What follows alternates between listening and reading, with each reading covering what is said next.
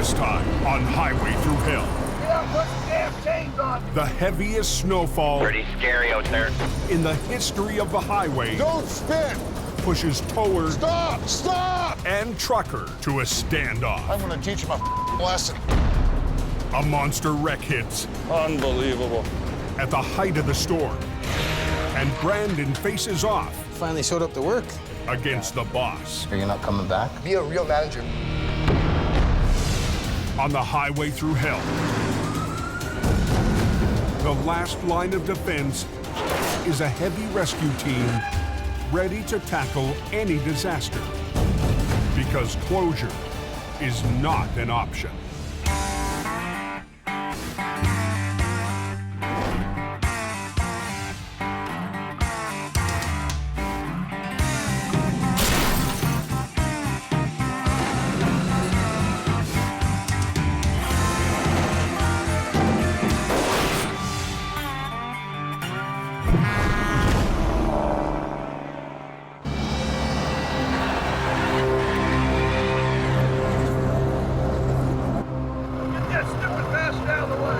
It's 2 a.m., and for drivers all along BC's Coquihalla Highway, nerves are frayed and tempers are flaring. Get out, put some damn chains on. I need to get on this low side. This is where I get traction at. A series of fierce storms has been whipping the Cascade Mountains for 5 days.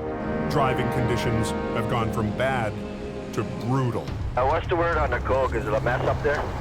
Everybody's spinning out, getting stuck. And the overhead sign just went chain up heavy snowfall. The heavy, wet snow has pushed avalanche danger to the highest level of the season. These cars stopped. You can see how quickly that would back up into the avalanche area.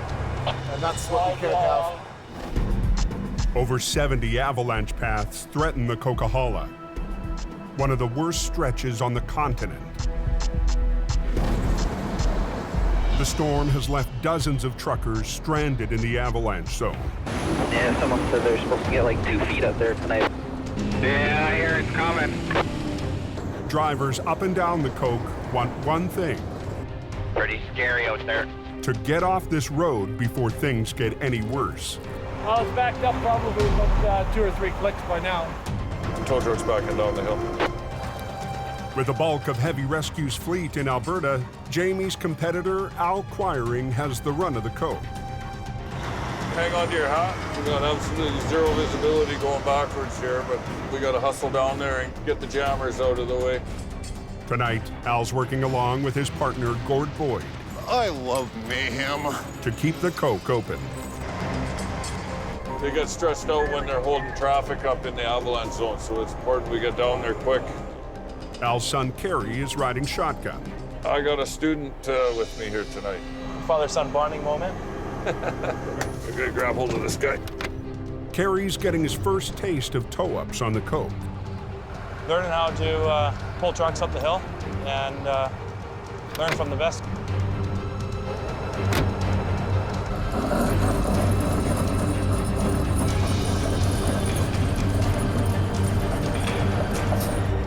Pull the pin on this guy, and we're gonna go back and grab another one. In less than 2 hours, Al, Kerry, and Gord have pulled more than a dozen semis out of the avalanche zone. It was the worst storm anybody's seen up there in 20 years. 800 miles away in northern Alberta, You want to bring the pickup around the back? it's Jamie's last day before heading to Texas to check on a new addition to his fleet. Let it warm up a minute. And the guys are about to leave for an early morning recovery on Highway 63. I don't know where Brendan is. I don't know, from what I'm getting from this kid, he's about as handy as an ashtray on a motorcycle lately, so. I just don't really know what you're getting into. Like, it's the harshest environment I've ever seen in my life. Yeah. 2 weeks ago, Jamie gambled that his stepson was ready for the extreme conditions in Alberta. Your mommy isn't around here, right? No, I know. But Adam had his doubts. It's minus cold. And so far, Brandon has hit some rough road. I'm gonna buy some heated boots, man. Oh my God.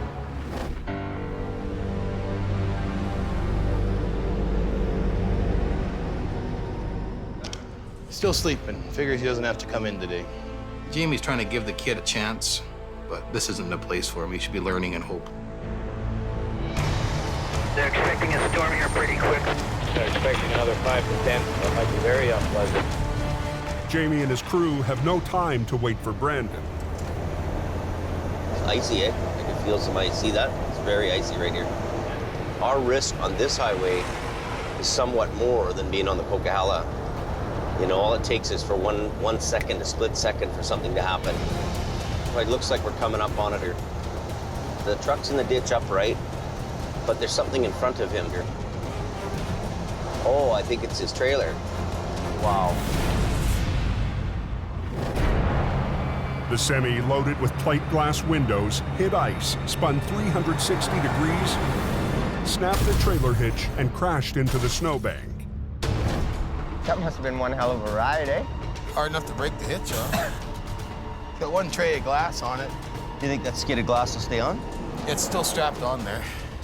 Jamie needs to recover the tractor and trailer without breaking any more glass. You gonna grab the trailer first or the truck? I'm gonna pull this guy out.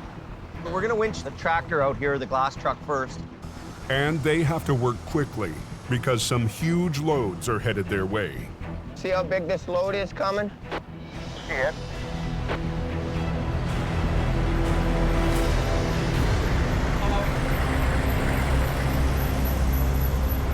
Look at that. That's like having an apartment building drive by you. Just blows my mind every time.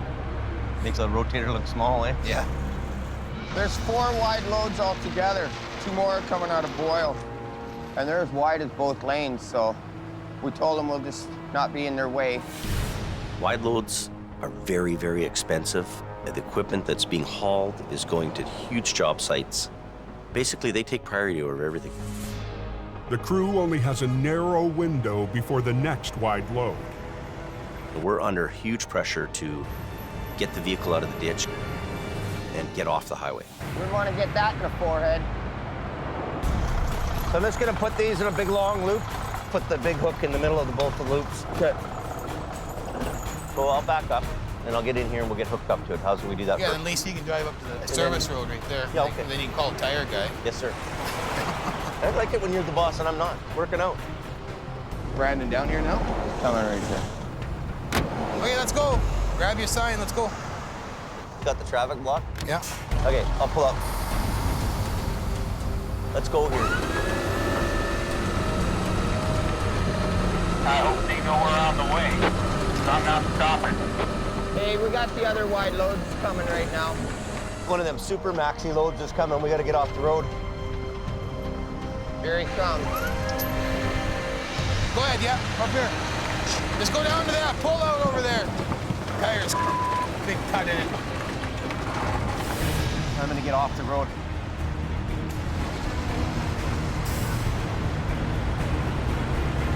They're huge, eh?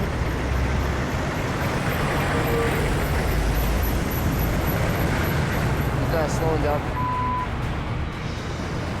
You don't see that on the Coquihalla. The truck is out of the way. But there's still a trailer full of jagged glass left to recover. Watch yourself, boss. Someone like a bitch down there, fellow here. No place the size of baseball. Can't even see where the hell I'm going here. Back in BC, the worst storm in the history of the Coquihalla is still hammering the mountains. Ugly, ugly, ugly. Veteran trucker Sheldon German runs the Coke almost every day.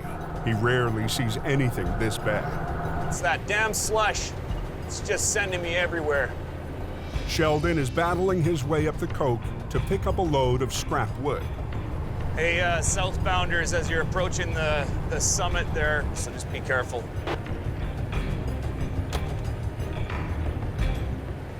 The four-wheelers are doing the Indy 500 southbound. They're just rushing to the pileup party.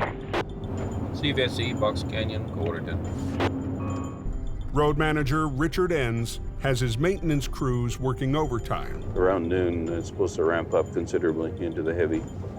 His biggest concern, a heavy layer of wet snow growing deeper by the hour, increasing the risk of avalanche. We had that prolonged dry, cold spell there, so we got significant icy crust, and then all this fresh snow sitting on top of it. The storm is going to persist. At the Coke summit, Al and Gord are catching their breath after a long night of tow-ups. But it isn't long before duty calls again. This time, 2 spun-out semis blocking a snowplow. One of the stuck drivers is claiming that he doesn't need a tow. Okay, I'm gonna send Al or Gord down there and motivate him. Sounds like we got a problem on the hill. Within a minute, Gord's backing down the smasher. It's all about keeping the highway clear. That is our main priority here. Because when these guys are all stacked up on the hill like that, the plows can't get through. And if the plows can't get through, this hill will get ugly in a big hurry.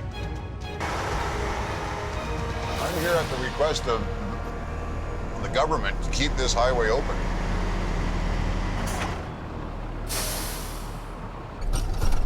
We are not going to be long.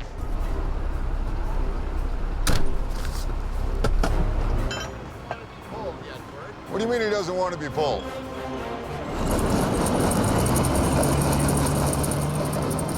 Oh, buddy, you're going to tear it apart. Easy. What are you doing? Don't! Stop! Stop! Stop! It's not working, buddy. All you're doing is digging holes. Don't spin. You should know. What are you doing? You're going to tear a driveway and wind up right on top of this guy. And you're blocking a highway. You want to be a hero, pal? You. You're going up the hill whether you like it or not. Not only are you getting pulled up the hill, what? You. I have the authority. I got the government giving me the authority to move you off the hill. Stop. It's not working, buddy. On the Coke, a trucker is refusing a tow. Drag him up the hill. Gord is authorized by the government to move anything that's blocking the road. Not only are you getting pulled up the hill, what? You. I have the authority. I got the government giving me the authority to move you off the hill. Hey, you, get in the truck. I'm dragging you up the hill. Wanna bet? Wanna bet?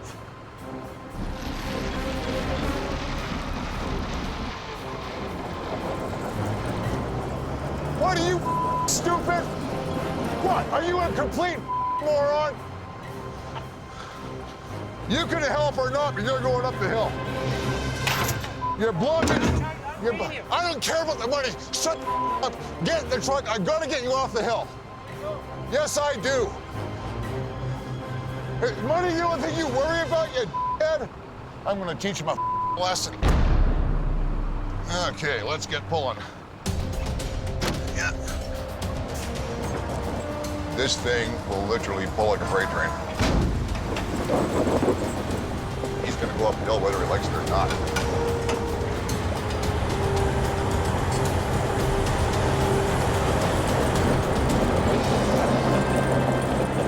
Got this guy lifted out. Welcome to the party, Gord. You just wrap the frame? In Alberta, with a storm on the way, Jamie and his crew rush to flip a trailer loaded with glass. Last one is the loaded Freightliner with stuck in the back. The big loads are passed, but the danger isn't. Roads are icy and it catches people off guard because they're clear. You know, we've had more near misses on 881 and 63 than we've ever had in BC. And then, Brandon, after that truck goes by around the corner there, hold yours, okay? This is a whole new world for Brandon. I'm just scared of the potential of him getting hit by a semi. I don't want him getting killed on this highway.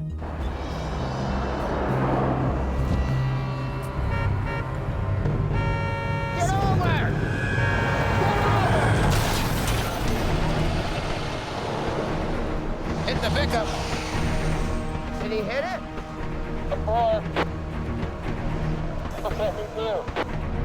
well, I was standing here, and this girl comes in sideways towards me and hits her truck. You look at these drivers, and you think, what the goes through your mind sometimes? People. I just about lost it. Scared the absolute bejesus out of me. You got to be extra hyper cautious here. The towing gods aren't always there to look after you. That was crazy. Can we run some line out here? We're gonna pull this over with the glass on it, and hopefully the glass will stay. Maybe. Any issues with the glass actually coming off, do you think? Oh, yeah. Really, eh? Heavy rescue needs to ease the load over. Shattering more of the glass could be costly for the customer and dangerous for the crew. Watch yourself. If that falls, you're gonna be wearing it.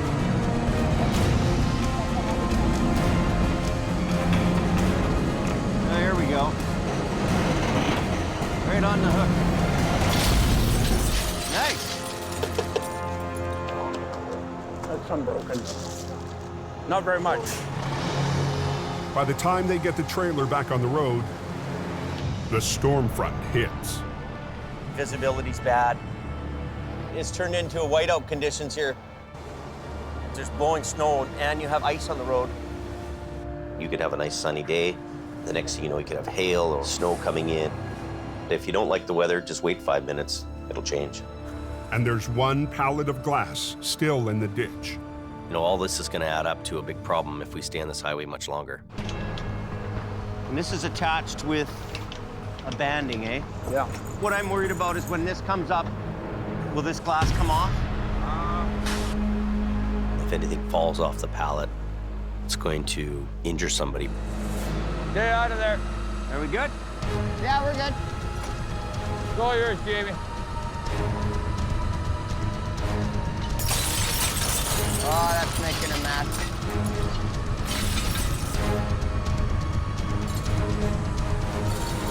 Don't want my hand in there. I don't want to lose it. Just stand back in case. 2 feet, 2 feet, 1 foot. Stop. Coming down. We're good. Your hold so calling can go through. Let's go.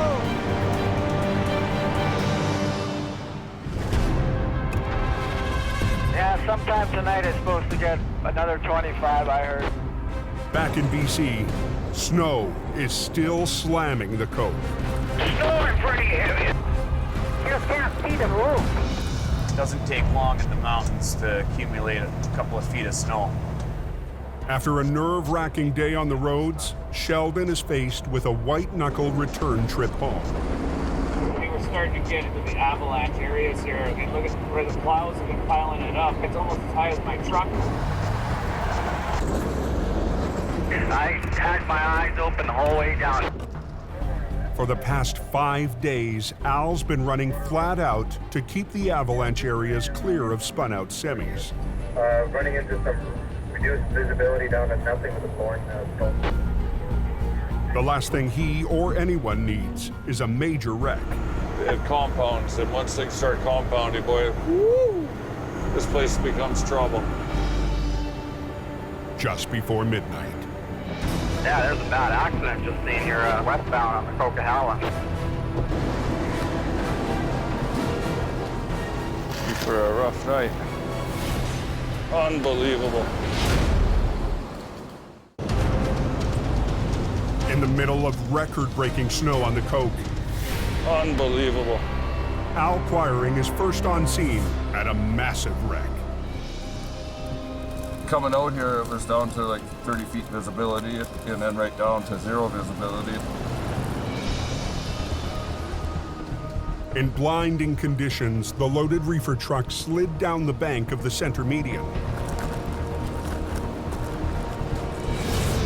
With the weather getting even worse, Al makes a decision. Yeah, no good visibility tonight. Unsafe to recover. This guy is, like we say, he's on ice. Whether we tow it or not, doesn't matter. The truck is safe. Missed all the fun in the snow. How are the roads this morning? Oh, little slimy. And did they ever get a dump of snow there? That's unreal. The next morning, there's finally a break in the string of snowstorms that have been pounding the coke.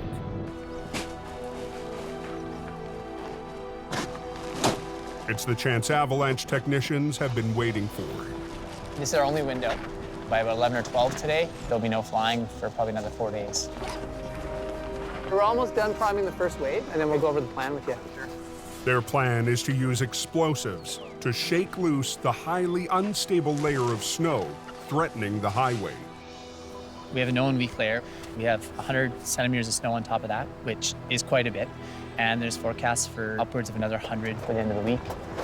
Okay, you want me to shut them down? Yeah. Okay. Close traffic, please. Paul, if you copy this radio, the switch are done. They get the all clear to launch their air attack. Okay, copy that. Ready for some bombs. To trigger the biggest slide, they're targeting a cornice, a massive wedge of snow looming over the ridgeline. So you want on top of the corner? Yeah. Yeah, right where the cliff would imaginarily come through it. Okay. Here's lit. Bomb away.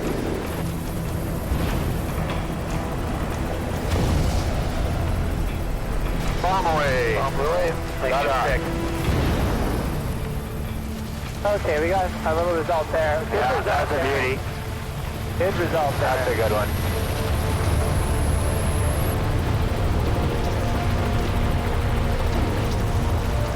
That whole side came off, eh? Yeah. That was a very good result, guys. Right on. That's what we're looking for. With only a few minutes of road closure left, the heli bombers head for the summit. This is a pretty big cornice This is a big here. cornice, look. Use it. Bump away. Oh, this goes good. Oh, but the bump's stuck. Go away. Oh, come on. I don't think we're going to be moving now with these little shots, Paul.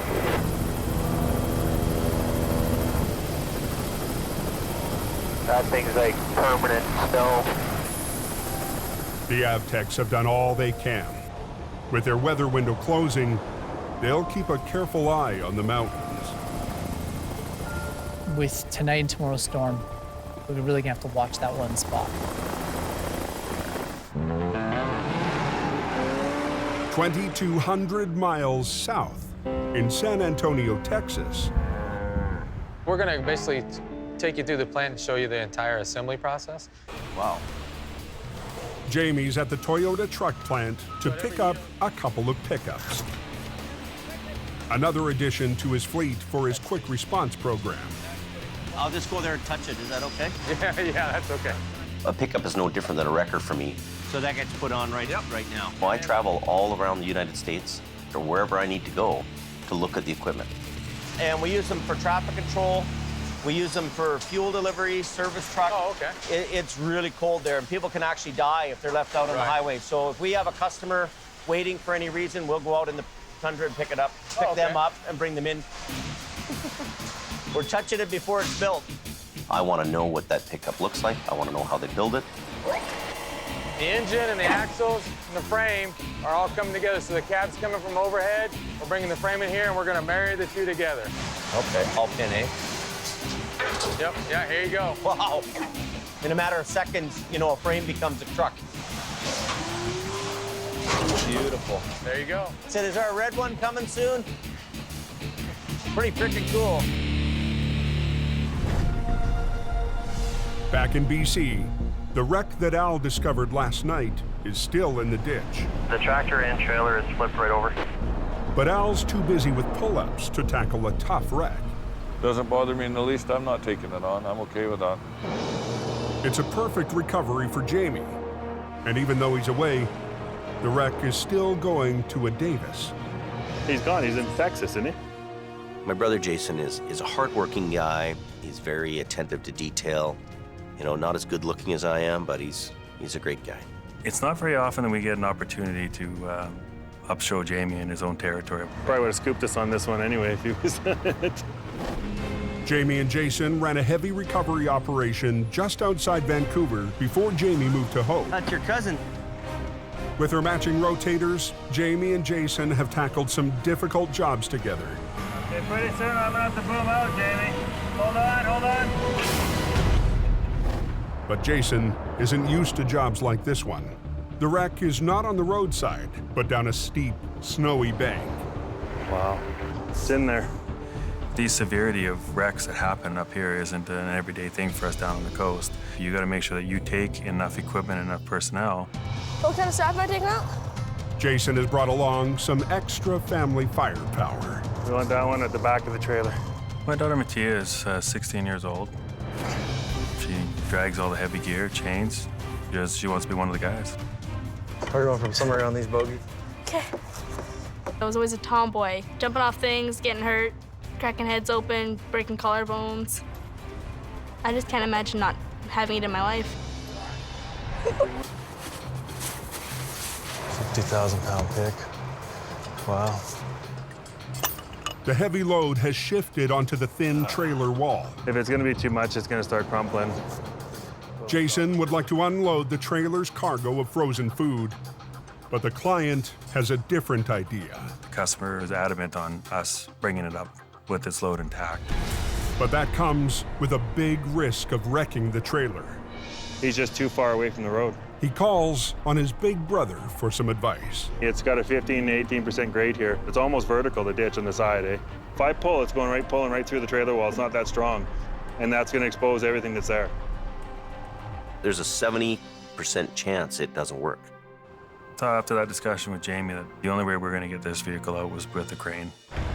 A 75-ton crane with a massive 130-foot boom. Even a rotator and a tow truck, you would not be able to get that vehicle upright and out of the ditch. Where do you want the crane? Where do you want me to pick? Jason and the crane operator have to find the best position for the lift. You're gonna pretty much be taking the whole lane. But space will be tight. Highways will only let Jason close one of the two lanes. With the avalanche threat, it's too risky to have heavy daytime traffic backing up on the mountain. Do you have to stick your outriggers out that side? I can go halfway out that side. You got a semi coming through soon. They have just enough room for the crane's outriggers, but there's a problem. His swing out to the side, too. The crane's counterweight sticks out more than 13 feet behind the cab. If he's 90 degrees, we're shutting down that whole other lane. So you're not going to get that lane. Well, let's see what we can do here. They need the crane to reach the wreck without swinging the ballast into the second lane.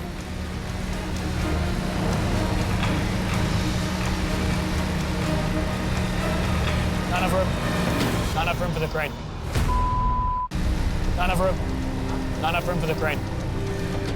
Jamie's brother, Jason, needs a crane for one of his most challenging recoveries. Well, if they can't give us a lane closure... No, they won't close down this now. There's no way. Without enough room to operate, he has to pull the plug before he can even get started. Pack it down for now, please. Yep. To be leaving without any success was a real disappointment for the crew. If they can close down the road and I can get sideways to it, I can pick it, right? Kind of ruins your day right quick. Jason doesn't want to accept failure on his brother's turf. He needs a new plan. Never go home empty-handed. Even though Jamie's older and he's got the big stuff, he likes to prove, just like any siblings, that he can do it too. Nowhere to be found, as usual. In Alberta, Jamie's only been gone a few days, and tensions between Brandon and Adam are already escalating. Brandon and Sammy are supposed to be here for some training today, but they've disappeared. Brandon, he runs on his own time. The joys of being the boss's son, I guess.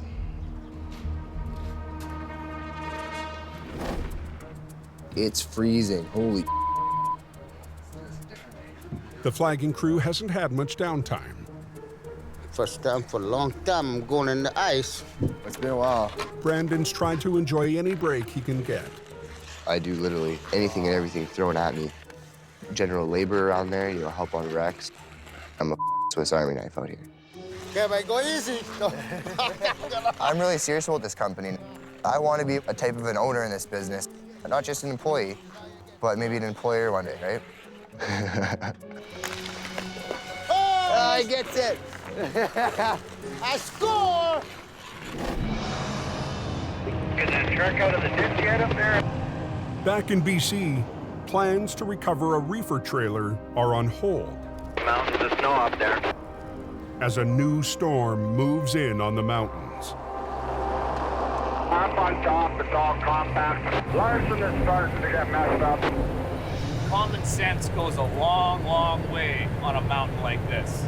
Once again, Sheldon is headed back up the Smasher, and he's just heard there's a travel advisory. They're telling people to not go up. It's too risky. If you don't have to go, don't go. Take another route. The flaggers are out of their truck at Sawaka, so they must be staging. They're pulling us into one of the chain-up areas. Conditions are so bad, flaggers are limiting traffic on the hill. So we're just going to let them go two at a time and spacing them out just for their safety.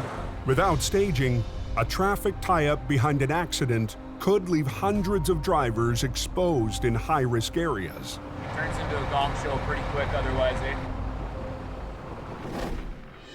Phone call was made at 9. Yeah, I don't know where he is. Back in Lac La Biche, it's mid-afternoon, and Brandon still hasn't shown up for work. Hopefully he gets here soon. And you don't like him when he's angry. All the off the wall. Like, these tables should be cleaned off. Take his old junk home with him or something. Kelly Davis, another of Jamie's brothers, is a long-haul trucker passing through town. He understands Adam's stress. He just wants people to do their jobs and be professional about it, and it's a hard go for him. I shouldn't have to constantly phone Brandon and chase him around. What are you doing? You know, the guy sleeps in till 11 o'clock every day, and I brought him up here, gave it a try. It's not working out, so he can go back to Hope.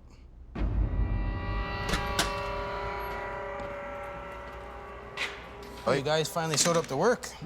Well, you said we were off Monday, right? So. You guys still have a company truck or no? Yeah, we do. So then if you should be off, then the truck should be parked here, shouldn't it be? No, we're on call though.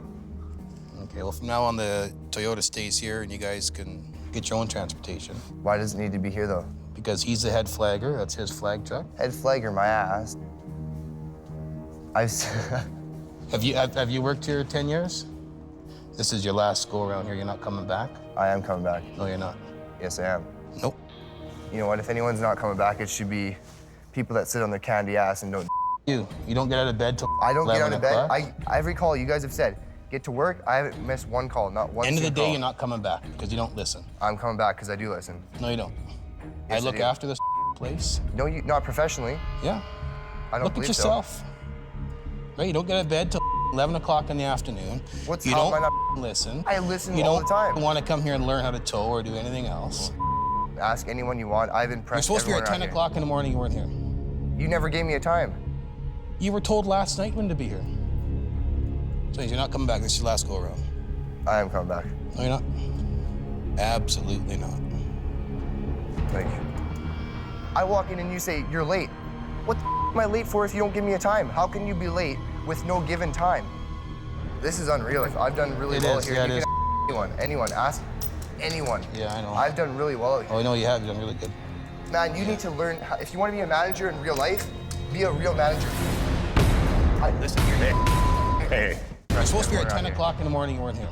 You never gave me a time. You were told last night when to be here. You're not coming back, this is your last go around. I am coming back. In Alberta, tension between Brandon and Adam has boiled over. I walk in and you say, you're late. What the am I late for if you don't give me a time? If you want to be a manager in real life, be a real manager. Listen here, Hey, come on, that's enough. Out of here. Don't be pushing me around. Don't Lay a hand on me. Well, don't lay a hand stop on it. anybody else. You get the out of my face. I'm making sure nobody gets hurt. That's not right. Not right at all. That's the bottom line. All right, let's just go.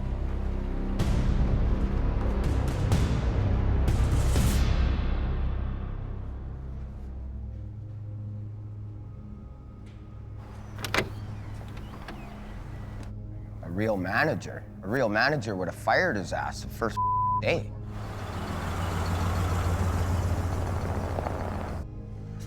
Hey, I didn't mean anything by that, eh? I know. I just want to shake your hand. I didn't mean. I just, yeah. Okay. Thanks a lot. Thanks.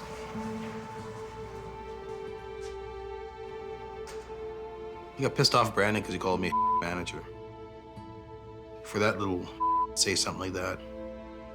He doesn't even understand the meaning of hard work or hard times. You try and help the little and he just disses you at every turn. I surrender. I wave the white flag, man. I'll go to work for somebody else.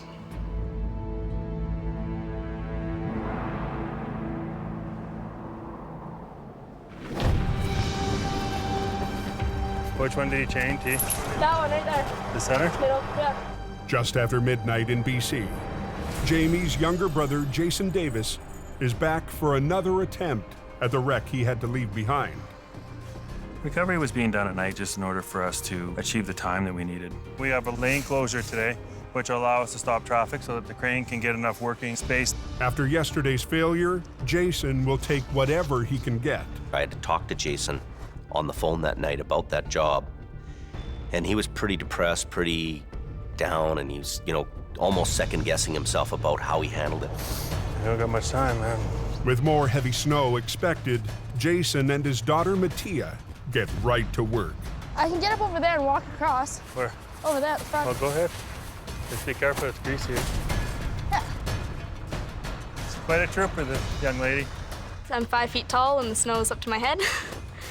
But get used to it. Okay, you can pull it tight. As long as it stays in the hook, you're okay. Yeah, I'm just making sure it does. Okay, make your way. Jason gives a careful test pull with his rotator and sees a problem right away. This will bite into the trailer like that. That'll bite that trailer and cause a kink in it and weaken the trailer. It's only aluminum, it's very thin. And so you'll pull that strap right through that trailer and cut it in half. I would unload it. Customer doesn't want it done that way. So, you know, basically we have to tell the customer, look, your success rate here is very minimal.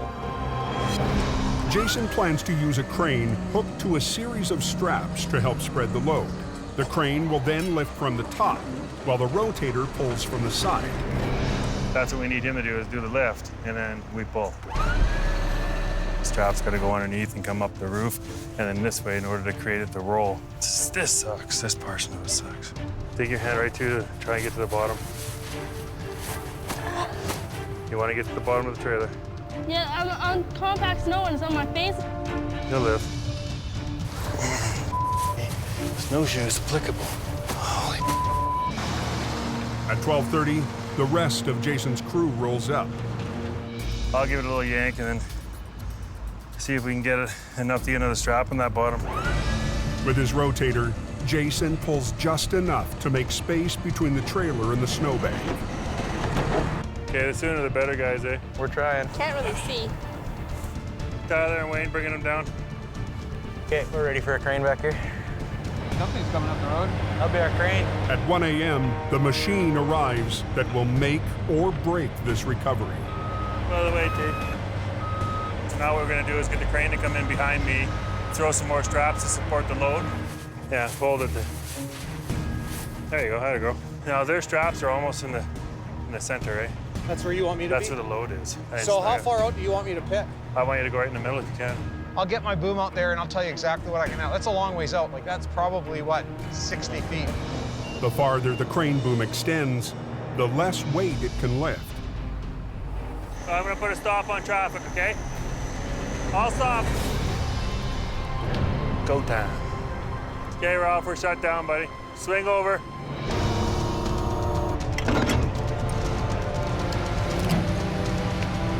Take as much as you can. Slowly. The loaded truck weighs in at 40 tons. Overloading a crane perched on the edge of a drop-off can be disastrous.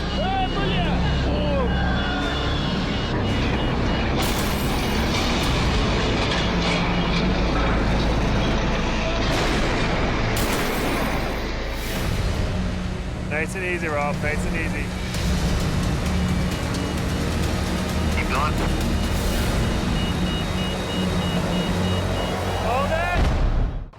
If I create too much of a horizontal pull on the crane, it's going to skid. In BC, it's 1:30 a.m. For Jamie Davis's brother, Jason, time is running out to recover a fully loaded semi. Nice and easy, Rob, nice and easy. Hold it, hold it, hold it. So are you loaded out right now? That's 27, I'm good for 22. The crane operator has extended his boom so far, he can only use a fraction of his lifting power. Hold it! Or risk pulling himself over the bank. It's this job. It has all the ingredients to go sideways. You've got a loaded trailer, a customer wants it uploaded, but you know, the Davis boys don't give up. With a crane maxed out, Jason has to come up with a new plan. Stand back, guys. Using his rotator, he inches the wreck closer to the crane. We had to be over top of it in order to create the lift. With a boom shorter, the crane can lift more. We good? Hold on, I'll stop. What do you see? Starting to buckle the top. Where I am? Yeah, both. Front and back? Yeah. If those straps were used in the wrong place and pulled on the wrong angle, that trailer could easily just break in half. That one's pulling down. That's where all the weight is. There's so much pressure building on it. The trailer wall is buckling around the straps. Jason needs to redistribute the weight. I'll send somebody with an angle iron for me.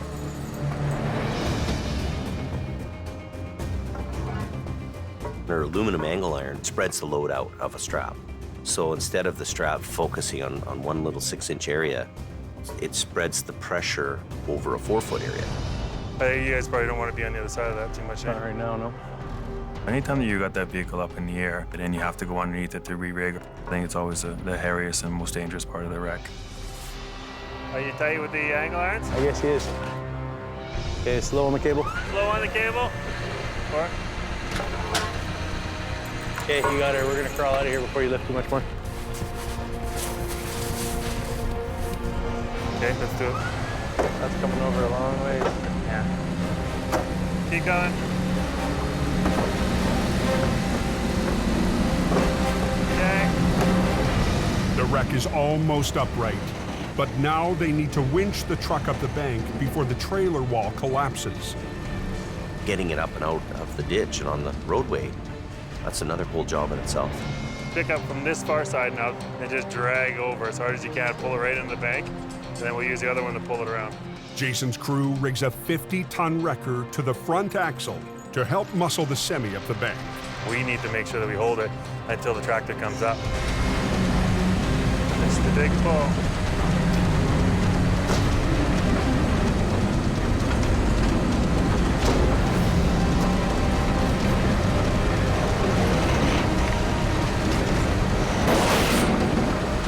They probably want us out of here soon too, eh? Let's go tell the traffic control people we're at a point of no return. They gotta be patient with us, okay? Yeah. 34,000 pounds right here in this corner.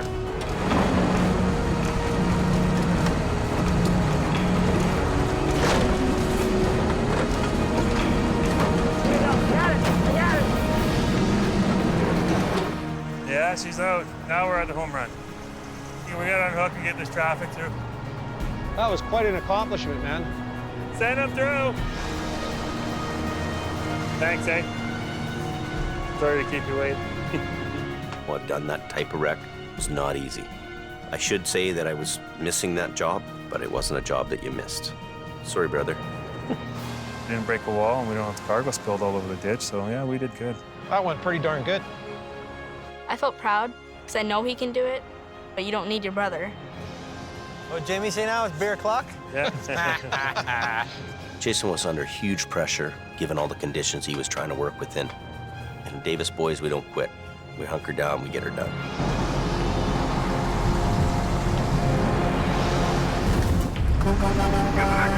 Next time on Highway Through Hell. We have a high avalanche hazard. Stay in your truck. An avalanche paralyzes the Coke, Nobody can go past. We're getting everybody out of here. pushing heavy rescue There's one fatality. to battle disaster in the canyon. And a tight space recovery Oh, mother. Threatens to crush Whoa! the crew in Alberta. Well, now we're...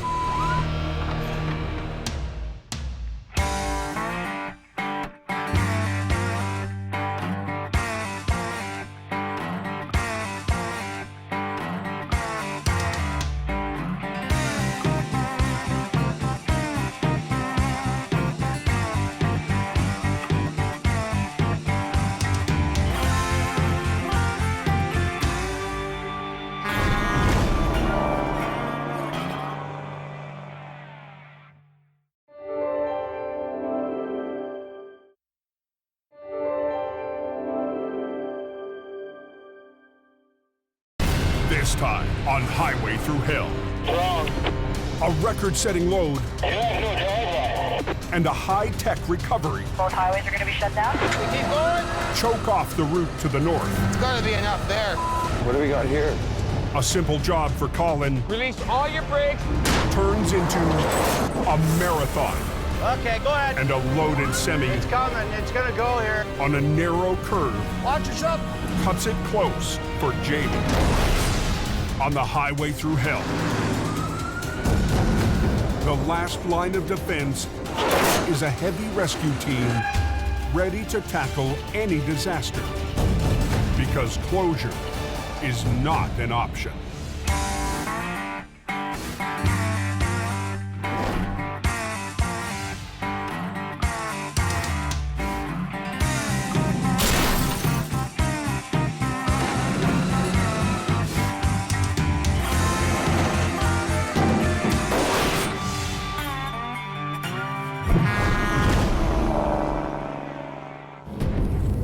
Pretty windy down here. It was windy down here last week, too. It's 11:10 p.m. and truckers in northern Alberta are facing another night of brutal conditions. Yeah, it looks like they got a lot of snow down here. Yeah, they're calling for like 20 centimeters or something there tonight. Minus 40 winds and heavy snow are blasting the oil patch. We got snow squalls in with that wind.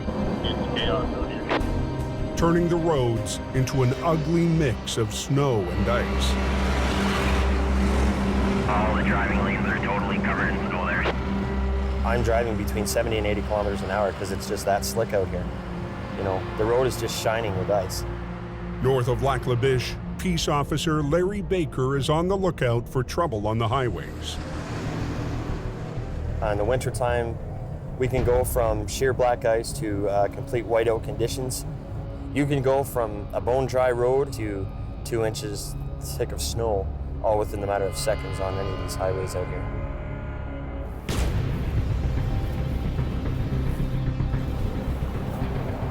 How's it going? Good. You know I'm stopping you? I'm guessing my brake lights. Proceeded unsafely. You flew right out of that parking lot.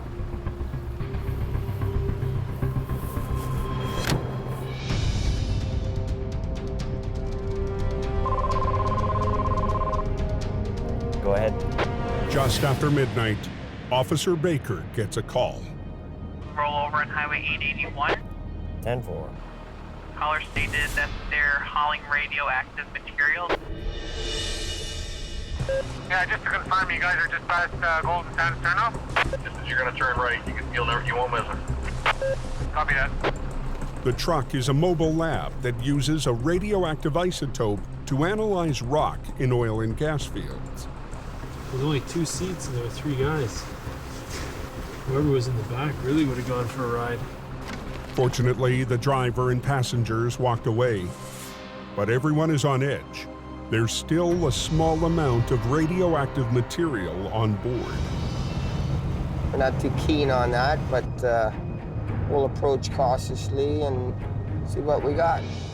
Heavy rescue swampers Kevin Ritchie and Jamie McKelsey have never faced this kind of wreck. How close is it, Kevin? I'm not sure, but it ain't gonna turn my hair green because I ain't gonna get that close if I don't need to be. Not a boring business by no means. We're at the junction then? Yeah, 10-4. There's always something going on and the challenges it brings. It was a heavy piece of iron that rolled 5 times. I was like, holy I'm lucky the guy didn't kill himself. Yeah. Where did he go through? Right there. It was definitely mangled. There was parts all over the place. Just like a battle zone there. The truck missed a stop sign, made a hard left, ran off the road, and slammed into the ditch, rolling 5 times. Just heads up, tows here, and the Geiger counters arrived as well. Within minutes of the crash, a safety team is on scene to confirm there are no leaks.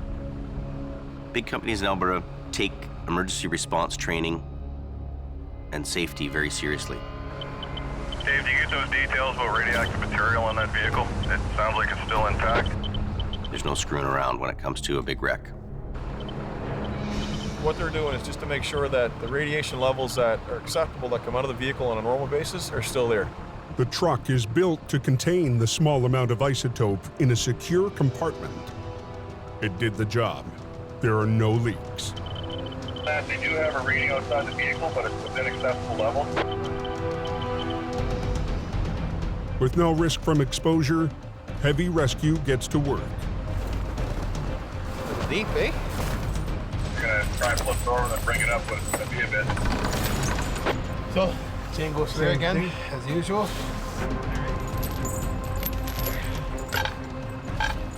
As long as it's nothing harmful at the moment, that's all I care about. That's it. Perfect. Adam needs to position at a right angle to the wreck, closing down both lanes of the highway. Did the toll company give you an idea? 1 hour, 2 hours, 8 hours? We got the vehicle out, cable off the truck now, get ready to put the tension on it. It's pulling them lines now. The timing couldn't be worse to close 881. Okay, 10-4. So as of like right now, then both highways are going to be shut down? Yeah, let's say right now it's officially closed. There's another major roadblock on the route to the oil and gas fields.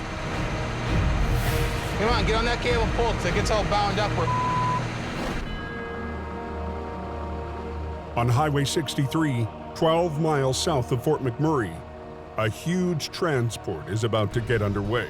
2 solvent tanks, each 4 stories high and weighing almost as much as a 747. Jelly, eh?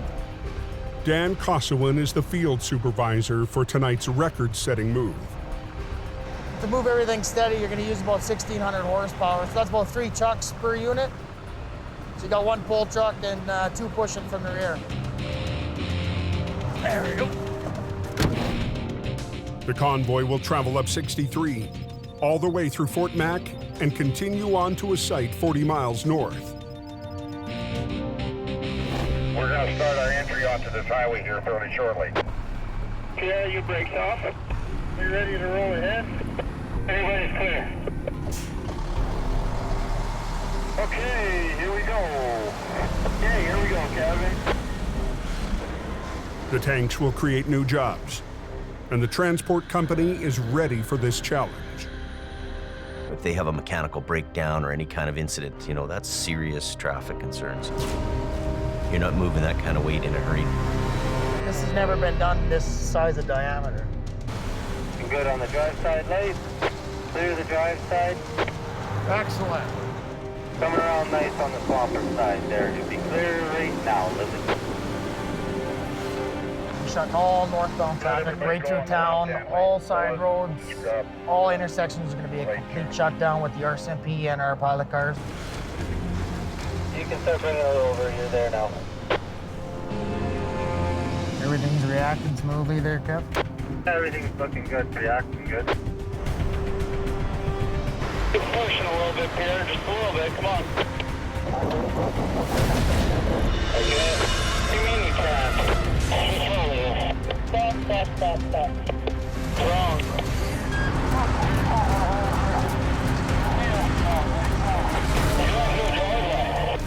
Quick one, stop this drive shaft.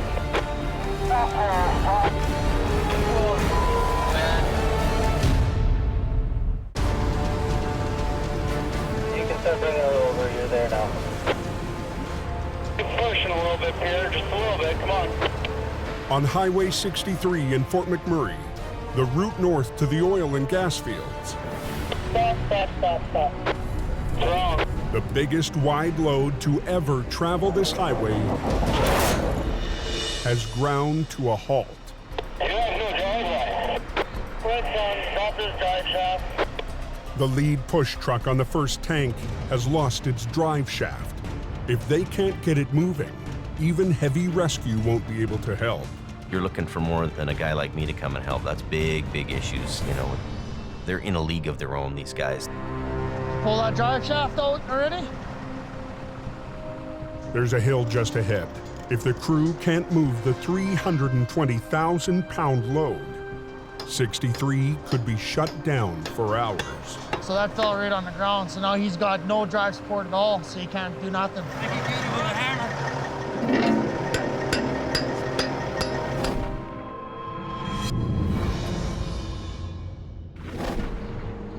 Over in BC, there's also major trouble on the Coquihalla. Going pretty heavy, actually, from hold up. It's getting up there real fast. A blast of West Coast air is dumping heavy, wet snow on the Cascade Mountains. It's slushy for the first 40 to 50K, but they're working it. Trucks are spinning out all the way up the Smasher. We need Al for this guy in the top corner. I got you. I'm just trying to get him right now. Al Quiring, BSA 15. With Jamie and most of his crew in Alberta, it's shaping up to be a busy night. We just left and now we're back. You're having fun. For Al Quiring. Towards the springtime, it's been huge, like 60, 70, 80 centimeter snowfalls overnight up there. So, gotta progress with keeping that road open. Where's his car in the ditch? But just down the hill, there's a different kind of recovery. I was trying to get the car back in control, but it didn't work, so I just slipped off and away it goes. He just happened right in front of me, like I just saw him go across the highway, and then he just flipped over. He's lucky he's okay. Is the key off and everything? Key is right here with me. Okay. A small tow truck has already claimed the job. But even though he's busy tonight, Good tow truck guy, get you out of the ditch before the cops come. Al can't resist lending a hand. This is how we operate on the Coquihalla. One guy helps the other. Wow. It's a quick job, but Al never turns down a chance to help. You're good, Vic. And I rely on them to help me out too, so I try and have a good working relationship with all the different towing companies if I can possibly have that. Okay, we're out here. Hee-haw!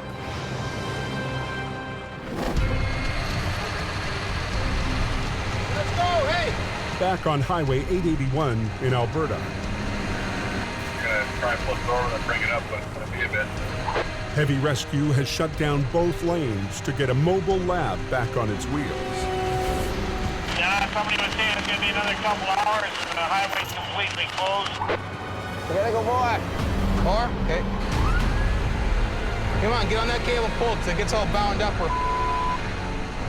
The race is on to reopen the road to traffic. Keep going. But hauling heavy lines through deep snow is slow work. Just wait till you get a bit, Jamie, and then it'll be easier to walk with it. Still can't go anywhere because the road's blocked. You're not alone, man. We're frustrated. Good to go? Yep. Even under pressure to open the road, Adam wants to bring the truck over as gently as he can. That's gotta be enough there.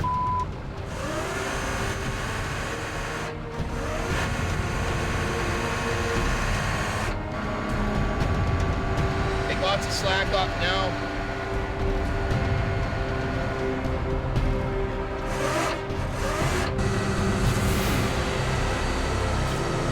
Is it coming or I can't even see?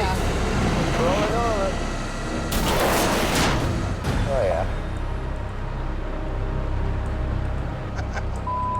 It's a workout, isn't it? Now they have to get the truck up to the road, but the heavy snow is going to make it a tough pull. So we'll take them both off, and then hopefully when Phil gets here, we'll have a pin to go through the bumper. And then just suck her up. Suck her right up here. You want me back up beside me? HR-68 rolls up to help, but not with its usual operator. It's good for now. Phil Renault is filling in for Colin, who's on a rare night off. It's different. Anything you do in the towing industry is never, cut and dry, never routine. Lower your truck down a bit. Anything so I can get up there.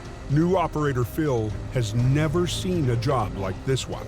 You just do whatever it is you have to do to get the job done. Jamie, you want to grab that line? Just keep going with her lots out. Easier to do it up here than down there.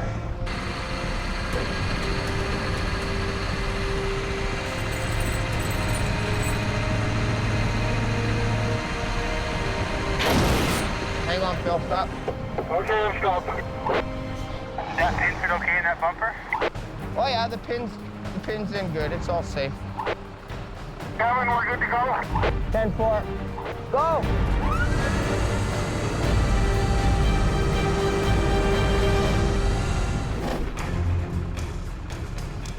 So that fell right on the ground. So now he's got no drive support at all, so he can't do nothing, push. Back up in Fort McMurray, Field Supervisor Dan Kossowin and the transport crew are racing to unhook a broken push truck from their convoy. Straighten your tires out. Every minute they're stuck here is a minute closer to the morning rush. Okay, Elvis, you can back up. So now what we're gonna have to do is just rearrange a couple trucks and then have a secondary pull truck out front of the first load now. The convoy is facing a steep incline up ahead. There's no way the first load will make it over without full power. Cameron, unhook your rear push truck and then send them around. Dan's only solution, move one of the push trucks from the second load. He's gonna back up, tie on to Linden. Yeah. Once we get over top, then Elvis can go out in front.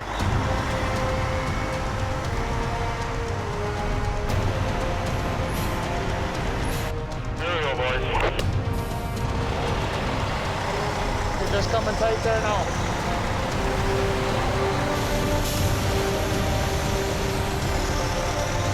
Okay, here we go. We have clean harbors and one more coming here, and that should be it. Copy there, Tanner. But the breakdown has cost the crew too much time. The tanks won't reach the refinery tonight. Tomorrow night? Yeah, tomorrow night we're gonna do it again. So we're just gonna get through town and park, and then carry on tomorrow. They'll park in a pullout north of town and make their delivery tomorrow night.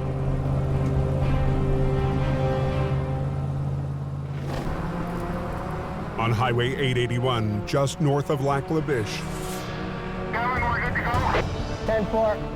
Go! the only thing moving is heavy rescue. No set steering. We only got one tire on the truck. Phil works with Adam to pull the high-tech rig straight up the slope. He's pulling this direction, and I'm pulling this direction, which is keeping the truck into a center line coming up to us.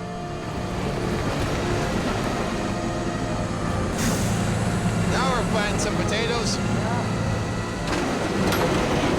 She's looking like she's coming out. We keep going. Go.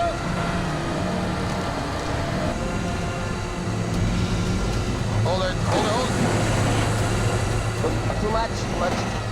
Yeah. But once they get the truck up the hill, The whole rear end's on that thing. The back axles on the truck were damaged. The front axles on the truck were damaged. The truck was not towable. This thing is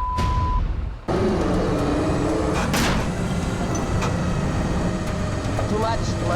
On Highway 881, north of Lac La Biche, Alberta. This thing is Traffic to the oil fields is shut down. Well, the axles on the truck were damaged. Truck was not towable. Adam has to find another way to move the truck out fast. We're gonna try to lasso that trailer, I guess. Sitting outside his gate there. You want me to go get it? Adam and Kevin have gone to get the flatbed because bent axles and flat tires, and there's no way that I'm going to tow it in with the way it is. Morning rush is just 2 hours away. No, you can't go anywhere. You're pretty much stuck just like everybody else, buddy. Now that the truck is upright and on the road, the crew can safely access and remove the cylinder holding the isotope. They were told it could not be left there, so let's get it out. Kevin arrives with the flat deck so they can finish the job. Don't stop. Whoa! Make that hook up short, eh?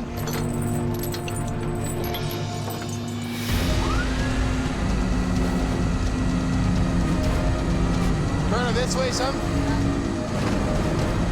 A unique recovery for heavy rescue. More if you can. There you are. Comes to an end. Yes, good job. Everything went pretty well. We all worked well as a team. Everybody tightened it up and away you went. I have a caller wanting to know if DA1 is open again. Yeah, 10-4. 10-4.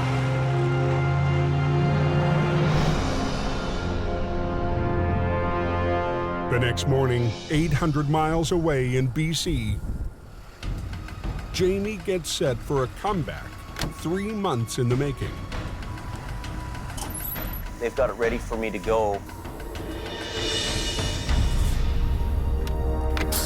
Bruce's old truck has been out of commission since Howie ran it into a ditch on his first job. That's bad there. That's hard to fix. Whole fuel tank too, eh? It was sideways on me before I even got to the corner. The entire back end of the wrecker had to be rebuilt. Is it? There you go. Earn your stripes here, Jamie Davis. Howie worked to earn his way back into Jamie's good books. Howie won. Bruce's truck. 0. You win. Perfect. You know what else you can do when you get in the truck? Oh, no. Hang No. Just one thing. Make sure you do a circle check. Circle check. When you get in. That's permanent marker, you.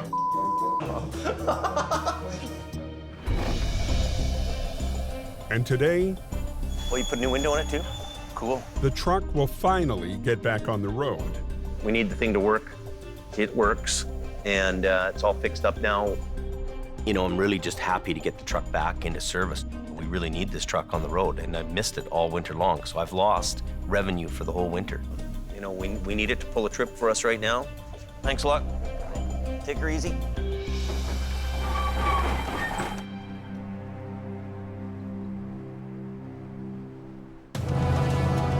Just before dawn, the old Peterbilt heads to its first call.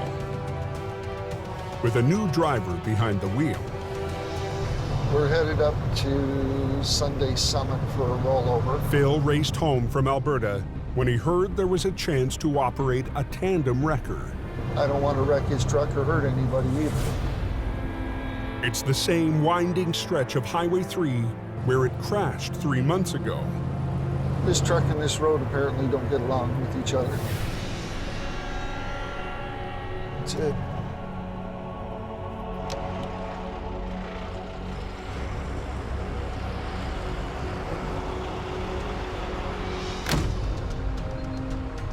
Well, it's just a crushed cab. He just came around the corner a little too quick.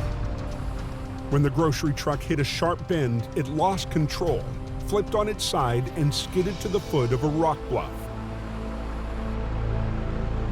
Just see a little bit of freight, and then there's a bulkhead for the cold. A recovery on this blind corner will be too dangerous without backup. I'm definitely gonna need help.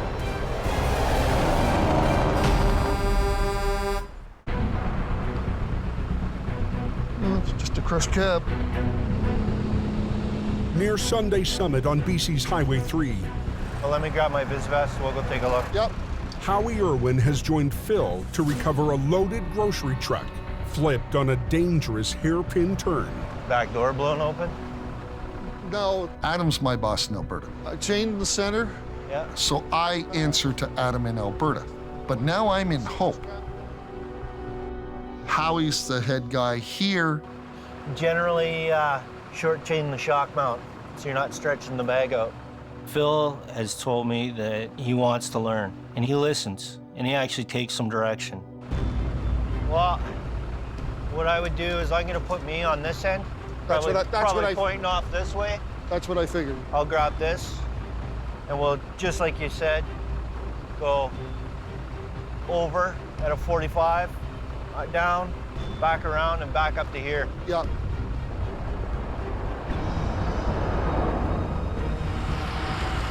At 7 a.m., It's got some issues. I'll walk you through it. Jamie joins the crew. I think you We'll should go see. where the weight is. We'll see. Here, we'll start Have at a the quick back. look. Okay. I would just chain that to here, Yeah. and then power buckle it like you're doing. Chain up the axle, Yeah. and then let's just give it a try. The load inside the trailer is the wild card. You've got a load in this trailer too, and 225-ton trucks, you're really pushing the envelope of their capacity and their gross weight in order to roll that tractor trailer over. The basic idea behind rigging it is to exert the same force against it that caused it to fall over in the first place. So all that energy that it took to slam it onto its side, we have to do the same thing in reverse to stand it back up. Under the force of the pull, the loose cargo could shift and overroll the trailer. I don't think they're gonna have an easy job of this. If their second tandem hadn't made it back onto the road, they wouldn't stand a chance. Hey, Howie, because you got the boom, you should do the trailer. You want me to do the back? Yeah, you know, you can use a high line on the strap and a low line on the bottom. And we'll put him on the tractor. Okay. Okay? Using HR-66 with its extendable boom, Howie will lift the heaviest part of the trailer, the rear, while Phil and his wrecker pull over the front. For two tandems, it's gonna be tough.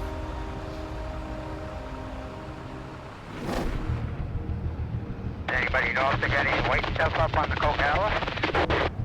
A 2-hour drive to the northwest.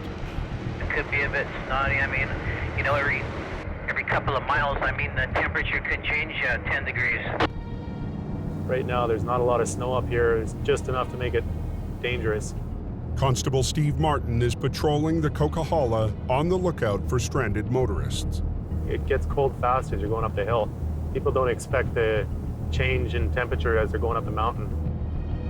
Just the conditions to trigger an accident. Haven't seen any yet today.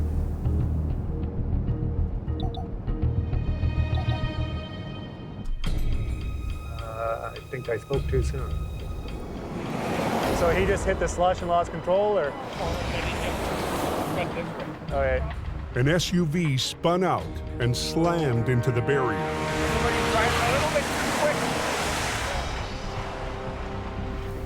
Where are you coming from today? You coming from Kelowna? The driver's in a rush to get towed away. He might have a reason. How come it smells like marijuana in here?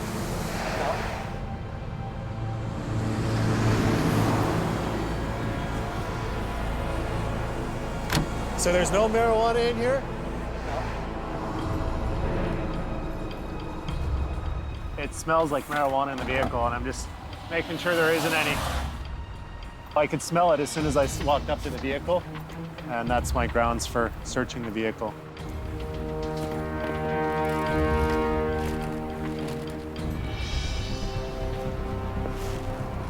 this your suitcase? I got license. You got license. You told me there was no marijuana in here. The guy, maybe I do know.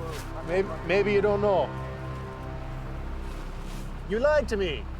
No, sir, because the guy maybe he put it here, but license. You knew it was here because you brought the license up to me as soon as I opened up that bag. You're lying to me. Right now, you're under arrest for possession of marijuana. Do you understand that? Come with me.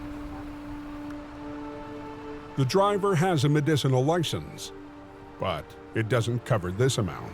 But he's only allowed to be in possession of 900 grams.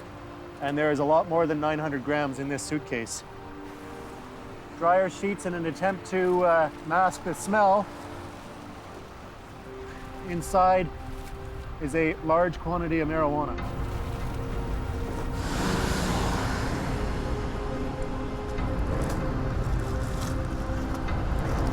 $10, $11, $12, $13, $22. One of Jamie's competitors will haul away the car, but the driver's travel plans just went up in smoke. We will be putting forward charges for possession of marijuana for the purpose of trafficking. Typical for this job. It goes from not a lot going on to everything going on.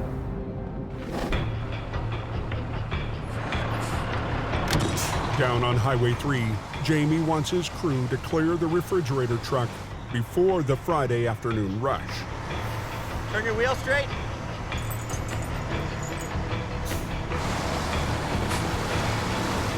Try to get some lift on that boom, eh? Yeah.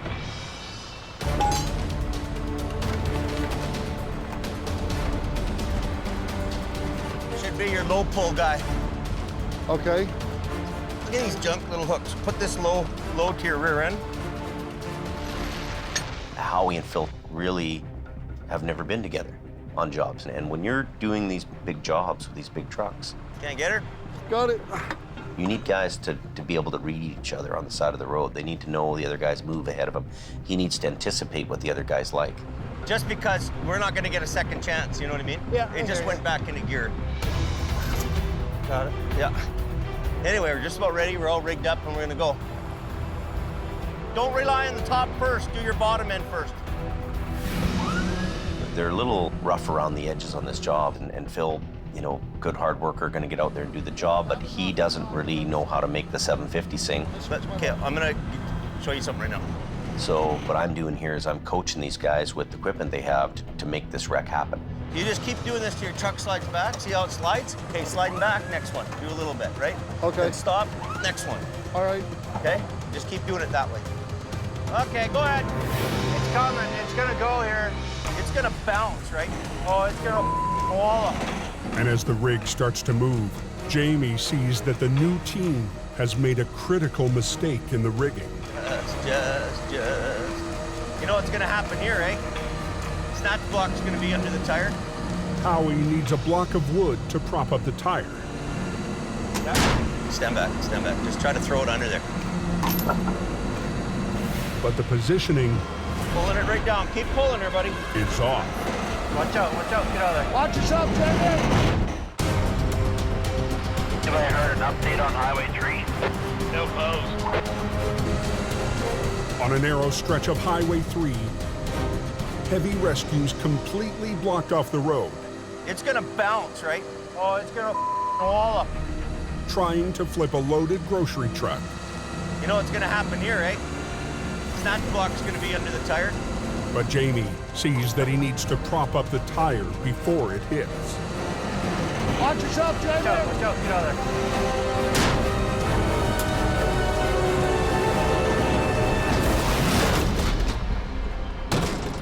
Perfect. Oh yeah, baby! That's how they do it in Jamie Davis. Look at that. You did her. Success. By the seat of their pants, they pull that off. It's as much as those two trucks can do to do that job.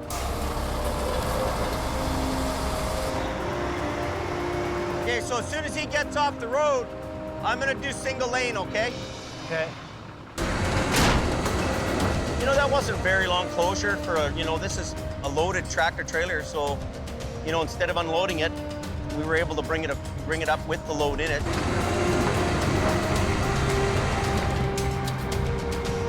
By the end of the morning, Got a pair of ice grips and I can crimp that off. the new team has the wreck out of the ditch and on the way to the yard. You know what, Howie? What? That didn't go so bad. No. Oh, I'd be more than happy to work with Phil again. He's all right. Everybody's got a different way of doing things. But if I take a little bit of Adam, a little bit of Howie, a little bit of Jamie, it's learning how to do the wrecks. And that's what I'm learning to do.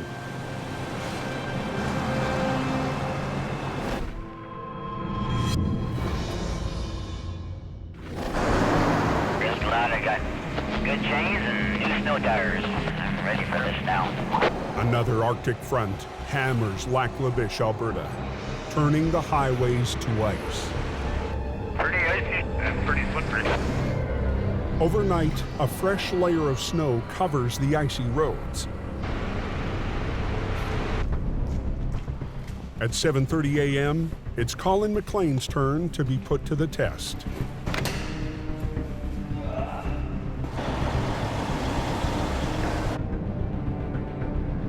We're just heading up to a spun-out tractor set of B-trains just outside of Atmore on the 881.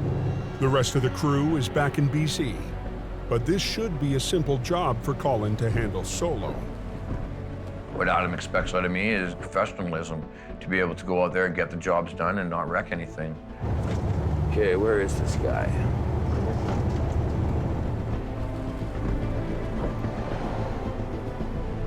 Let's light her up. See what we got, boys and girls. It's showtime. What do we got here? We've had something else go on here. Colin discovers there are other drivers in need of help.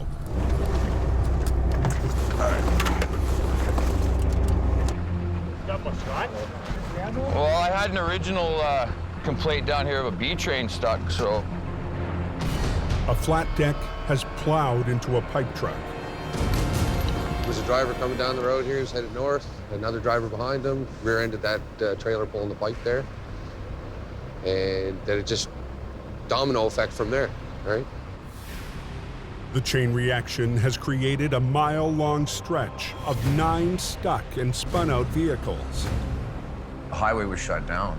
No traffic was getting through. You know, you had trucks that were northbound, you had trucks that were southbound. Yeah, it was pretty crazy. Wow, just wow. Chaining up is definitely going to give us the advantage over most of the other trucks here in the area right now. If the tow truck's stuck in the ditch, well then that would have been really bad. But Colin can't even find his customer. Hello. Hey, Carl, how you doing? Did you see the guy you here? Yeah, I'm on the other side of the ambulance. Is that you on the other side there? Yeah, I'm in, there's 4 of us here, so you're gonna be busy. Colin will have to clear a path through the carnage. But before he can even get started,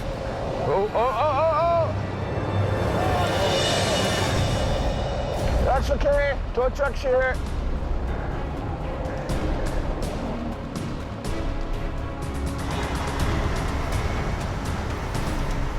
It's usually the firemen that come to our rescue.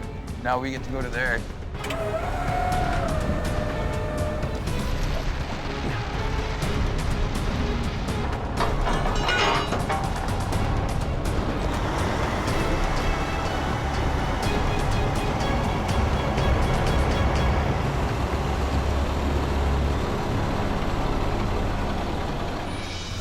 Hey, not a problem. with a fire truck back on the road, Colin can start to clear the highway.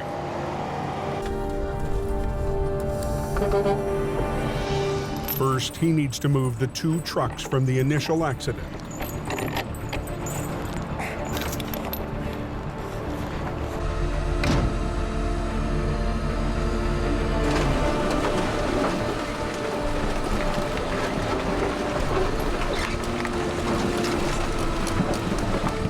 get a truck through there now? Yeah. My original call has been here the longest, but we've had to basically clear a path to get to him. Okay, mirror.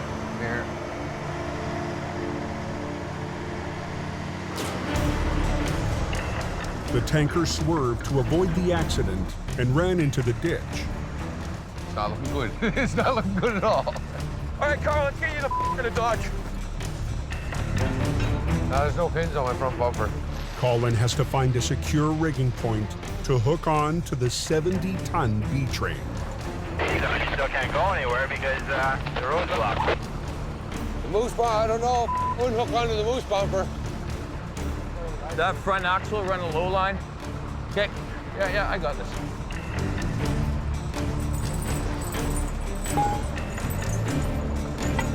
Carl? Yeah? You turn the wheel all the way to the right? Yeah. Good. Colin chains up to the front axle, near the wheel that's off the road. Turn the wheels to the left.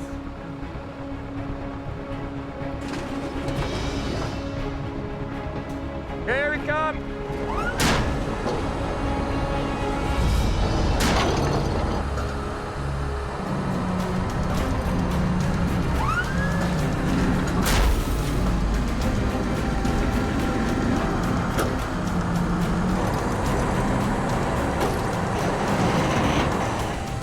The tractor's on solid ground.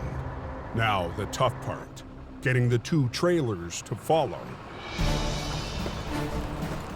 You release, keep foot pedal, right? You release both brakes? Release all your brakes. Brakes are on, so I'm ready to roll whenever you are, buddy.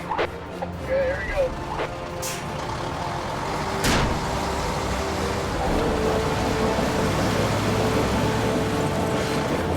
Colin needs the driver to help out with some extra power.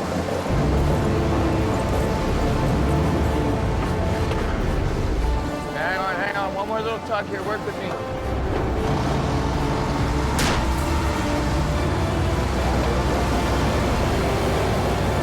Carl, hang on, you're just spinning.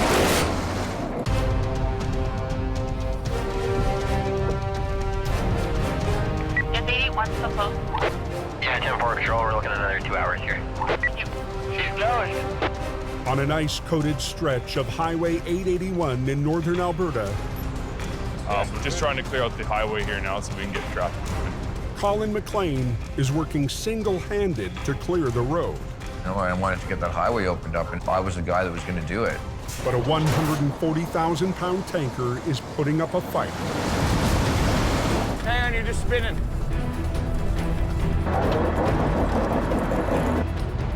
I'm just worried about that bridge going down into the shoulder there, because that's a lot of weight. If the tanker slides back down, it could drag Colin's record down with it. Colin re-rigs to pull more evenly from both ends of the axle. Put both winch lines on you. This time, he wants to make sure the driver gets some traction. Is it the right way? Wrong side. Told you I'm a rookie. We're good? Yeah.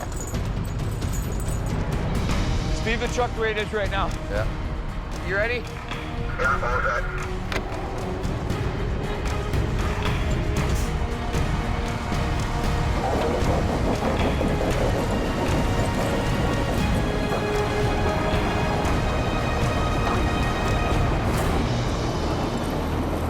But you should be pretty good here by yourself, eh? I'm gonna try, yeah.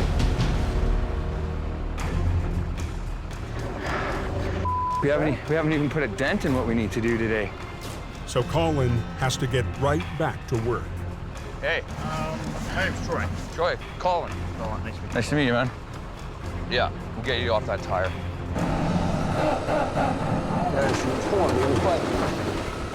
We're getting it. Plugging away. After 8 hours on the scene, You're up again. Colin will make 9 recoveries In neutral, off the brake. Don't touch anything. and open the highway. It was a good test for me knowing that I could do it. You know, that I accomplished that in that day by myself. There's a few new guys to heavy rescue this year. They're new to the trade. There's no better way to learn this job than actually doing it. 1 year from now, he'll be a totally different guy. I'm just one man.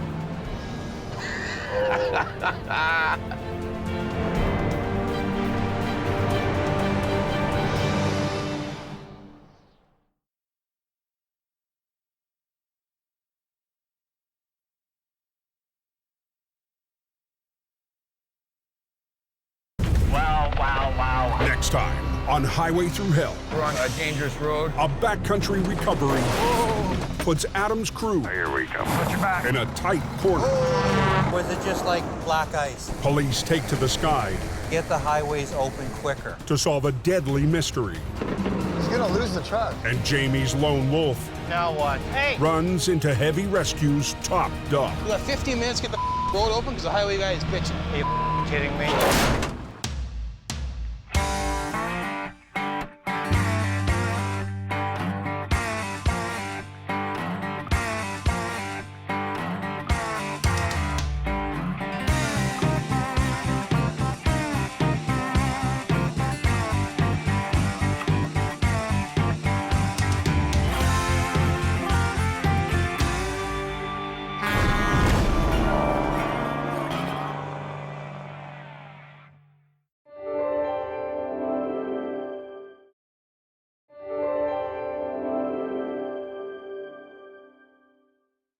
This time on Highway Through Hell. Good to go. Here's your one chance, Fancy. Don't let me down. Heavy Rescue's toughest oil patch wreck Hold it. puts the rotator to the test. Hey! You don't get a job just because you're Sonny Boy, right? The rookie fights to join the A-team. It's either you do or you don't. I have to do. And back in BC, Somewhere in there, there's a physics lesson. a monster wreck overwhelms Keep going. the men and machines left I behind. don't want him to hit you. Keep going. On the Highway Through Hell, the last line of defense is a heavy rescue team ready to tackle any disaster, because closure is not an option.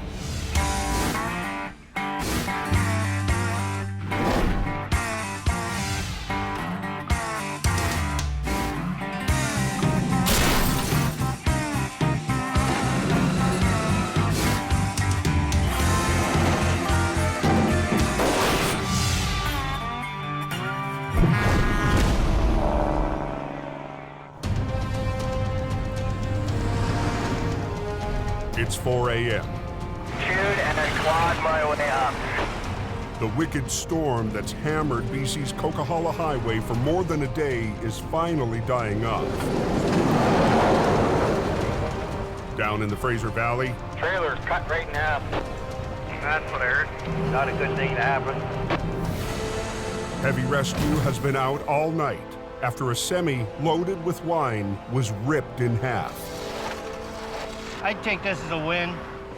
Heavy Rescue's lead BC driver, Howie Irwin, has got traffic moving. Are they opening a westbound lane? Looks like traffic's moving here. Even as the storm fades, it's left a huge mess in its wake. Sand trucks prep the mountain for the semis that are finally rolling again. Road's iced right up on us. All trucks were dispatched. Quite a mess. Quite a mess. It doesn't take long before there's trouble. When I put all the steering on that way, then trailer moves that, and it's jackknife. The jackknife happened in the worst place possible. The brake check at the top of the mountain. Look at the road. Yeah. You can't even walk on it. Yeah. Come down the hill, nowhere to go. Truckers aren't allowed to descend the dangerous smasher without stopping and inspecting their brakes at the pullout. Al is on site here at the brake check. You should have that truck cleared here shortly. Until the jackknife is cleared, no one can get in. Brake check on the road there and bypass is blocked up there. The call goes to Quiring Towing and Al's right-hand man, Gord Boyd. First, we're going to have you straightened out, get you out of the way so these guys can get through. Gourd-nosed truckers are bypassing the lineup and blowing off the brake check. Biggest concern there is someone who doesn't know the road and comes sailing past there and comes over the top of that hill doing 100 clicks in that weather with a loaded truck. That is scary. Glad it didn't go that way. Because once you start down that hill, you're committed. And if you're doing 100 clicks, you're in trouble. Big trouble. This should work. It'll take 2 or 3 short pulls and I'll have him straightened out. This is all basic physics, you know. Newton was right, and so was Archimedes. It's a lever and a fulcrum. The first thing you do is take the long lever and straighten it out. Once you get the trailer straightened out, then you can worry about straightening the truck out.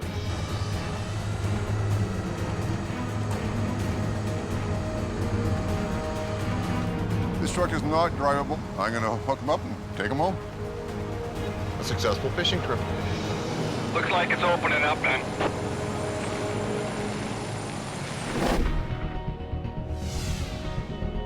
A few hours later, salvage crews return to the site of last night's violent wine wreck. The highway is open, but there's still work to do for Jamie Davis Heavy Rescue. Morning.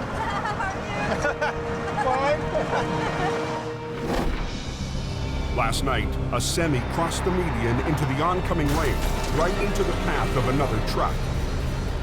One trailer was sliced in half, the other semi totaled.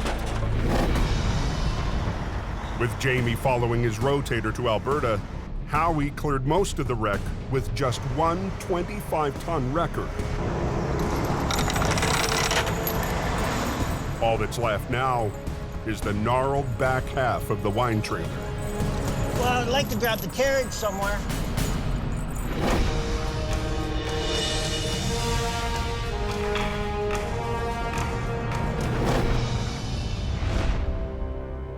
"14 hours to the northeast. Hello. Hey, what's going on? Where you at? Adam Gazzola gets an update from his boss, Jamie, who's en route to join him. Are you bringing Brandon with you? Yeah. You're not keeping him here, are you? We'll talk. Yo, you gotta be joking. No big issue, buddy. Okay. Bye.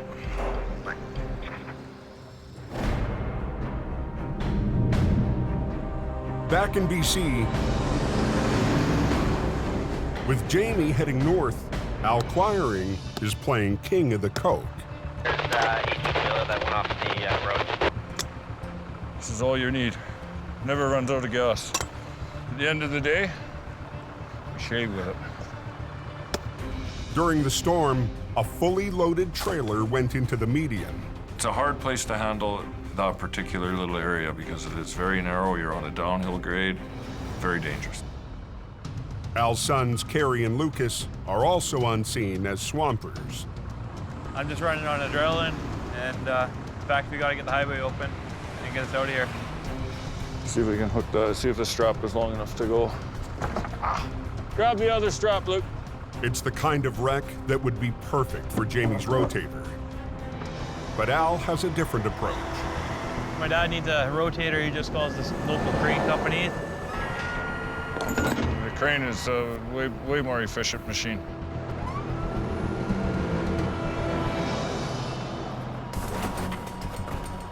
Start getting these pieces of out of here. Start a line up and just start passing them up. That load was a whole 53-foot trailer full of these 1,000-pound crates, 2 feet by 2 feet by probably 8 or 10 feet. You know, pull a couple crates out, move some cardboard, and just kind of keep working your way into the trailer like that. Al wants the trailer empty before he tries to get it back on the road. Grab the pipe and take them both? Grab the pipe. It'll take both of them. But the job is fighting him. Watch out behind you, Al. Up on the Coke, Al Quiring is fighting with a heavy load of cargo after a trailer rolled over. There were some really hard things to handle in there, and because the trailer's floor is very slippery and on an angle, you know, you're worried about injuries. Watch out behind you, Al, it's moving.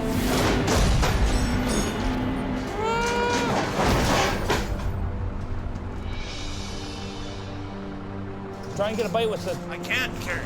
Ready? 1, go! Al realizes he can't continue to empty the trailer safely. Pulling out now. So you got to be very conscientious of your working environment. He'll take a chance and pull with the remaining cargo inside. Down. And that's a big risk. As we're dragging it up, that freight is kind of sitting on the roof. Hopefully it's not going to blow a hole through it. Down, down, down. 40 minutes southwest, just outside of Hope, Heavy Rescue's Howie Irwin is struggling with another mess. Any help, Howie? No. No, you're okay? Give me a minute. He needs to release the brakes so he can remove the final piece from last night's massive wreck. Air. I need some hair. But the air lines are severed, so the air brakes are locked. Ugh. Howie needs to feed in a supply of air. Pretty much just hack and slash those hoses off, jam a fitting in it, and go for broke.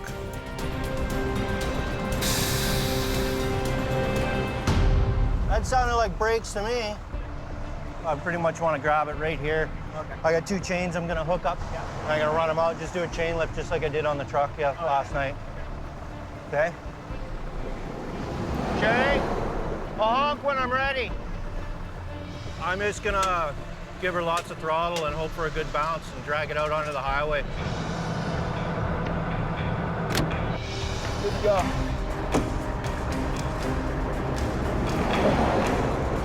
As Howie clears the last of it away, All day long. the biggest recovery of the season is officially over. I would call it a pretty good success. I made lemonade out of a lemon.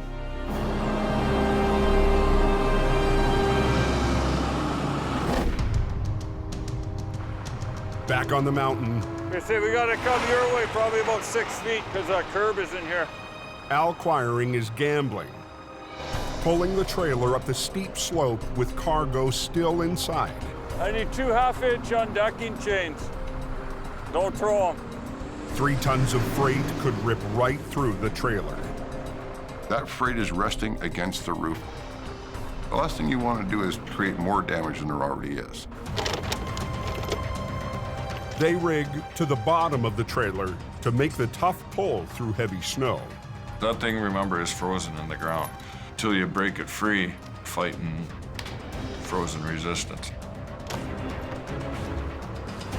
Good.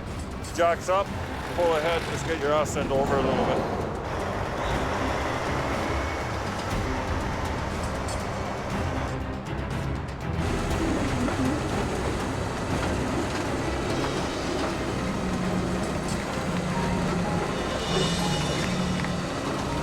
Now we're cooking with fire. It's the floor of the trailer that's actually doing the pushing of the snow.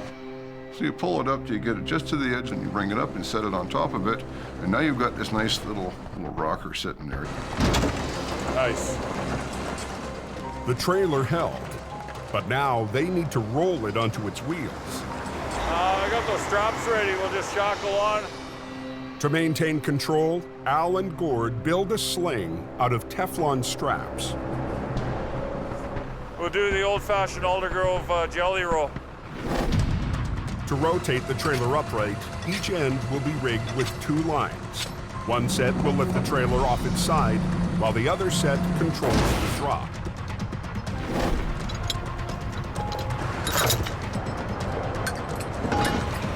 Just mostly with that one, let her down. Yeah, you bet.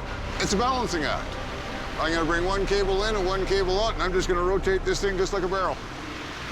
Let the pendulum effect come into play. Once it settles down in the straight line behind me, then I'm gonna pull that bottom one up and bring this one down, and it's just gonna rotate. But the leftover freight in the trailer is a wild card. If something shifts inside, it could over-rotate. Sending it into the lane of traffic just a few feet away. Whoa, whoa! Whoa, whoa!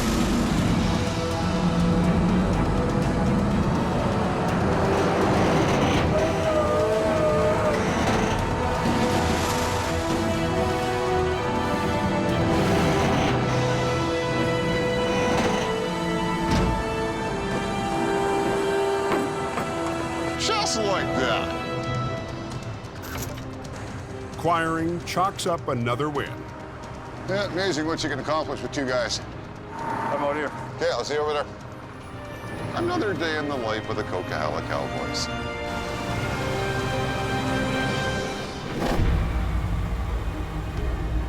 In Alberta, Jamie, he's bringing his stepson with him. Adam Gazzola is heading to conduct a job interview. I didn't even know he was coming. I was kind of shocked, actually. Brandon has been pushing for a chance to work up north. I'm like, man, what's he gonna do out here in minus 48?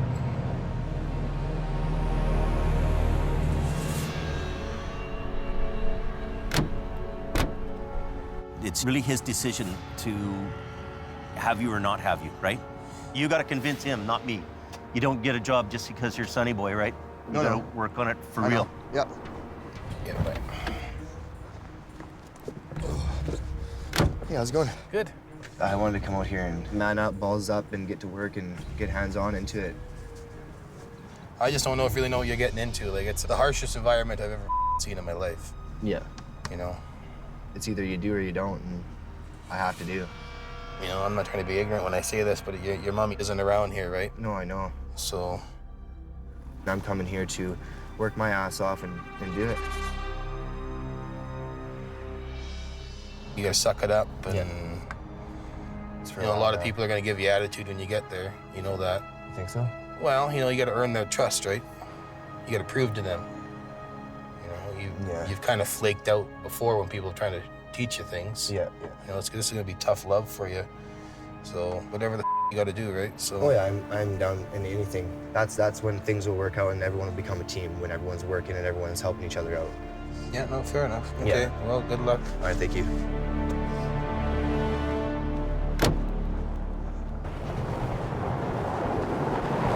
Brandon heads to his first day on the job. The hell are you doing here? You come to work? Or Yeah, I just came. come to No, I came to work. look pretty. Brandon's coming to do training with you guys. Hope you brought some warm clothes, boy. We're not gonna, show him any favoritism just because he's Jamie's, son, whatnot. We're gonna work him and train him if he wants it. An hour later, Brandon's going to get the chance on a hard recovery. So here comes the rotator now. Yeah. You're right on time. Perfect. Jamie's mighty rotator is arriving for a job so tough, it convinced him to bring his biggest record from BC. We had a bucket truck to flip over that needed the rotator, and we made a decision to have the rotator driven up here. So instead of this truck sitting in the garage in Hope, here it is making money.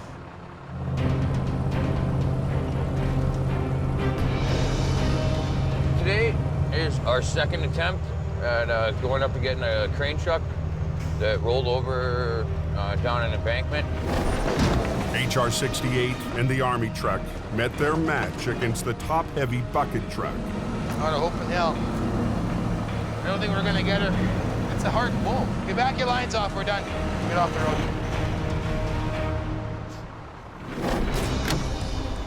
Brandon with me. First day flagging on the 881. Yeah, first one here. I'm excited to do it and see what it's like.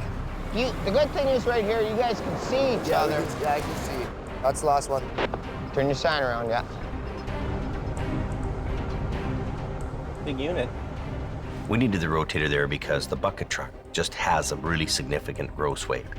And it's a big, expensive, heavy machine. And it's deep in the ditch, testing the rotator's 75-ton capacity.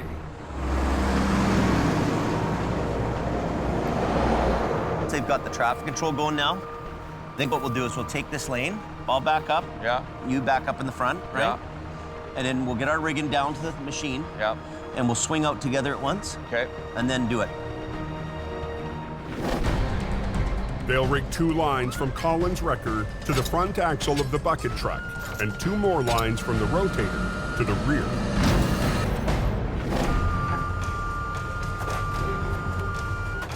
I brought down all the chains too for the front end. Okay. We also, can you grab a piece of angle iron? We'll throw it across there too.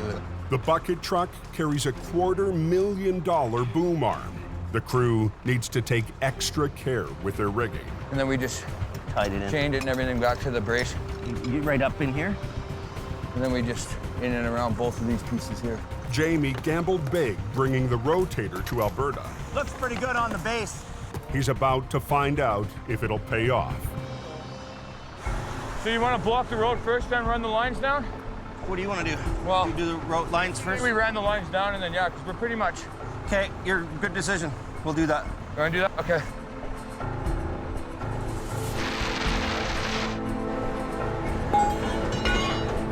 Okay. We're going to wait for him to come through, and then we're going to block the road. Blocking this road, even for a few minutes, has big consequences. This is the main vein to the north and all the oil-related businesses. Okay, let's go. You get in let's here. go. Stop all traffic. Come on, let's go.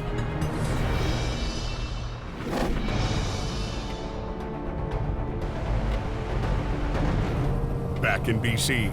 All I know is it's a lumber truck blocking 3 or 4 lanes, so obviously he came screaming into a corner, lost control. Splash. It's all over the place. Heavy Rescue's Howie Irwin heads to a wreck on the notoriously windy Highway 3. I got 135 kilometers to go to get there, and I got a truck that does 90K an hour.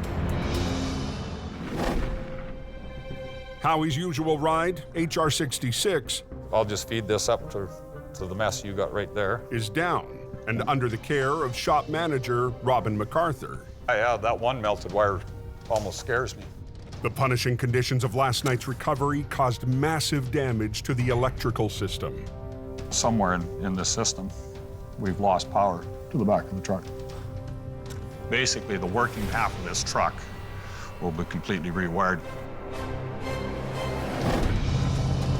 Howie is stuck with a single axle designed to haul delivery vans. I'm driving a glorified 1-ton, and everybody else is in Alberta. Sweet. I can see the bottom of the truck facing me on the shoulder, front end, nose down in the ditch. She's a pretzel. I can see the bottom of the trailers upright. There's some wood poking out, and I can see the pile behind it. It left it all laying on the road pretty much behind it. Howie and his truck are simply outmatched. That's awesome.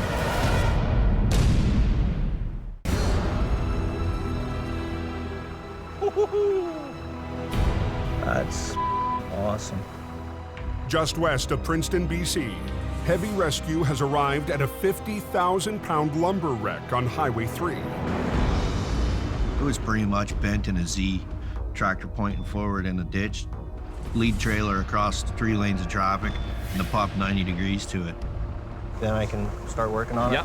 Yeah, okay. I guess so. Excellent, thank you, sir. Okay, thanks. Well, apparently the driver was having his lunch, reached for a sandwich, and drove straight into the ditch. With Howie's heavy wrecker in the shop, he'll need to improvise. But even with 2 more trucks arriving, he hasn't got much to work with. I have 1 10-ton wrecker, and I have 2 15-ton trucks. The road has been blocked for more than 3 hours. Yeah. Load of toothpicks. So Howie doesn't waste any time working out his plan. As soon as he's got most of the load gone, pretty much plan on straightening this thing out. Pulling her that way. Pulling it that way, get the twist out of it. Yep.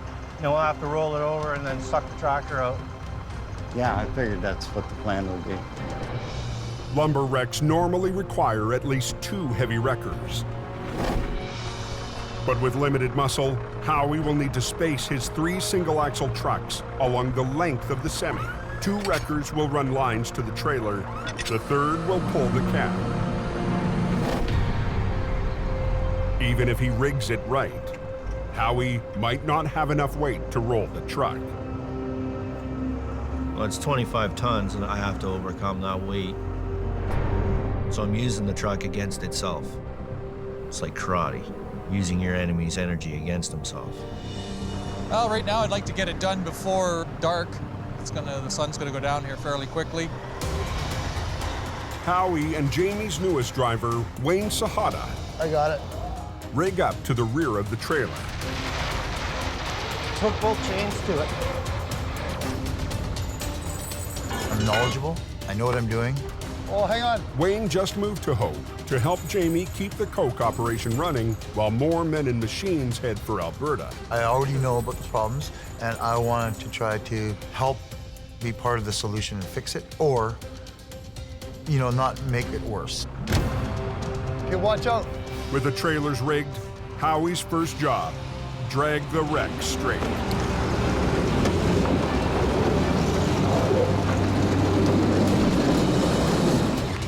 Good.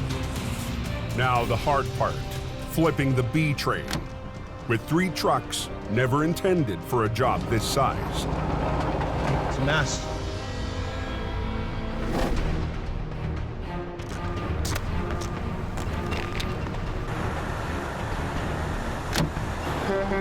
This machine's probably, I'm gonna say, $500,000.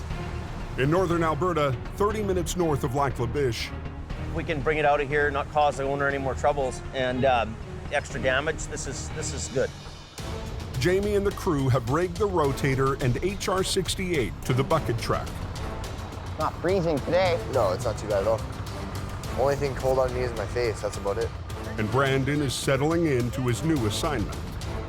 You good to go? Here's your one chance, Fancy. Don't let me down. Okay, go ahead, Colin.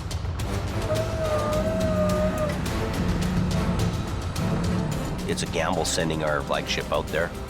That cannot be a fail. It's got to be a win. Hey, keep going, Colin. Right, yeah.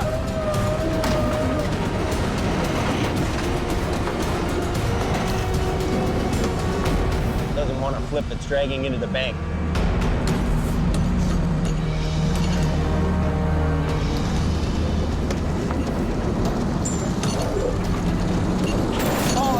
Hold it. Is this snatch block gonna get caught under the tire? So Chuck is lying here. Take the one line off. Well, that's kind of a bit of a mistake there. So they should have had a little more chain there to make it so when the thing comes down, it doesn't come down on your chain, right? They'll have no way to unhook and re-rig for the pull to the highway. There. Okay, good. Good enough. Okay, so let's flip it. Okay, ready?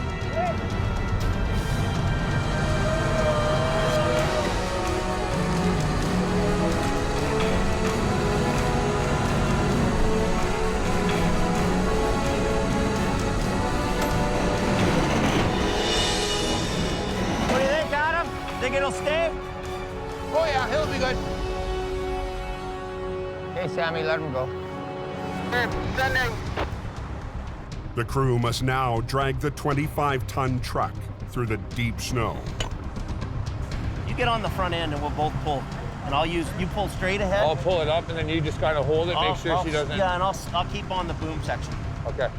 We're not gonna try to tear this up sideways up the bank. We're just gonna give it a nice long, sweeping pull out up on a nice angle. As he pulls ahead, I'm gonna kind of give him a hand and I'm gonna follow his radius. So he's gonna come out like that. It'll be the easiest on his equipment and easy on our equipment. We're gonna start her up. Jamie will swing the rotator's boom, keeping the truck from tipping while Colin pulls it forward. After that car, Brad, and then you can tell him he can send. There's one more truck coming up here. I'm going to send him. Because we can't block the road, this traffic's moving. So I also use the rotator boom on the side to winch it up as well. So we're both actually winching together. I'm gonna guess that truck is about 50,000, maybe 60,000 pounds. Pretty heavy.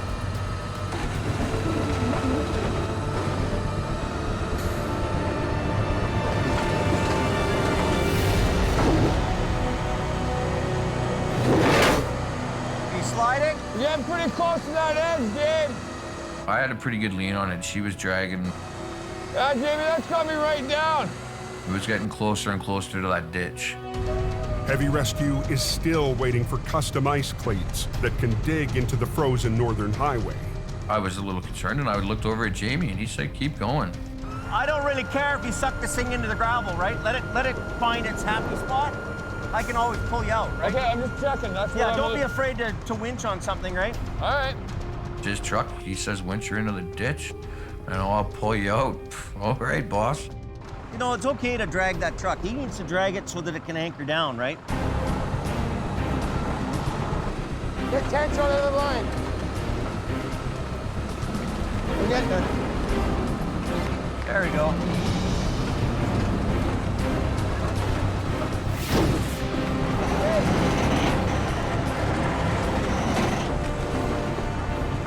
Coming though, we're almost home. Almost there. Beauty. Working out, eh? We're back.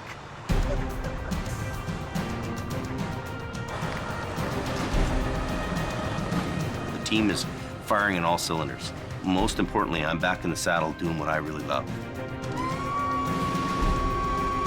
Last pickup truck last. Copy that? For Brandon, it's not a bad first day on the job. It went well. I'm in for the long haul here. I'll be staying here for good. From a few months ago to where we are now, we're going to the moon, Alice.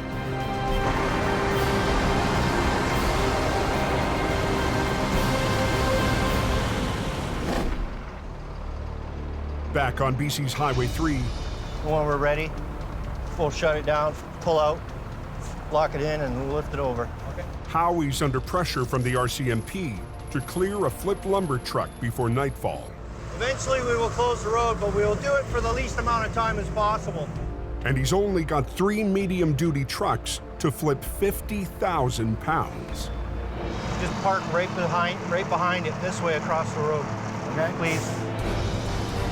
Howie positions his weakest truck at the back. Just kind of line up right here. To tackle the lightest point of the load.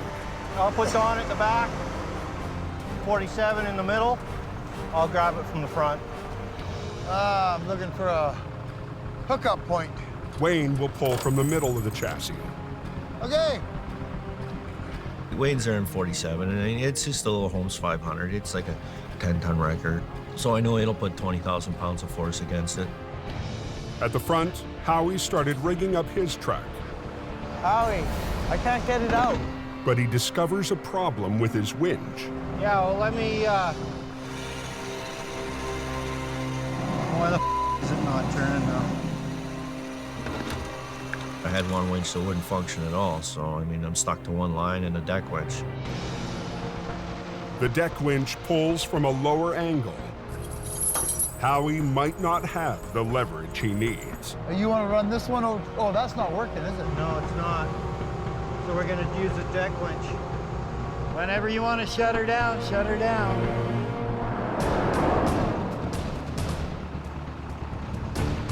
Okay. You think it's going to go, buddy? Yep. All right. Honestly, I do. You all set? I'm ready to roll. Yep.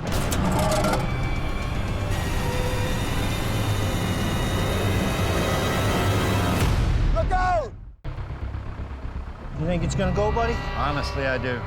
With daylight fading, Howie's racing to flip a 50,000-pound monster wreck. I'm ready to roll, yep. It's a job for 2 heavy wreckers.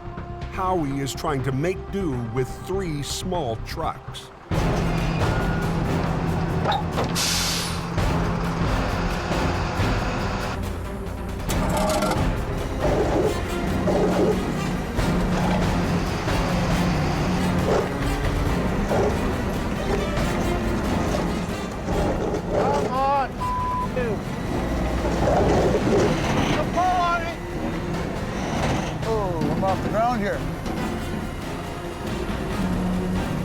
Once the truck started lifting the front tires off the ground, he started to panic. Keep going. Just keep going. I should put my wheel lift down. Keep going. I'm gonna put my wheel lift down. Keep going. Keep pulling on it, man. Howie was like, just keep pulling, keep pulling. I'm like, Howie, it's not doing nothing. It's just pulling my truck in the air. I don't like this.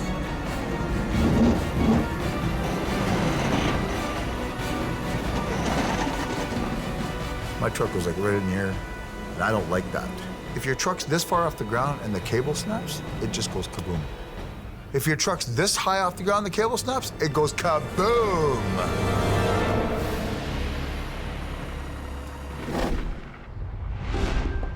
Was he smacking you? Oh, yeah, the old Who was driving, you? I drove back. He I couldn't do it anymore, buddy. Up in northern Alberta, the guys have settled into their new crew house. It's a step up from sleeping in the shop, but oil patch real estate is hard to find.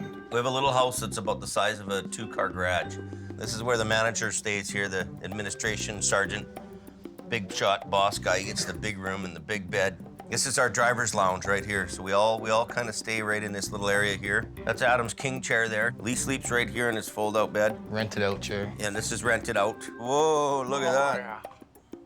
And how much is that a month? $300 a month for that. Well here. worth it. So that's what the oil field does to you. $300 for a couch here, buddy. Well worth it.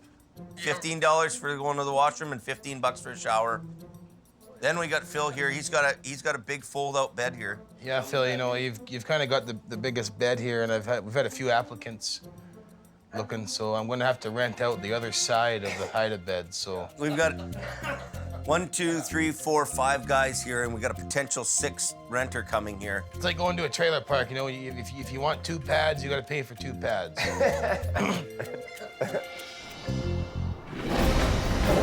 Come on, you. Back in BC, The pull on it. Howie is pushing his trucks and their operators to the max. Keep going. I'm gonna put my wheel lift down. Keep going.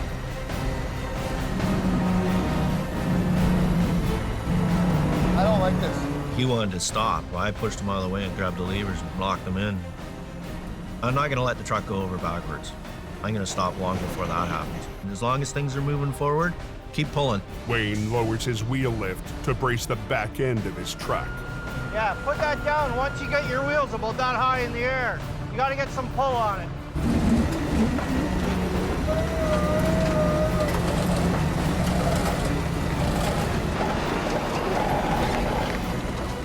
It just starts sliding towards me. Jam a board under that thing.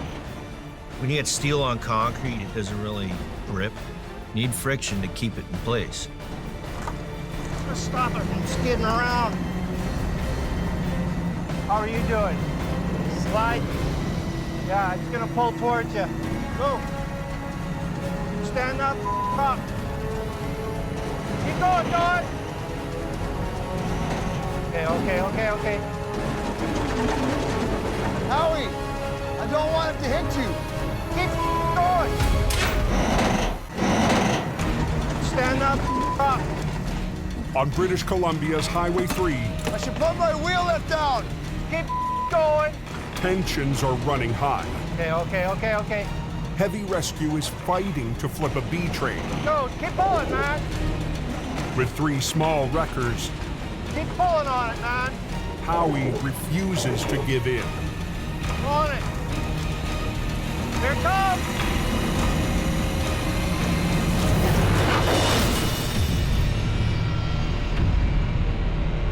The tractor is back on its wheels, but the trailer refuses to cooperate. Howie scrambles to move a line for better leverage. Get going. Okay, here she comes. Get out of the way. Look out! Get out of there. Textbook.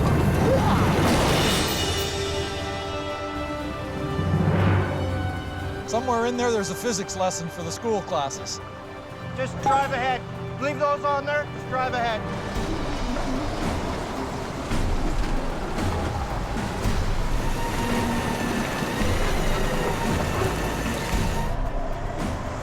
Come on. Okay, you can clear traffic out. I want to make sure they got a full open lane. Traffic is moving, but 3 lanes are still blocked. Happy that it's on its wheels. Till I get it completely out of the way, they're not going to be completely happy. Grab that big hook. Ready? Yep. Run. Run. Howie, that's good. Howie hooks up to the tractor's tow pin and uses his deck winch to pull the truck back onto the road.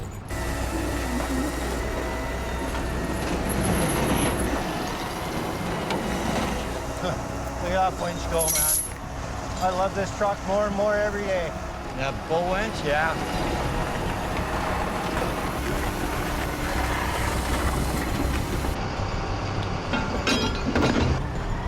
Now Howie lines up to haul the rig away.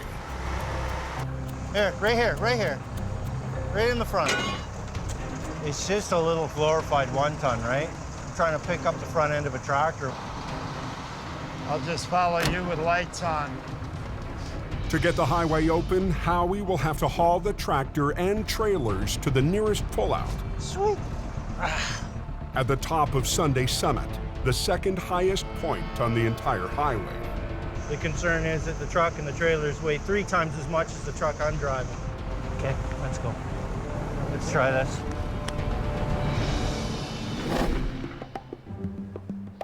In Alberta, Brandon's decided that to stick it out, he needs a home away from the crew house. Grown men should not have to live in such a tight, jammed little place, you know what I mean? Like, we're a business. So he's moved in with Sammy.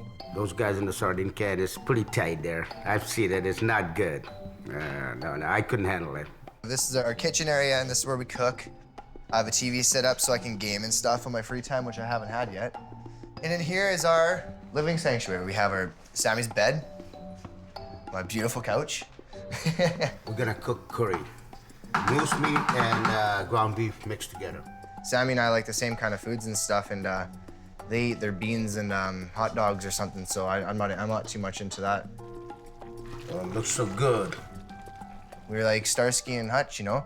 Sammy, I've never had a moose curry before. This is gonna be a first. Oh, yeah. Voila. Voila. All right. Here's a good one. Awesome, man. Yeah, you behind me, he's in front of me. Okay. In case I need a bumper.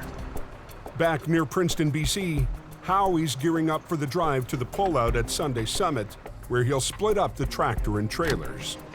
You gotta split that big load up. I can't make it all the way home. There's not a hope. I can go as far as the first safest place to separate it. To get there, he has to haul a very heavy load over very steep terrain. It's a challenge.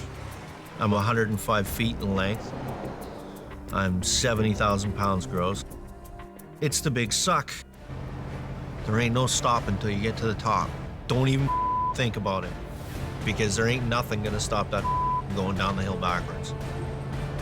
Brutal.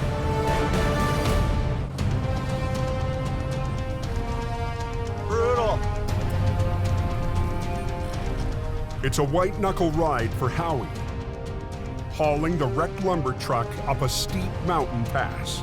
Probably 35,000 kilograms gross right now, which is pretty close to 70,000 pounds. If he loses momentum, the load could pull him back down the hill. Don't be stupid. Don't let it stall. The key is, don't stop. Not one bit is this idea. Howie's aiming for the closest brake check, where he can safely separate the tractor from the trailers. We're not free and clear until we hit that pullout, man. It's gonna be like a short-legged bulldog trying to run up the hill. It's gonna have its tongue hanging out by the time I get to the top.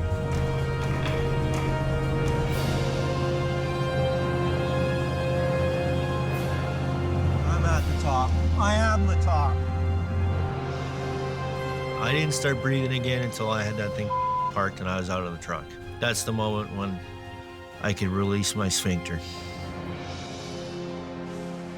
Howie gets to work separating the tractor, which he'll haul back to Hope. But towing the heavy tractor for the long journey home is still a big concern. Well, you saw how I was struggling to lift the front. because it's got so much weight on the nose. If I can deflate the air ride, chain the back axle up tight, re-inflate the air ride, and get this axle to hang in the air, it's an extra 1,600 kilograms off my drive. It's always handy to take a little bit of stress off an overworked truck. I've created a fulcrum point off this axle. When you put a fulcrum in the middle of a big plank that has weight on either end of it, it makes it a teeter-totter. Everything behind this point, this center line of this tire, everything behind it has now become counterweight to the front of the tractor. Instant counterweight. Just after 8 p.m., Jamie's brother Kelly arrives with a tractor to haul away the damaged trailers. I don't think it'll be too much of a problem. We'll actually back into it and try to pin it first. It's a long day. We're 12 hours into one job. It's time to get it done. And the end is finally in sight. All I can hope for is that I'm an asset to the company and that I can make them some money so that I can make some money. I'm amazed we even got this accomplished.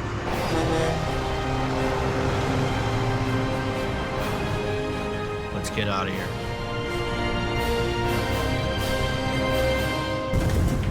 Next time on Highway Through Hell. Holy! A violent wreck. It's minus cold. Tests the new arrivals in Alberta. Get over! Back in BC. Watch out, watch out! Massive carnage. Chokes off 2 highways. See what we can do. Keep it going! And a pair of lone wolves Hang on a sec, Al. have to pull off the impossible. That is nasty.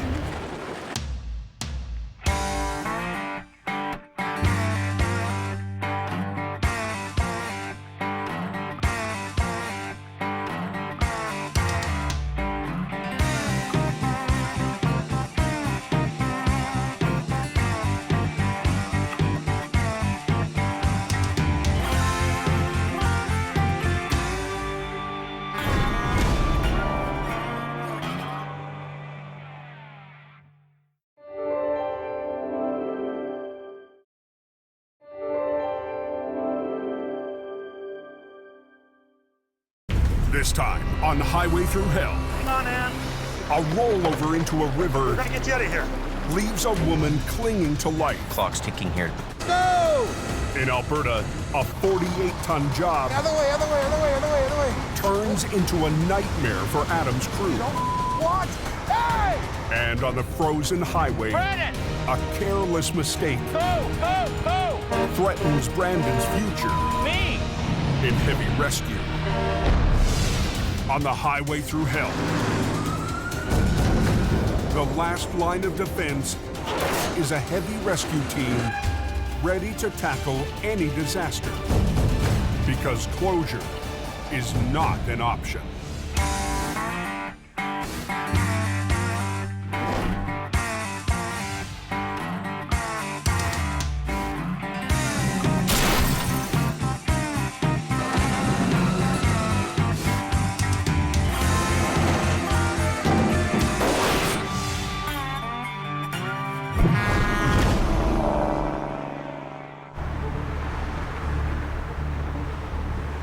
So how's the coke tonight, boys?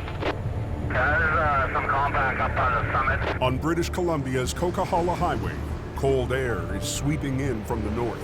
Ice up there that won't slow down? Water on the road has turned to ice. I can feel my tires moving all over the place. That's a recipe for disaster. 5 trucks spread 40 tons of salt and sand, but it's not enough. I read there was some kind of an incident there right at the summit. Just after 9 p.m., Jamie Davis Heavy Rescue rolls out. 200 truck. One from the side swipe the other. New hire Howie Irwin is out the door first. Jamie's coming up behind me in the rotator, so we'll see what's there when we get there. Last Thursday, Howie crashed heading to his first big call, Yeah, there's damage. forcing Jamie to pull the rotator out to rescue one of his own. I'll turn around, we'll get you out of here. Okay.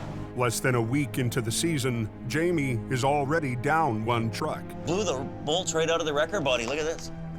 And if things don't improve, he'll also be down a driver. I need a guy who can go in a truck and turn some dollars and bring some revenue in.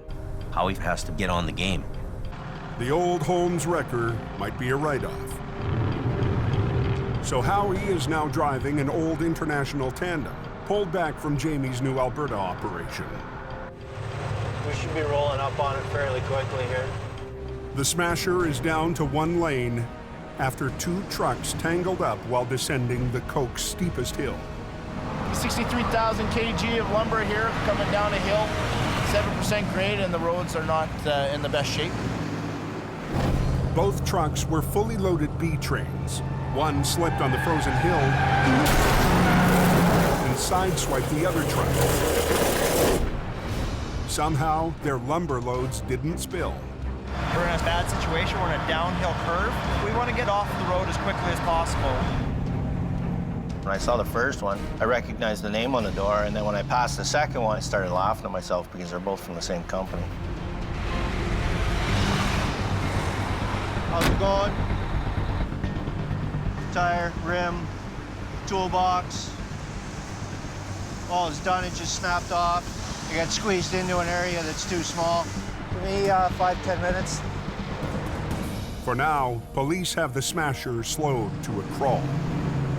Jamie's on his way up for the second one, so he'll be shortly behind me. All right, okay.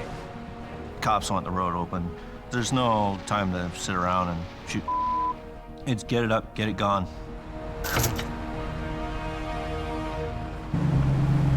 "200 yards down the hill, Jamie rolls up on the second lumber truck. Would they hit each other? Unbelievable. It's like they went into each other going downhill. The first thing I do when I get to a scene is I'm looking at that truck and hoping like hell it has a tow pin on the front. Rigging to a tow pin makes for a quicker tow, but this truck doesn't have one. So Jamie has to spend extra time on a chain lift. What we've got to do with this is put it around the front axle on both sides. Oh. Up the road, the front end of Howie's wreck is so mangled, he's having trouble finding anywhere to rig up. That axle's... Nothing's bolted together anymore. It means you can't grab it by the axle. Its broken axle could spell disaster. Going downhill, you hit the brakes, you keep sliding because it's not pinned in place. If Howie can't come up with a plan B, he'll have to call a low bed, delaying the job by an hour.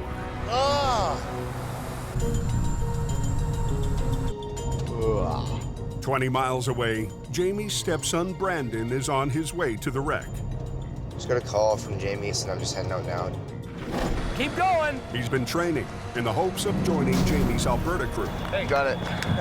But when Brandon wrapped his truck around a pole, Doesn't that show you how quickly your life can change in a minute? Jamie had second thoughts. I don't feel comfortable I can send you in that environment. But he gave Brandon another chance, patrolling in the new quick response truck. Truck, it's behind these semis right here. Okay. This first stint for him out there went really, really well. Finally found something. I'm happy. Brandon is quickly earning a place in the family business. But tonight, he's feeling the strain. Been working a ton lately. I've just non-stop work every single day. I've aged probably like 3 years in the past week, I think. 700 miles northeast. Yeah, looks like they got a lot of snow down here.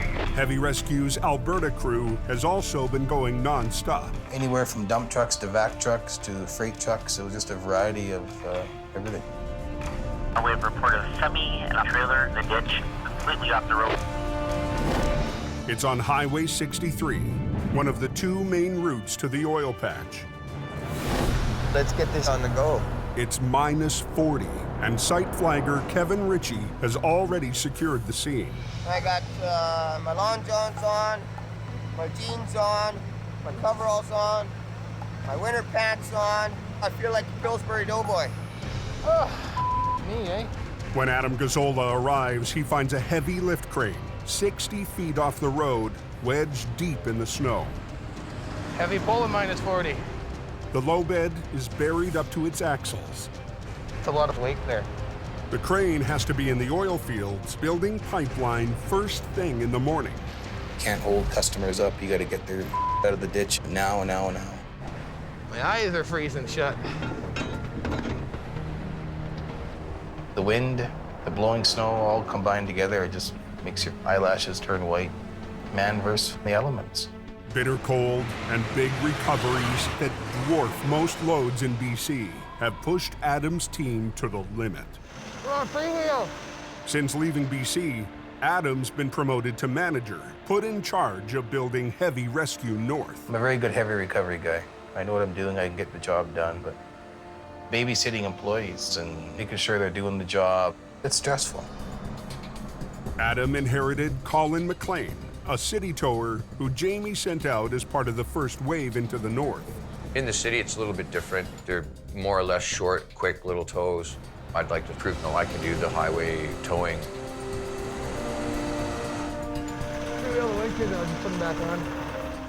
Tonight, Adam puts Colin in charge of getting the crane back onto the road. Colin's a city boy. We'll see if he can handle it out here. Kevin! What? Let me know when I can have it, eh? Yep. On it. Shutting it down. Everybody clear? Adam's new apprentice has rigged 2 lines to the front of the truck. Pretty good there? Yeah.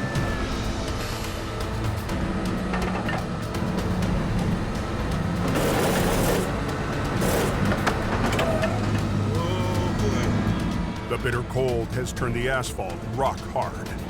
Colin's spades can't dig in. Settle down. Oh. To make matters worse, the trailer is cemented into the ice and snow. It's like taking a suction cup and you stick it on the wall. And it's hard to pull off. My theory is you got to lift it up. Lift up one end really good to break that suction.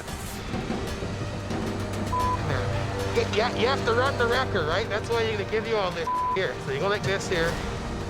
It's a steep learning curve, and with traffic backing up, There's probably about 45, 50 trucks sitting there waiting already. You got it. Colin is running out of time. Let's get the off the highway! Back in BC, on the Coke, Nothing's bolted together anymore. Howie's trying to recover a lumber truck, but he can't lift from the broken axle. Instead of using a fork, you use a chain to sling it. Make sure you attach yourself to something that's sturdy, not gonna break off. Gives me the hook I need. The front of that truck was pretty mangled, so whatever I had to hook onto, I had to make sure it wasn't gonna rip off. Ah, loving it. What the?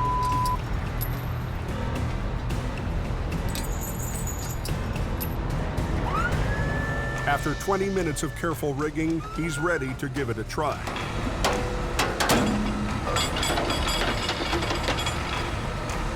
Didn't fall off. You'd count that as a win. It's on the hook, but it still needs to hold together for the ride down the Smasher. Okay, I'm gonna try it. Okay. It feels like it's rolling. The frame holds. 140,000 pounds of lumber can now head to the yard. It's all about being the steady Eddie and come up with a plan and make the plan work. Fight your way through it.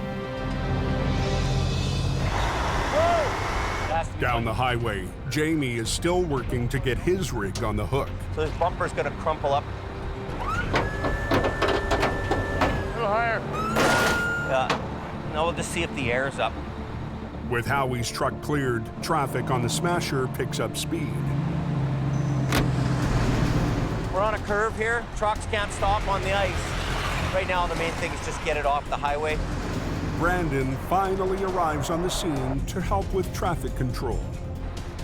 Well, there's Brandon. Driving in there pretty hot.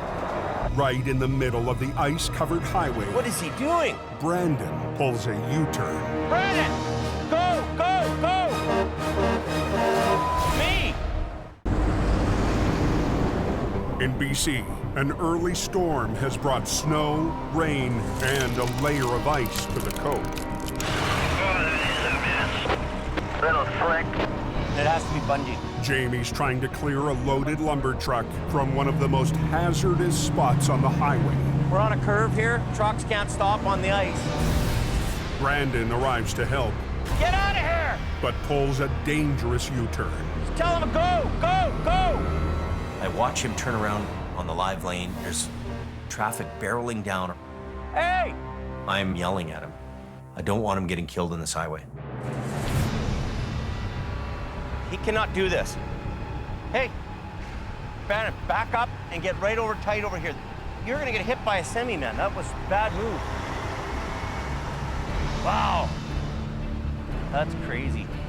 Man, that's just unbelievable. You gonna get out of the truck, or what are you gonna do?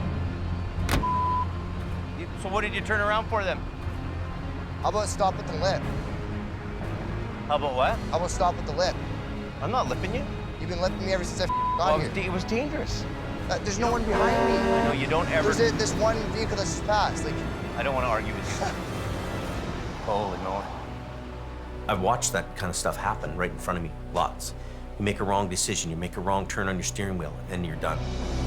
He doesn't realize how close he could have come to getting hit by a semi. what was the excuse for blowing the U-ball? Well, you know what the problem is? He's just young and he doesn't understand it. He doesn't understand the danger if you're here, right? That was a total rookie move, right? Wow, that really scared me. Like, I have pins and needles. We got to get off the highway. All the tools in? Yeah. 40 minutes after heavy rescue arrived on the scene. Road's open, all right? Yeah, road's open. The last B train is on the move, but it doesn't feel like a victory. Brandon doesn't get it yet. It's real. And this is what goes on every day out there with people working. Have to be afraid. Learn to be afraid.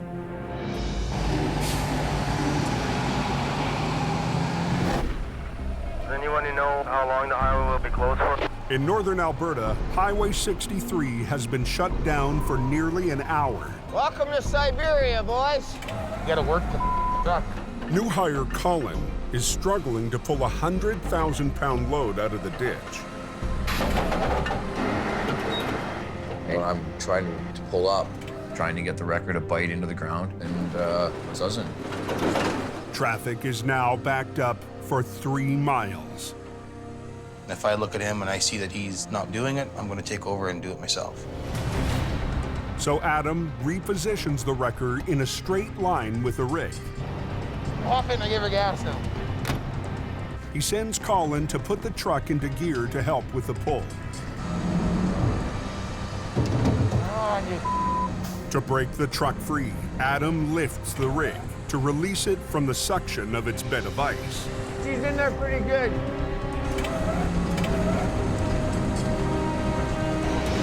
Ah, come on. There we go. There we go. That's a good sign. With the suction broken, Come on, baby. Let's go. it's time to pull. Yeah, buddy. Gotta stay warm. Gotta stay warm.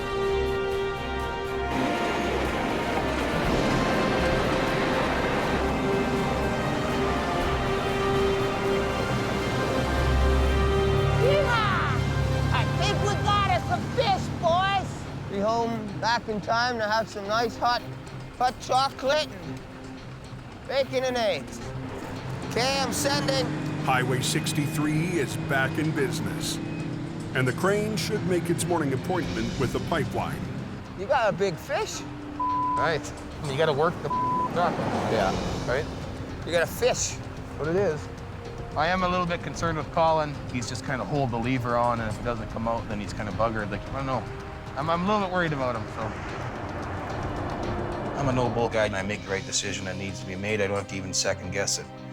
But guys like him, they're looking for somebody to tell them what to do. If you can't make that decision, let's go.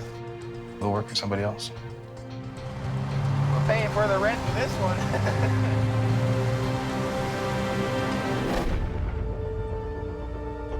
Back in BC, What's the hold up here westbound?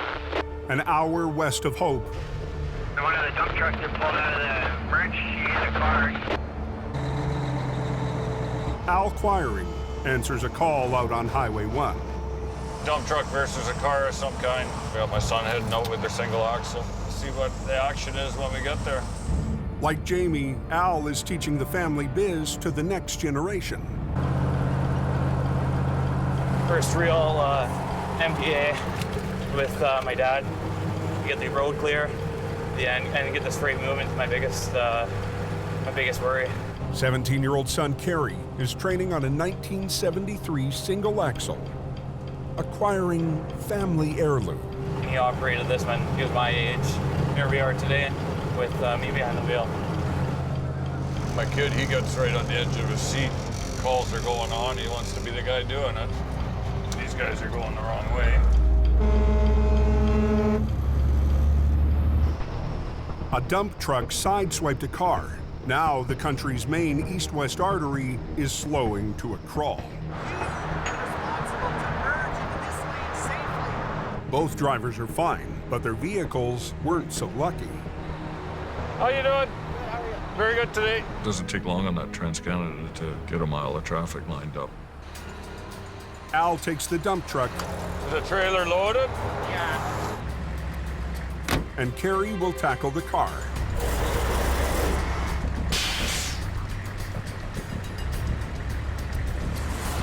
Oh, yeah. The crash has broken the wheel and shredded the tire. Well, the tire's off completely. I just have to pop it off. Why don't you just pick it up with the wheel lift, tuck it in and drag it? We're not into tire repair here, buddy. We're in the lane opening business. You want to be the tow truck guy? Come on, pal. Run, run, run. He's green to the business. I want to make sure he's doing everything all right. We got to, progress with keeping that road open.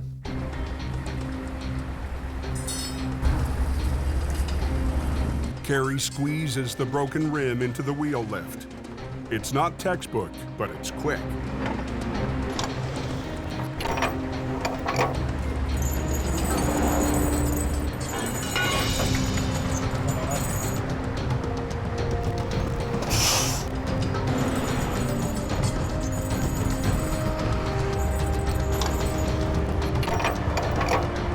Let's roll.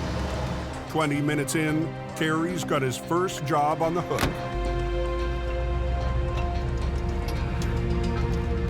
But not for long. Felt the vibration. This thing's a dolly job. You might have buggered up a wheel bearing or something. If it is the rear wheels, he can lift them off the road with a dolly. Why are you towing it like this? Huh? It's not all-wheel drive. I know it's not, but I can't tow it. Well, your PTO's probably on. Oh. That'll be it.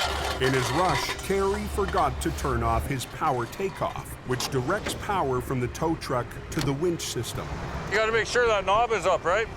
The oversight caused his back end to vibrate. Take this. And if you go in the middle.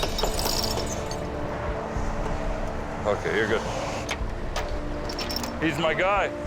Prince of the Coquihalla, right here. Right there. He's the king. Kerry chalks up his first win for the family business. It's a confidence builder. I'm having my dad there. Go home, think about what I need to do to make my towing better next time.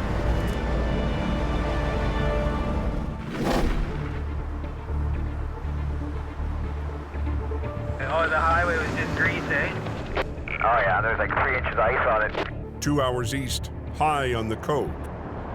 Somebody had an accident up there somewhere. There was a car, and then there was another one. Whack pickup. The guy's in the ditch. Get somebody up there right away. Jamie's already on the coke in one of his quick response trucks. There's multiple car accidents up the hill here right now.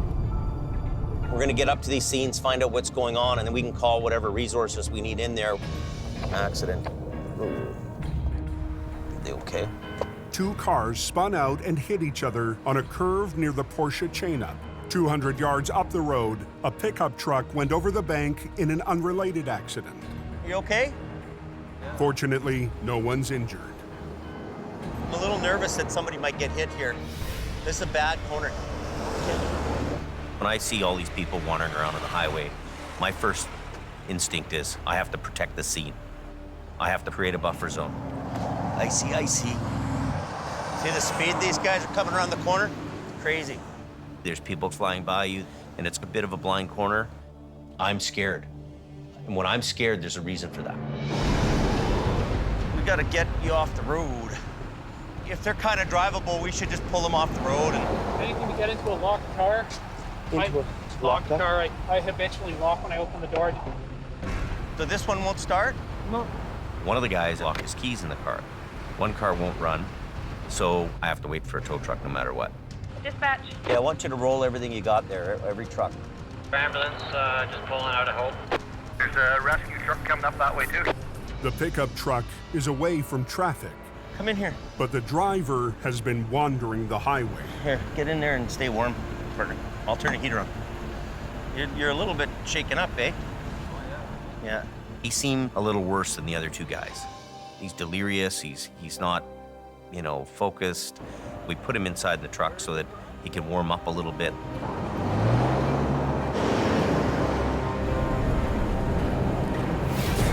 Look at this guy. Look out.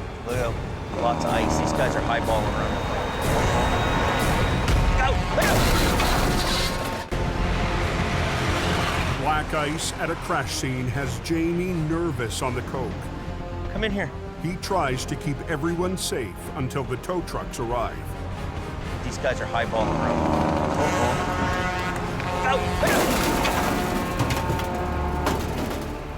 I look over my shoulder and I see a semi, and it's like, oh yeah, here it comes. Bang. Crash happened. You okay? The guy sitting in the back of the pickup had already been in another crash. Whammo. Gets it again. You feel okay? Did you hit the back of the window? Okay. There's another MBA just above Fortune. Not for me, what a little bit of speed will do, eh? Do you hurt anywhere? No. Two crashes in one day, and in both crashes, he doesn't get hurt. This guy's won the lottery. Look at the speeds this guy's doing. Look at this, look at this.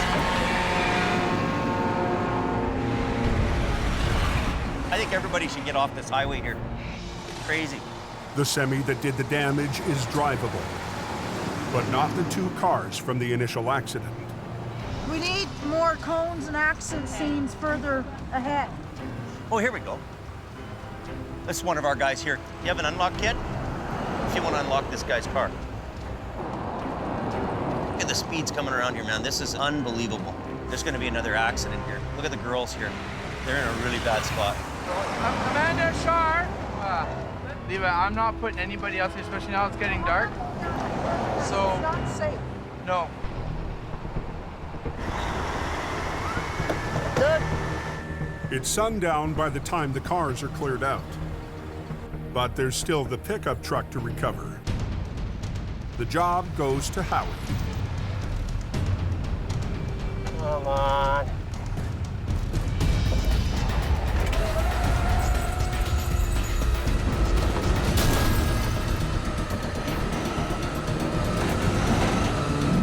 Oh, yeah. That's what I like to call a paycheck. Get it moving. Hook, snag, and drag. A dangerous day on the Coquihalla finally comes to an end. So make her back to the shop. I'm amazed that this pickup can get hit by a semi.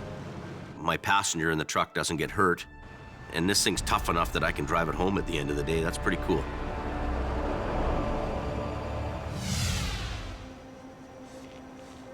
So it's pretty bad, this accident, hey, James? Doesn't that tell you how dangerous it is on the highway? Hey, buddy. Okay. Look what happened. Holy. What? I'm just blocking the accident. And the semi that's in this lane slides on the ice. Give it one good hit, it went 100 feet. This could happen to you. The trucks aren't invincible, and you can get smashed just like anybody else out there, right? We've all been teenagers. We've all made mistakes. And we're still around to talk about it. But there's certain people that make mistakes and do the wrong things and aren't afraid, and they're not here. Nobody's gonna say, hey, oh, it's okay, Bran. You're the guy who's gonna pay the price. Well, I knew it. It's not worth the risk, right? Because risking it on that hill is just, it's not worth it. That's the lesson. That's the message. Yeah. You hit a home run right there. Yeah. In 1 second, it can change. It can all end. And that's just how it is on those highways. You're getting it, right? Oh, yeah. Trying to, at least. Trying to. It's starting to add up to him. That's what impressed me the most. He's starting to understand what's safe and what's not safe. You need to learn this lesson too, right? In about 11 years. If you don't learn to be afraid, that's when you're gonna have a problem. You need to know to be afraid.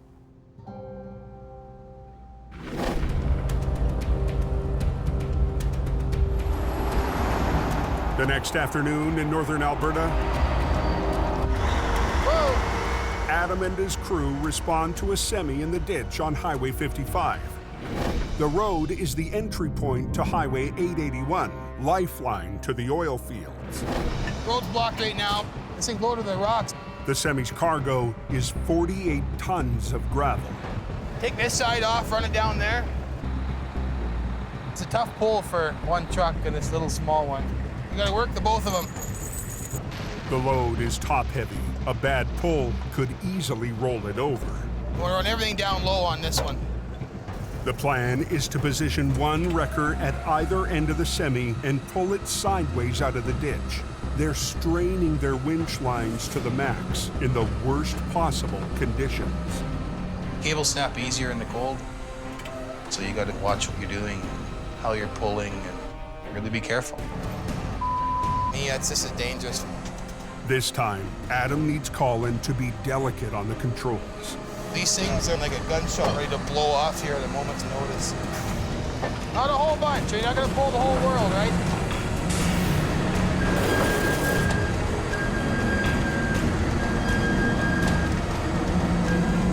Pull, Phil. Whoa! Colin does as he's told, but the semi won't budge. Tear down. Well, we'll get Phil on here. There's no way we're gonna be able to pull it up that way. So we'll get you kind of in here on an angle a bit, but we won't block that road off. Adam decides to reposition both wreckers to the rear and pull the truck out the way it came in. Put a chain in each wheel, pull up, and then back up tight into here, and then go. That way we'll get a dead pull. We'll rip it right up over. I hear them talking. Hounds are lined up pretty good. With traffic backed up, Adam is feeling the pressure. Let's go, come on.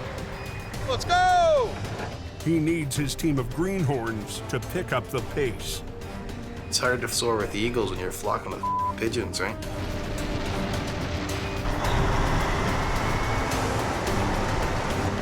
Good.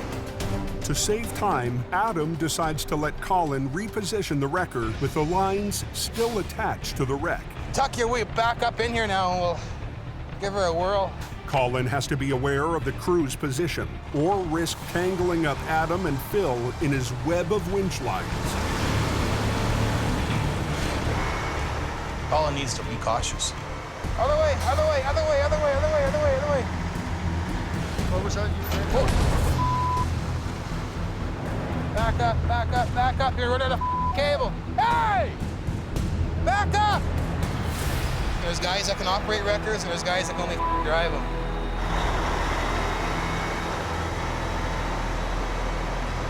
Is he anywhere near where you want him? No. I didn't think so. Me, you don't want. Hey! In Alberta, Colin's backing up HR 68, getting ready for a heavy pull. We're pulling tight here. Without warning, he drives it forward, catching Adam off guard. Me, you don't watch, do you idiot? I failed to give the signal that I was about to move the truck forward. It could have been bad. Watch what the you're doing. Use your mirrors. You almost took his hand off. You almost took my leg off. Use your eyes. He just does not pay attention. If I just sit there and let it happen, then somebody's gonna get hurt. Look in your mirror before you cram it in gear and go ahead.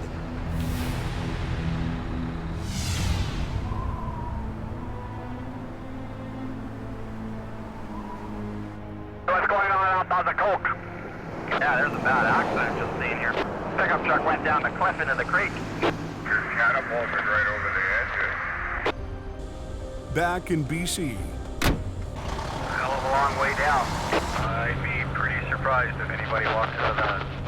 There's a car overturned in the ditch in the river with somebody trapped in the car. Pretty serious. Search and rescue, just headed up. Everybody's on it. Police requested Jamie's rotator with its long reach boom. When you're doing a call like this, you have to be 100% on the money. So just drop your socks and you get on to the job. We're here. A couple in a pickup went over the bank, crashing down 100 feet below the highway. They rolled numerous times over. The husband slid out between the small opening. The wife is still trapped. Down in the water! Squished between the roof and the seat! The victim won't last long in the ice-cold water. We want her out. Hope Search and Rescue takes the lead. Okay, Ann, I'm trying to get you. For now, Jamie's on standby. Pretty serious place to be in, trapped upside down in the river and the water's running through your cab. Clock's ticking here.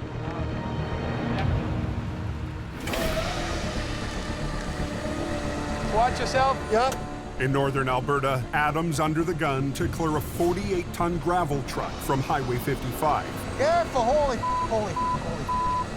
A lot of weight there. For 2 hours, they've been in a tug of war with the top-heavy trailer. This thing go to the rocks, it can go anytime. Let him catch up a little bit. Okay, hold off, let him catch up. You have to work together. There's more to it than just holding the lever. You gotta look.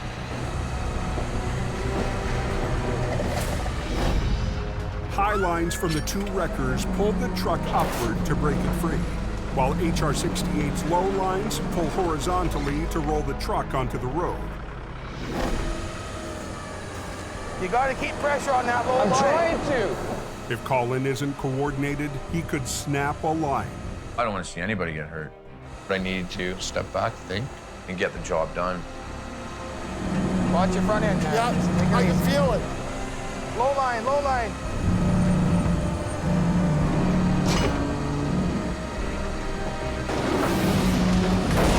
Whoa. It's almost tipped over on us there. Me.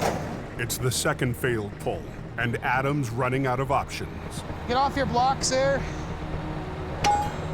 Get on that side so we can pull it over.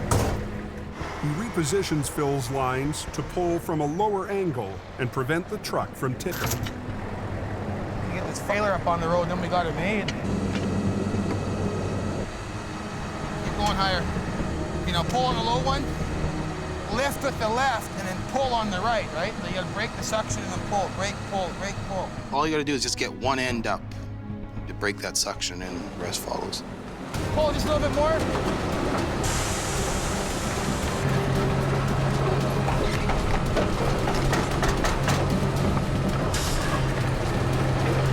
We good? He'll be able to go forward. Good, he's good. We got her out of the ditch. Decent, Jimmy. It was a good feeling at the end of the day, totally. Done like dinner. 48 tons of gravel is back on its way, and heavy rescue can finally head home. They'll be hobbling around in a wheelchair because they got no leg. Well, that might not be a bad idea if she gets a pension.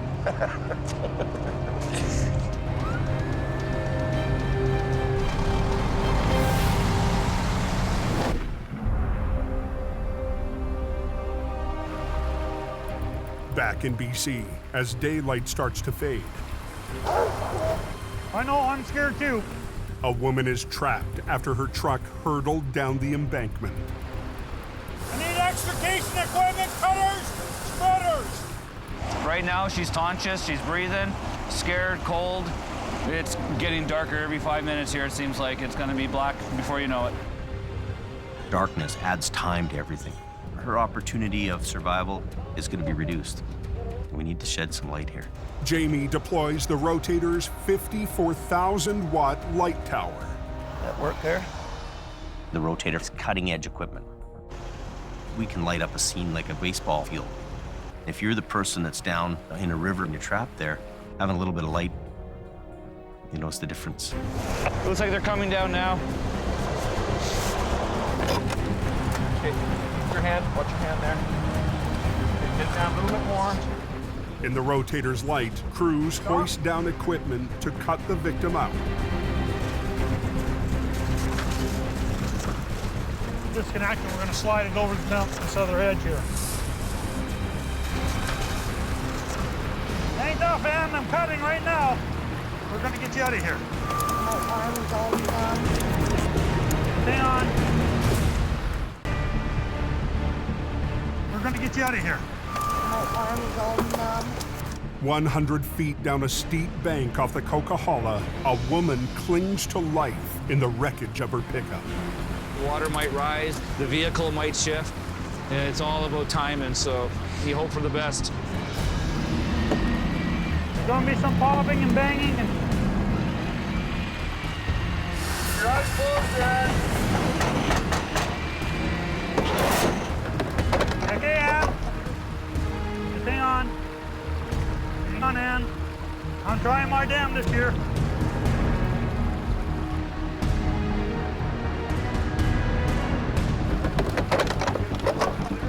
Hang on. Finally, she's within reach. If you slide over, I'll step in there and then go down by myself here. Right in, as far as you can go.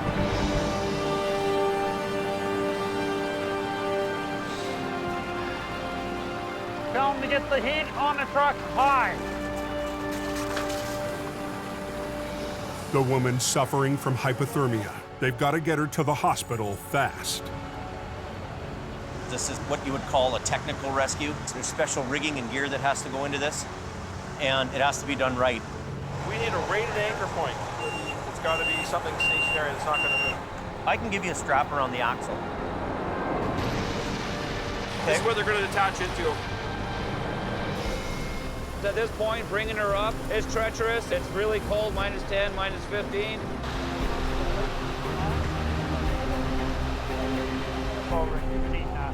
Nick was a visitor. Over here. Okay, ready?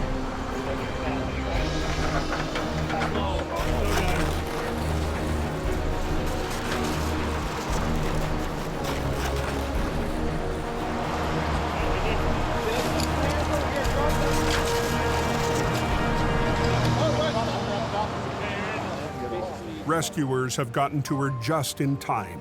She'll survive her ordeal. Well done, gentlemen. This to me was a really nice ending to this rescue. It's amazing that anybody could come out alive. Yeah, your light works awesome. Search and Rescue made a comment there that it made their job a lot easier. Yeah.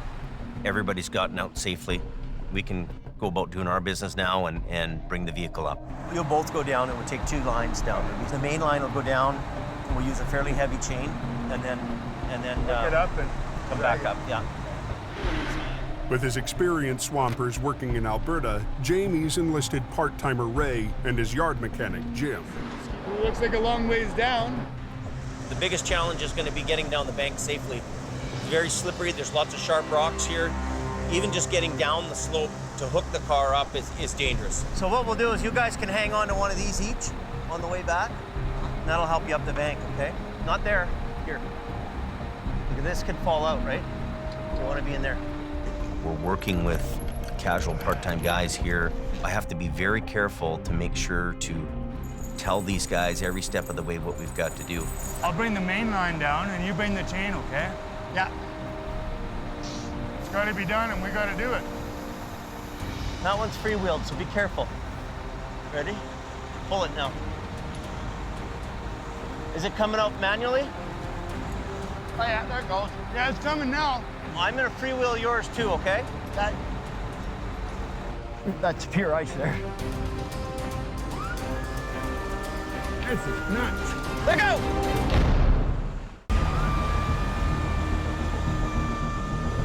This is nuts. On the Coquihalla, stand-in swampers Jim and Ray scale down a 100-foot slope toward a wreck below. Okay. Yeah. We're here.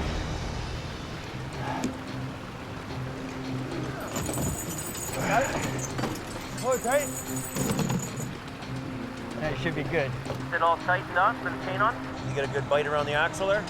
Yeah. Small lines underneath? Yes, sir. Traffic is already bottlenecked, and it's about to get worse. We're gonna shut the highway down so we can move around and not worry. This bank is so far out, we wouldn't be able to lift it. Not enough reach. That's pure ice there. Jamie will have to drag the wreck 60 feet up the slope so it's close enough to lift. We're steering around these big rocks. You know, if you hit a big rock, it's going to be quite a hard thing. 2 years ago, Jamie tried a similar move.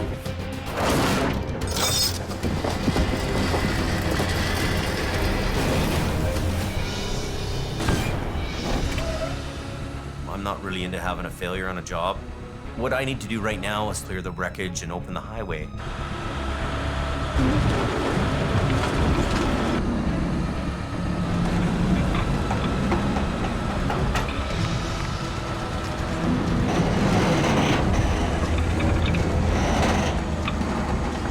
It's right on a big boulder. Our chain better not come undone. Nice and easy. Go easy.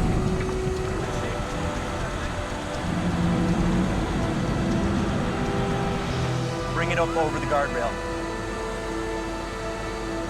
Not much left of that thing. It's amazing that anybody could come out alive of that truck. You know, their car's totally destroyed, and, you know, they walked away.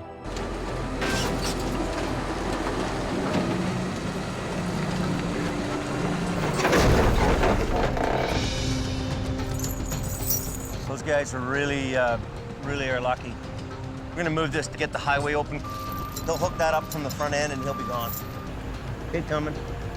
Warp. That's fair.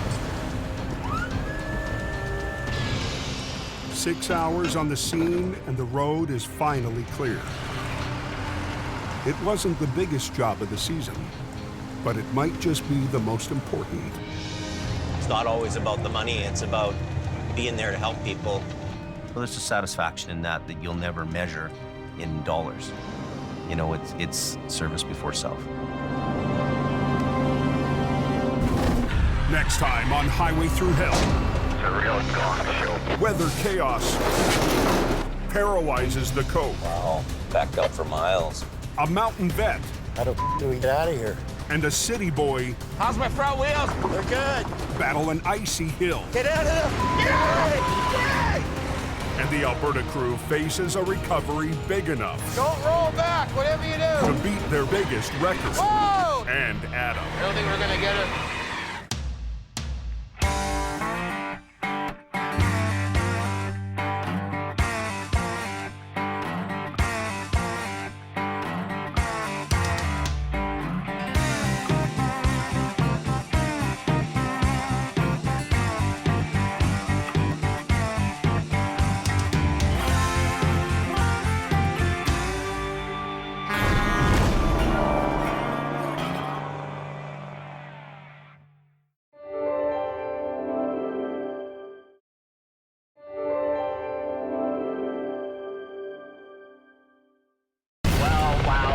This time on Highway Through Hell. We're on a dangerous road. A backcountry recovery puts Adam's crew Here we go. Watch your back. in a tight corner. Or is it just like black ice? Police take to the sky Get the highways open quicker. to solve a deadly mystery. He's gonna lose the truck. And Jamie's lone wolf Now what? Hey, runs into heavy rescue's top dog. the 15 minutes get the road open because the highway guy is bitching. Are you kidding me? On the Highway Through Hell,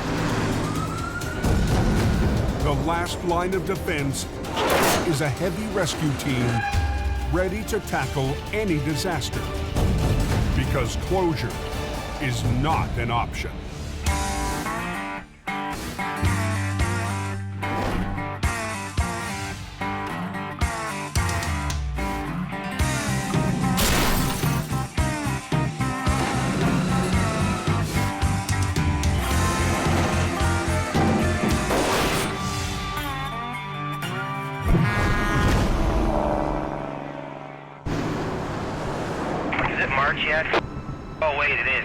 The winter wonderland. Late in the season, the temperature hovers near freezing. It's snowing pretty hard. A little bit of slushy compact up in front of you there. The weather on BC's Coquihalla Highway can change in an instant.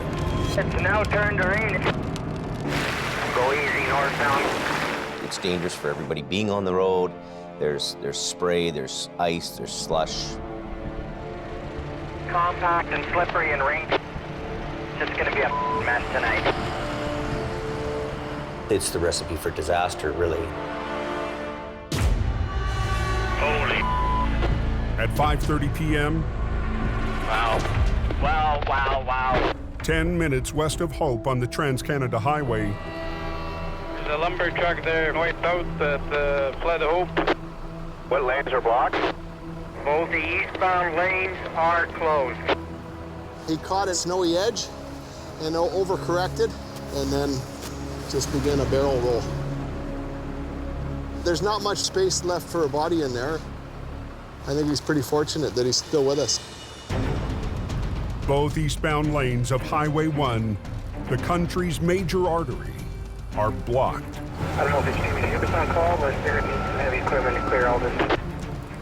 Adam Gazzola is on break after 4 weeks up north, but he couldn't resist the lure of a big wreck. I just come down for my 10 days off and figured I'd come out and have some fun. What do you want to do? You think we should skid these ones out of the way?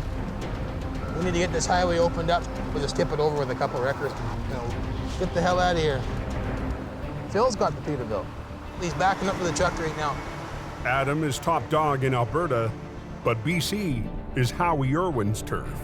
Well, Howie's in Chilliwack somewhere coming this way. Until Howie's on the scene, Adam takes charge. So if you come down here with 47, Lisa will be able to do something with it. Okay? How's she going today? The highways are in a big panic, so whatever we're going to do, we should probably try to do her. The B train is too heavy to flip with a load of lumber still attached. I gotta talk to Wayne here. Heavy Rescue's newest driver, Wayne Sahata, will have to cut the load free. We gotta crawl up there and cut it. Crawling out when I get the top of the tire. There you go. You got her, Wayne.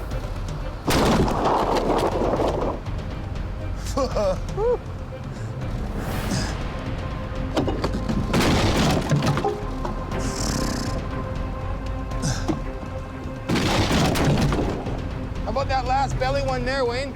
Which one? Is it loose? Must be. Good enough. Whew. Couple straps holding, but nothing major. They'll come off. Yeah, I'm right here now. At 6:15, Heavy Rescue's lead BC operator, Howie Irwin, rolls up in HR 66. He was west of Hope, and he's pulled up on the opposite side of the wreck. You got another chain, or? Yeah, I got another two. Okay. To save time, Howie will use Phil's wrecker, already on the other side. Oh! This season, Howie's built a reputation as BC's lone wolf. I'm one man, one truck. Redneck science. When there's a big truck wreck and I show up, it's my job to make sure that it happens. I should be able to do this with one truck. I'm gonna grab it in the middle, grab it in the back of the tractor, and pull the thing over. Okay, hand me that block when you get enough cable out. You need more? Or are you okay? We're in. That's all I'm concerned about is getting that highway open so that they can get traffic moving. Use the chain, wrap the rail. Even though it's Howie's scene, Adam is having a hard time playing the role of observer. Want to get 47 on the front, or? What? Want to get 47 on the front, knuckle it down? You observe with this, not this. Maybe put 47 on the front to help power it over? Every little bit helps. That's why we have the trucks. We try to use them as much as we can. I don't think it needs more power. I figured just one truck could do it. I've rolled over quite a few B trains. I've never had one that never fell over on its wheels. Okay, well, we'll do her your way then. You figure you can do it. You know, what you've got here is Howie, you know, being a lone wolf, used to doing everything on his own and alone.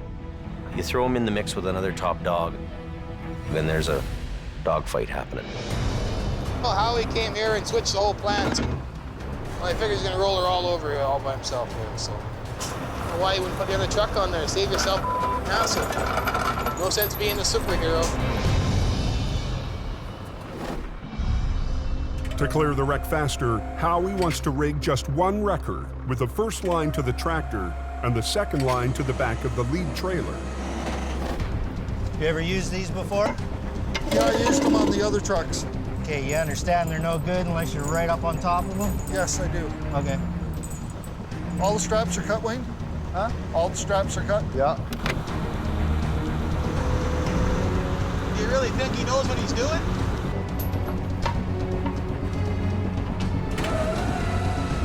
Try it. Okay, here we go. Keep going. Keep going. Come on, you little...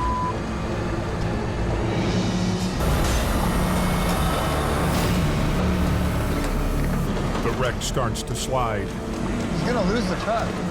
but doesn't flip. Dog choke. Unreal.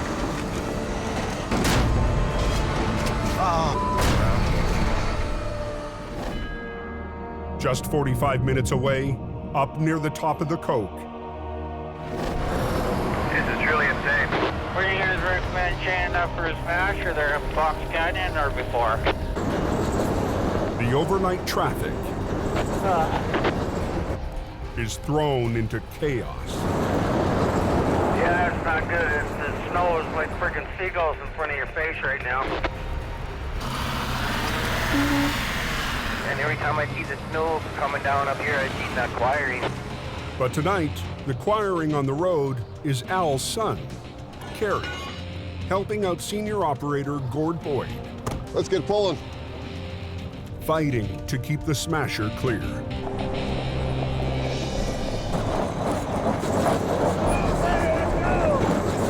Up near the summit, the steep 8% grade takes its toll. I can't get up the hill. It's because they all stopped. Problem is, once you stop, It's awesome. The driver works traffic control for Jamie's brother, Jason. He needs to get to a wreck up the highway. either I get up there and get to do the recovery or I hang out down here for the night. Anyone wanting to head towards the Coke, I would suggest taking another route. Back down the hill and pull one up. Backing up down the hill that night in a snowstorm. Just another day at the office. Gord takes pity on the competition. Just stay right there, yeah?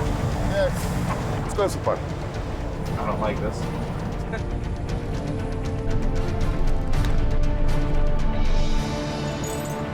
There you go.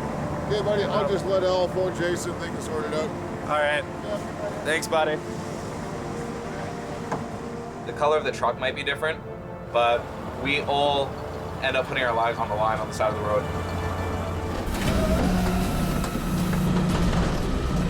Long shoulder. Oh, that's hard on her. Back down on Highway 1, Howie's gambled on a quick flip using one wrecker. But so far, he's losing big. He's gonna lose the truck. Unreal.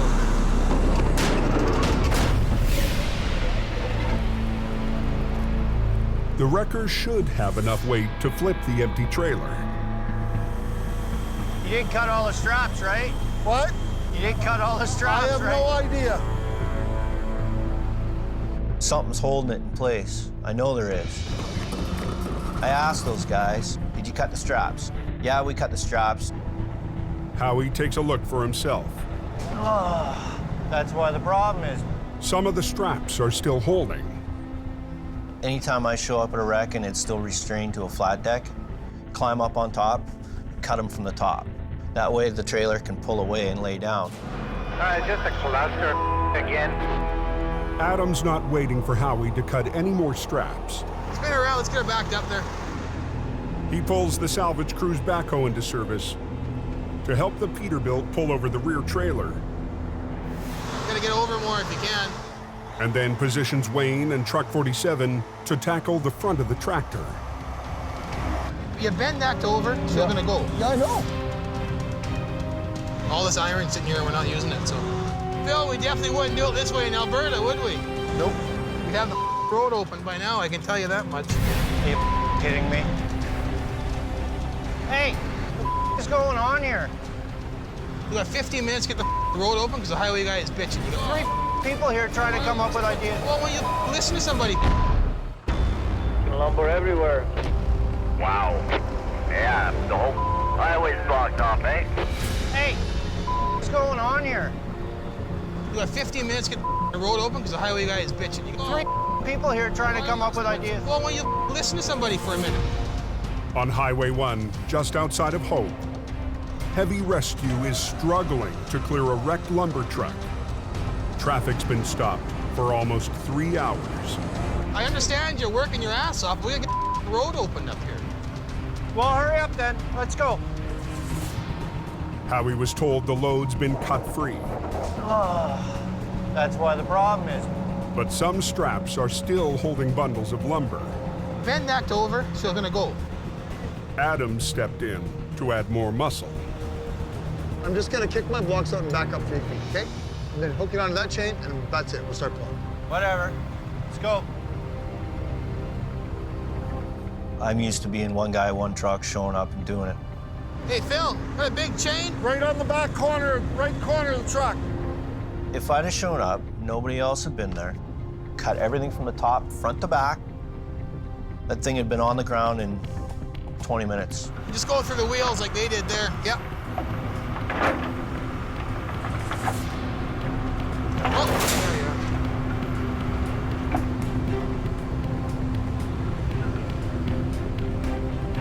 I'm gonna release my line and drive ahead. You should too. The B train slid during the first attempt. Now it could come down right on top of the wreckers. I don't want this truck falling over and landing on my truck. Is he ready? Yeah.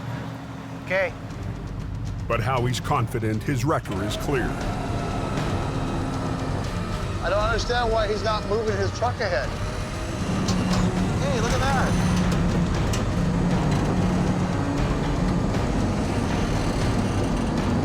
Slow but surely.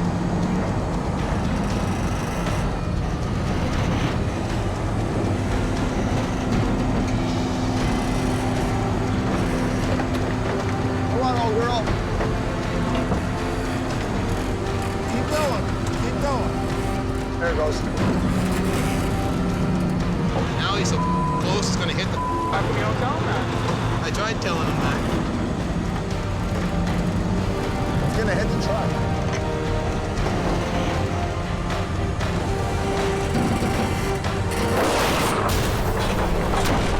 Whoa. There, it's down now.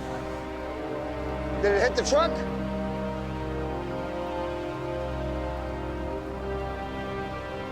No, lots of room.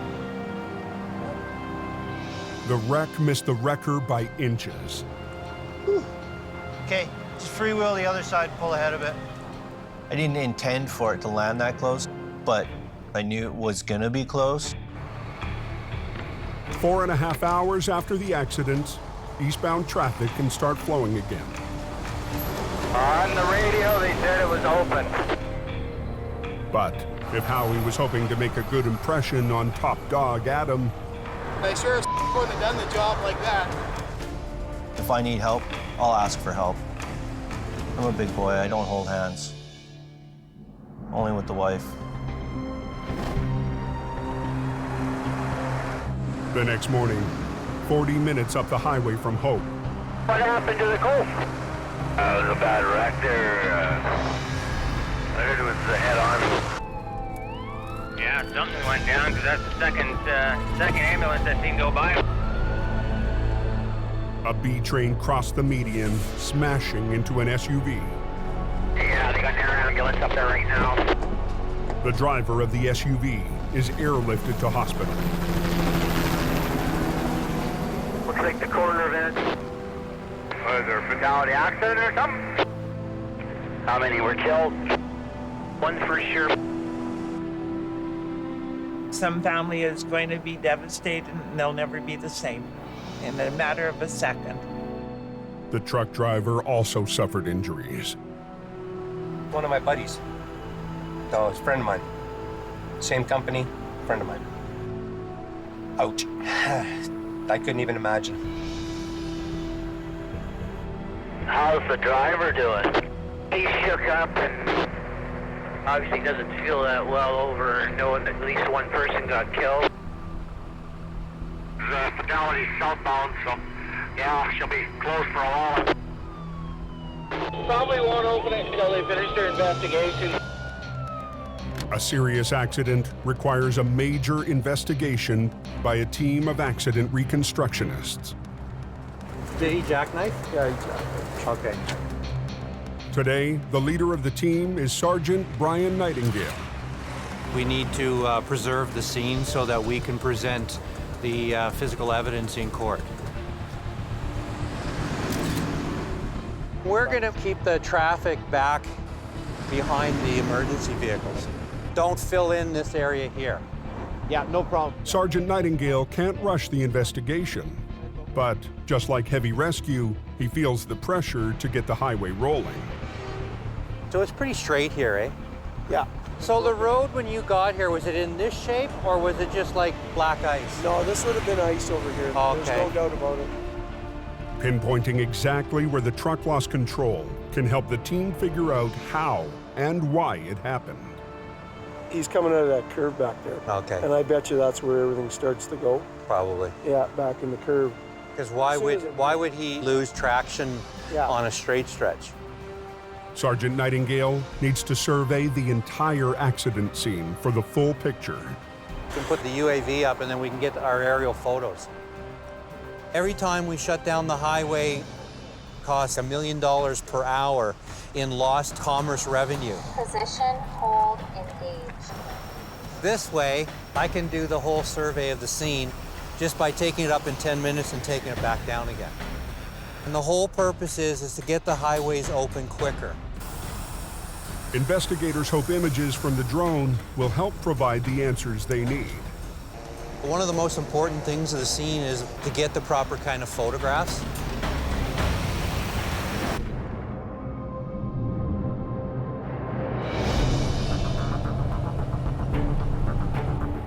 In northern Alberta, Have you been up the Conklin Road before? I know I haven't been. You're in for a treat. Adam's back in the oil patch after 10 days home in BC. He and Colin are heading to Old Conklin Road, 3 hours north of Lac La Biche. They have a gravel trailer rolled over. Just a trailer for far as I know. Yeah, okay. That road's pretty twisty. It's a narrow, white-knuckle ride through remote oil patch backcountry. Pickup coming at you, Colin. No, I heard him. 58 empty body drop. If you know there's a wide load coming, you better start finding a space to get the hell out of his way. The trucks are hauling loads of gravel, used to extend roads over the muskeg into more remote oil fields. 35 loader pickup. These roads are narrow. There's protocol on them. Your record kilometer 31 to behind. Every kilometer, you need to call out where you are, what kind of truck you are. You gotta be careful. You gotta watch your speed. That way, you know, two vehicles don't smash into each other. I'm calling straight on the 97 corner here. Just watch yourself. Recovering a loaded trailer will be tough enough. Yeah, we're here. But on this narrow road, it'll be almost impossible.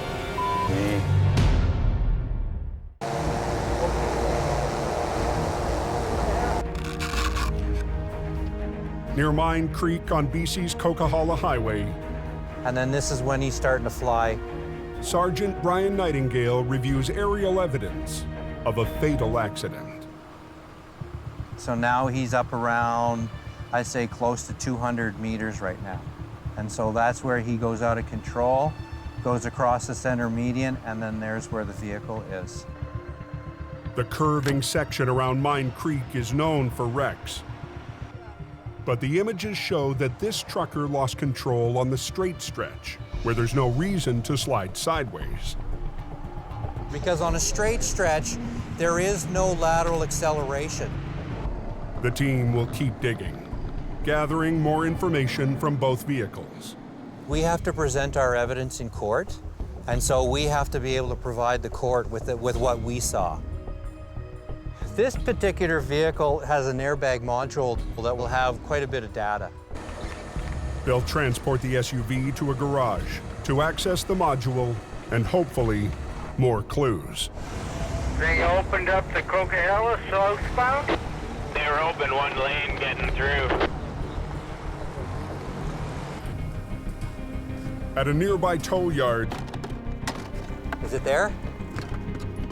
The SUV's black box, called an event data recorder, will help investigators reconstruct the final seconds before the crash.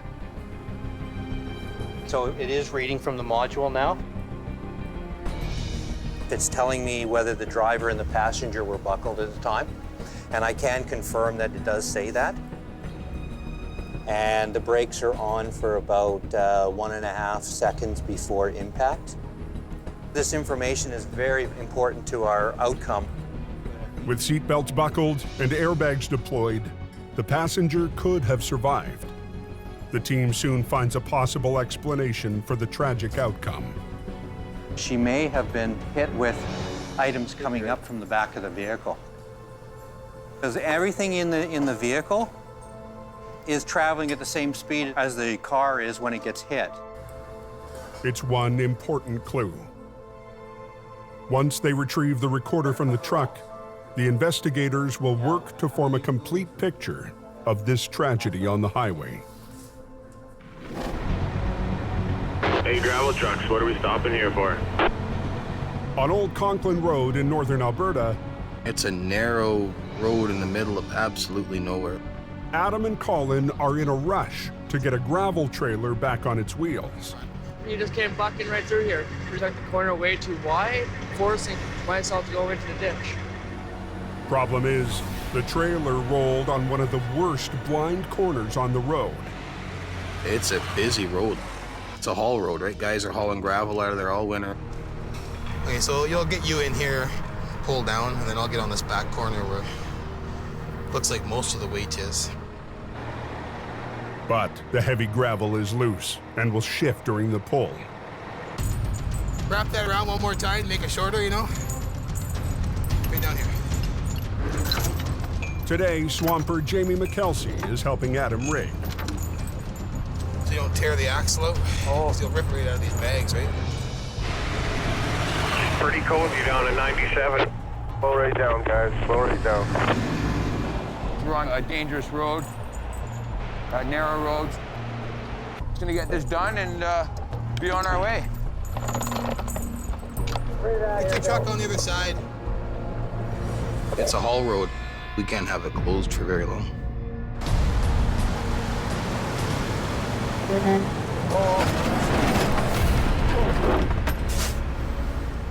You want to push on some more? Let go of it.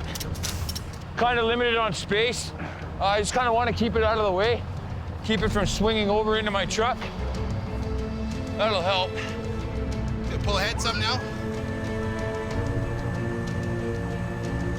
A little bit. Hey, you don't want that hitch coming out and whacking you in case it breaks. Well, I got it tied up, but still. Okay. I'm gonna go between that, we should be okay. I'm underneath the airlines now. Okay, how's that look there? That looks okay.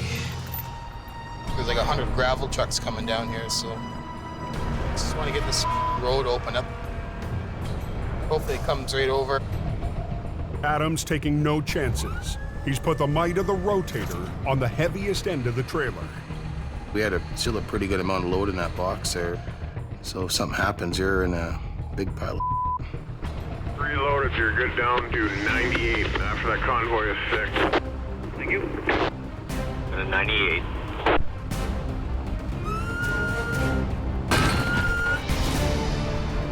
Yeah, go ahead, yeah.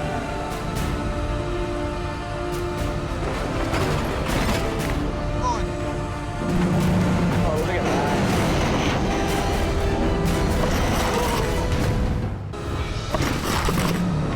Guys, watch yourself. On a remote road in northern Alberta, Come on, Adam, pull that thing over. heavy rescue is fighting to pull over a loaded gravel trailer. Are you gonna be okay there when it comes down? You have lots of room there when it comes down? It's tied up. Okay. But Colin's running out of room. If he stops to reposition, the trailer could topple. The gamblers are going to turn this thing back upside down again, and we're going to be back to square one. Keep going.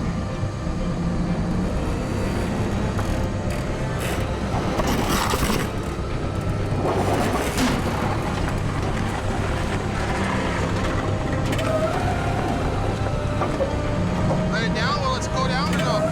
Well, What? no, you're right on the boom. Ah. Well, it's caught on the boom, so it won't go down, come back down. That 97 is blocked off. There it is. Pretty slow, the guys standing around. You got an accident just ahead of you there, southbound in Granny Lane. On Highway 5 in BC, Howie gets word of a wreck near Othello. Oh, he's buried in there like a tick. He's talking about that rather interesting parking job at Othello. Last night, a fully loaded semi veered off the road and is now wedged against the rock. Have fun getting it out, I think. It might look like a simple recovery, but Howie can't just winch it out. There's only 4 feet between him and the rocks on the other side. So if I was to hook onto it and just start pulling it up the hill, it would automatically want to go away from the truck towards the rocks. After last week's struggle, the lone wolf has decided he needs help. We all got to work together. You can't be a one-man army. I try, but there's certain times where you know you're outgunned. You either got to add another gun or get a bigger one. The weapon Howie needs is the rotator, with its vertical lifting power, but it's hours away working in Alberta. Here he comes. Fortunately, there's a backup. Jamie's brother Jason has one. Well, what do you think? I'm thinking he's not coming out with damage. Without damage. Guys are all fired for having dirty trucks. Jamie shows up to oversee the recovery. So I just want to grab the front, get him to grab the back, and just park it on the shoulder behind me, basically. Yeah, I think he should follow with you. Yeah, well, that's what I mean. If He needs the team to help him in this case, so he's got to learn to be with the team and make this happen, because it's beyond a one truck, one guy job. The only damage to the truck is on the front end of the trailer, and Jamie wants to keep it that way. There's quite a bit of value in this truck, so the goal is to bring it out and not do any more damage to it. Truck's gonna start coming up on that right front wheel, right where he's standing right now. Howie will tackle the tractor with HR-66, but the heavy lift might be more than it can handle. HR-66 is a 25-ton hydraulic wrecker. It has limited capability for recovery. A 25-ton truck is a tow truck. This is really a 2-rotator job. Lift this whole unit up and bring it on the road like this. Jamie and Jason have worked major recoveries together with both rotators. So let's go up high. It's the perfect setup for lifting a semi straight upward and onto the road. Wow. Problem is we don't have a second rotator here. We're just gonna have to work with what we got. They don't want to damage the undercarriage or the fairings, which improve wind resistance. He drove it into the ditch at such a shallow angle that he didn't wreck anything on the bottom half of the trailer. I got to get it out of the ditch without trashing it. This much of a side pull, I wouldn't be sticking out too far, eh? Yeah. All righty, here we go.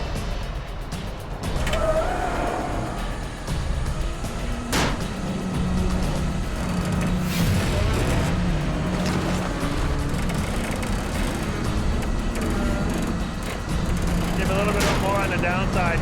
Keep it level. There you go, yeah.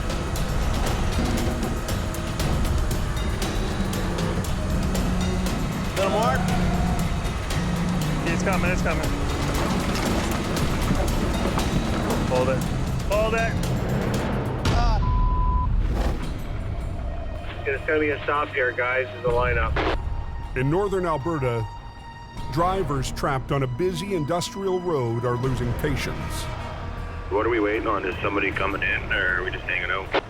We're costing them guys money. If we don't get that out of the ditch and off the road, you know what? Those guys might miss free trips, right? And that means money to a guy that has a truck payment. Heavy Rescue is racing to flip the gravel trailer, but the trailer's hitch is jammed against the wrecker. It's held up against your boom, so when you pull ahead, it's either going to go that way or it's going to come this way. Colin needs to release his winch and move his wrecker. So my fear is when you pull ahead, it's going to go down again. Freewheel and go ahead. Go easy on the clutch, you'll just metering your way.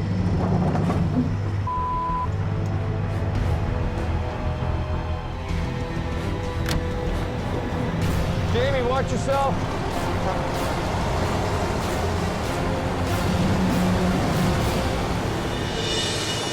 Okay, hold there.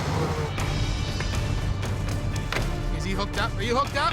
Just about.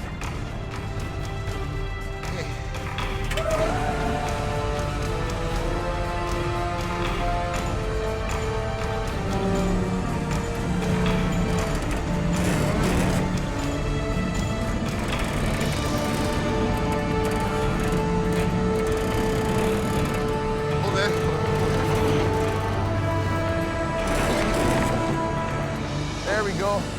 We're all good. You can unhook.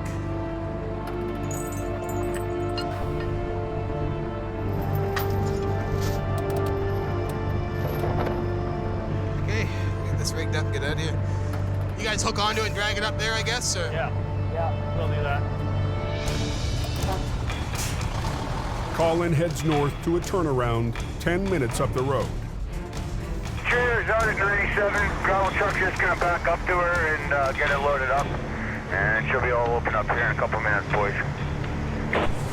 Perfect, perfect. Adam hits the road for the 3-hour journey home. D-Record 96. Get it down. But just as the gravel truck gets on its way, Now we can't go up the hill. It's stuck. it's trapped right in the blind corner. What the? Here we go. What a gravel convoy, 97. Watch your back. Watch your back. Traffic backed up for 40 minutes, guns it for the open lane. 97 for 6 empty heavy and 2 left. They might need a tug there and spin it out.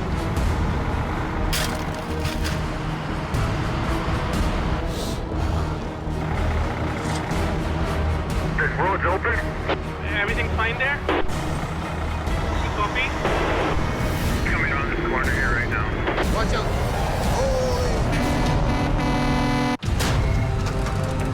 Hold there.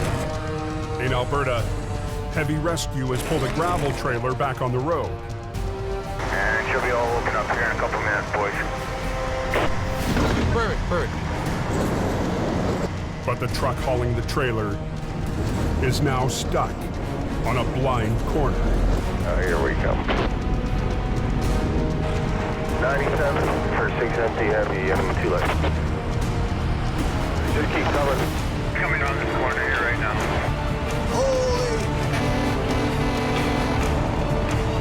Loaded gravel truck 98. Loaded gravel convoy 92.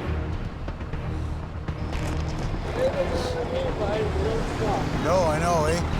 You don't give it.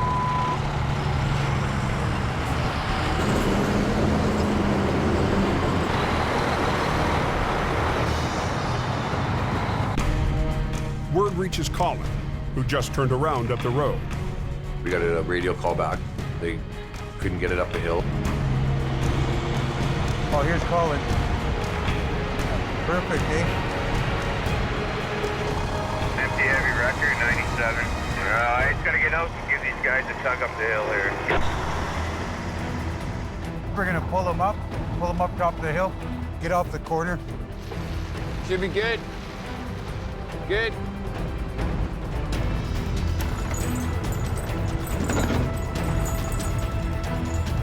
Give me that. Put her on the ground. Let's give her. You ready? You bet. Just helping these guys out, you know, it's what we do, right? Back on the road. Never leave a man behind.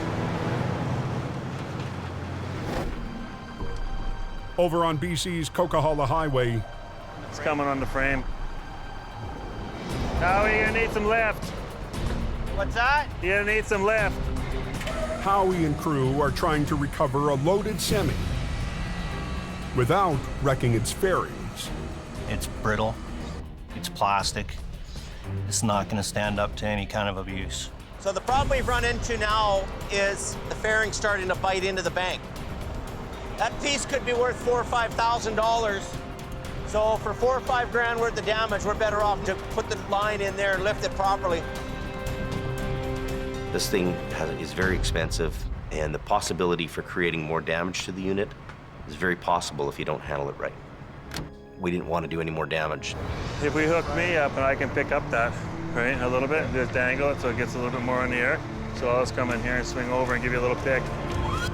Jason plans for a re-rig, running straps to the front of the trailer to help Howie lift it out. He'll flip around like that, take a little bit of pressure off on it, and actually lift it over that way in order to pull it out. You want to get that one over? Yeah, I want it over. Push it up, Howie. Yeah. Oh, watch her. I got you. Are you climbing up, James? Yeah. You come up, eh? I'm gonna move it back to the landing gear, eh? Yeah, man. What? I tell you, this trailer is not looking very good up here. There's a lot more roof damage than really is apparent, and it goes for quite a ways. The veer angle of the two lines would actually push on the top corners of the trailer, collapsing it in. I just know that's gonna end up getting squished. Let's set up one spreader bar and pick it up at the landing gear on both sides. You know, you're still gonna accomplish the same thing. The front corner is so damaged. I'm scared of it. A spreader bar allows a trailer to be lifted vertically from its base, taking pressure away from the fragile walls. But rigging the spreaders... And they're the same length? What's this say? It doesn't say foot length on it. means more time on the highway. Yeah, 20. That's a 20. Just join them together, and we'll go in about here. We'll put angle iron in here. Okay. Are we good? Keep going slowly. Angle irons will prevent the straps from cutting into the frame. Okay, go ahead.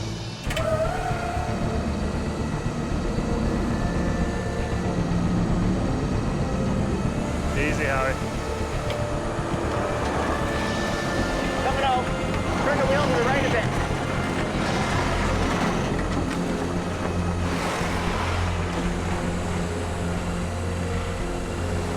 Hold it. I hope we got enough room to get this side holding up, eh? Well, before he runs in, that's going to be the big issue, isn't it, eh? The front fairings are out, but the rear fairings, still in the ditch, are right against the ground. The problem is, we need to move ahead with this, get on the pavement here without damaging that fairing. This is our next issue. We got to keep it off the ground, from rubbing the ground, basically, as it's coming over the bank. Okay, we're ready. Now he's gonna go ahead now, eh? Steady as she goes.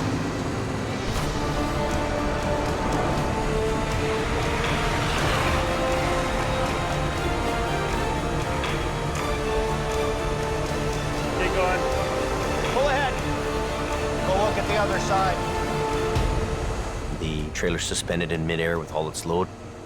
Those are real critical moments for us. Hold on, Howie.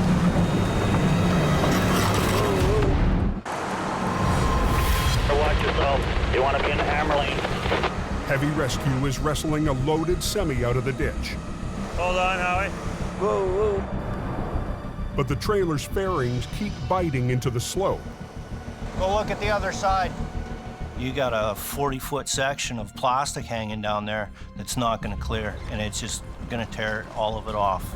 And that's a big bill to repair. Then I'm going to move to the back and move over, and then go right in front of my outrigger and then swing right over onto the road. Roger. He's gonna grab the back of the trailer behind the axles. As I'm winching it out, he's gonna swing with it. Keep it level with the back end of the tractor. So we're gonna park it right here. Good? Yeah. Okay. Good. It'll be a test of teamwork for Howie and Jason to free the grocery truck. What we really need here is these guys all to work together and be the dream team and make this happen. So it's a matter of him watching me and me watching him, making sure that we're together. There's some stress on here already, eh? Now it's gonna release. Tag her in, Howie. Let's give her, see what you can do. Watch me, Howie. Yeah. Brakes off. Slowly, brake. Slowly. Okay. Slowly.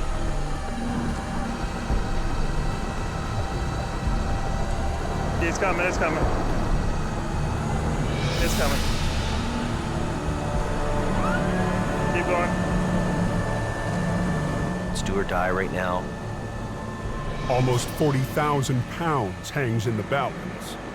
Those are clench your fist, grind your teeth kind of moments for a guy where you have all the load suspended there. A little more. Oh yeah, buddy. Yeah, that's nice. That's nice.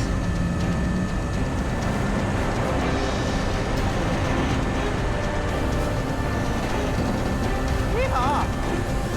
That's good, Howie. Yeah, that'll do it. Woo-hoo. It's all on the road now. That's it. It's nice when they're successful. We just lifted a fully loaded trailer out of a 4 or 5 foot ditch down here without any further damage, making the right decisions. We come out with a happy ending. And a lesson learned for Jamie's lone wolf. When you're dealing with major incidents, major recovery work, team is the answer. Enough room for us fat guys to get back. You have to work together to score the goal. Can't just be one guy carrying the ball all the way down the field.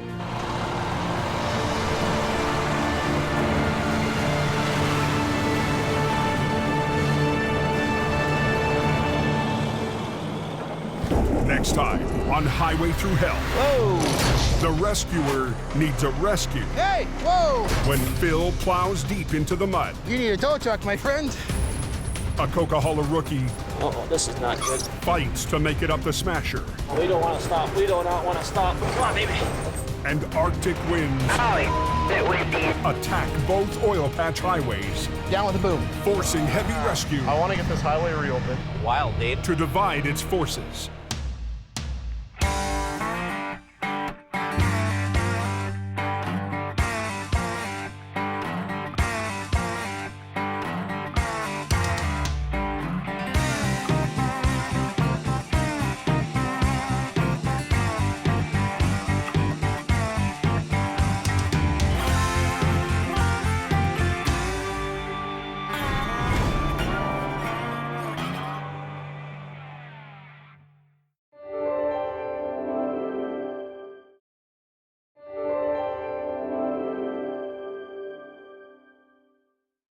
This time on Highway Through Hell.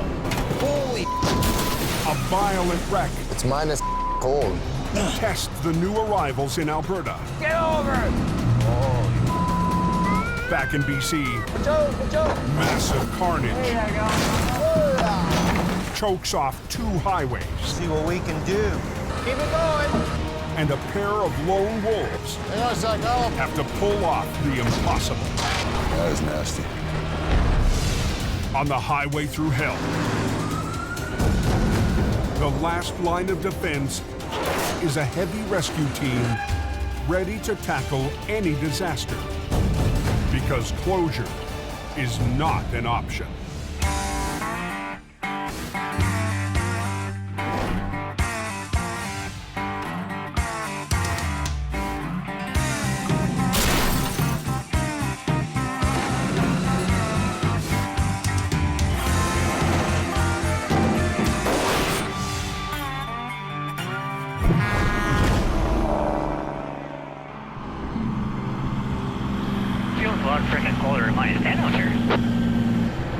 It's the 5th straight week of sub-zero weather in northern Alberta. Both go down to -20, so. The deep freeze has turned Highway 831 to ice. That's a nasty little road. Death grip on that steering wheel. At 1:28 p.m., a semi loses control. Call 911. Yeah.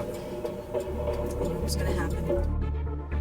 There's a truck in the upside down there. Can you flop it over? You betcha. Just drove it right into the ditch. I think we lack of control. Reporting a rollover. Jamie Davis en route. Last week, Jamie Davis brought up Heavy Rescue's powerful rotator to battle the industrial-sized wrecks that litter the highways to the oil patch.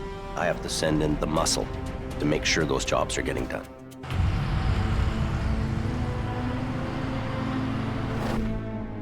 Heavy Rescue's heading to Highway 831, which feeds one of the main routes to the oil patch. We got a tractor trailer that's rolled over. Joining Jamie today is operator Colin McLean. A bit of a mess. Trying to get there, take a look, see what's going on. It looks like we got a couple of pieces of pipe that have all come off the trailer. Good day, sir. Good. Something led the driver to catch his trailer on the shoulder and lose control. The driver survived, but the crash sent his load of industrial pipe hurtling down the highway. These are pipeline pipes, very, very thick, heavy. They rolled down the highway almost like rolling pins. If that would have hit a car, serious injuries would probably be the best case scenario. Let's do a flip on the trailer and then get hooked up. Jamie plans to do a single lane inversion. Flipping something over in the lane that you're working in. What that does is it allows traffic to flow on the other side. But that leaves them working up against a moving lane. Look at the traffic here. Amazing. You have highways that are handling traffic volumes that are going to all these oil field sites because the traffic buildup is crazy. The pressure on us to get that job done quickly is huge. Fast, I want efficiency, let's go. Controlling that heavy traffic is up to Jamie's stepson, Brandon, who's flagging along with Sammy. It's minus cold. Brandon's new to the Alberta operation and the brutal climate. The weather's extreme. That ice and the wind mixed together. I'm wearing these too and I can't feel my fingers. It's on a kind of a weird angle. Kind of in a bad spot here to flip over. Where's my glove here? Adding to the challenge is the twist in the wreck. That truck is wound up like a giant spring. There's energy there. That energy is something to worry about.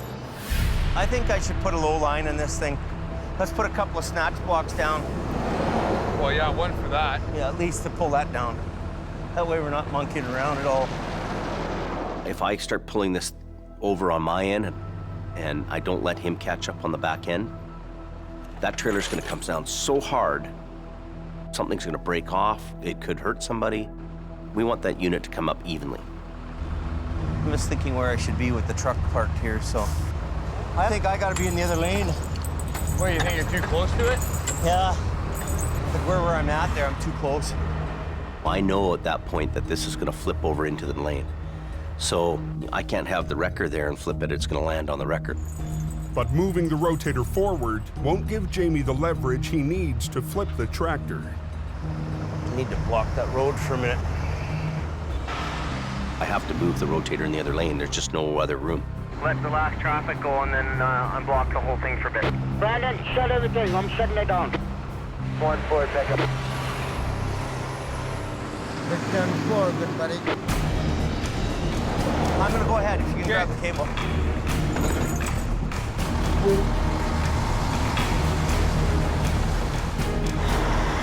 Yeah, you're good there. The public want to move. If we're holding them up in any way, shape, or form, we better have a good reason for that. Our guarantee to the public is to open the road faster than anybody else. Both wreckers are armed with ice cleats. After weeks of slipping problems, I'm just sliding back and it's... Jamie ordered custom cleats designed to dig into frozen northern roads. I'm good if you're good. Colin will hoist up the back end of the trailer to reduce the twist in the wreck. We want to make sure we're not twisting it, so we're gonna wait for him to do his thing.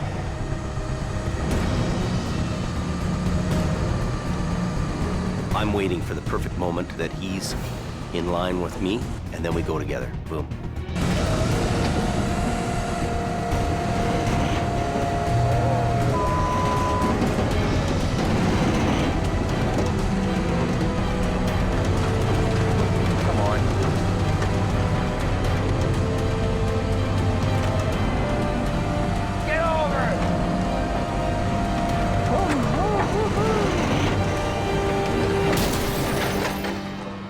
That was a hard one. Nice, decent, Jimmy. Decent. Just another day at the tow yard. So what we're gonna do now is get the wrecker off the road right away and get the traffic open. I'll just get off the road. Can I send or are you gonna send? You can send and bring me some fire for my hands too, please. Highways is reopened. Oh my God. I'm gonna buy some rechargeable boots, put a heater on them.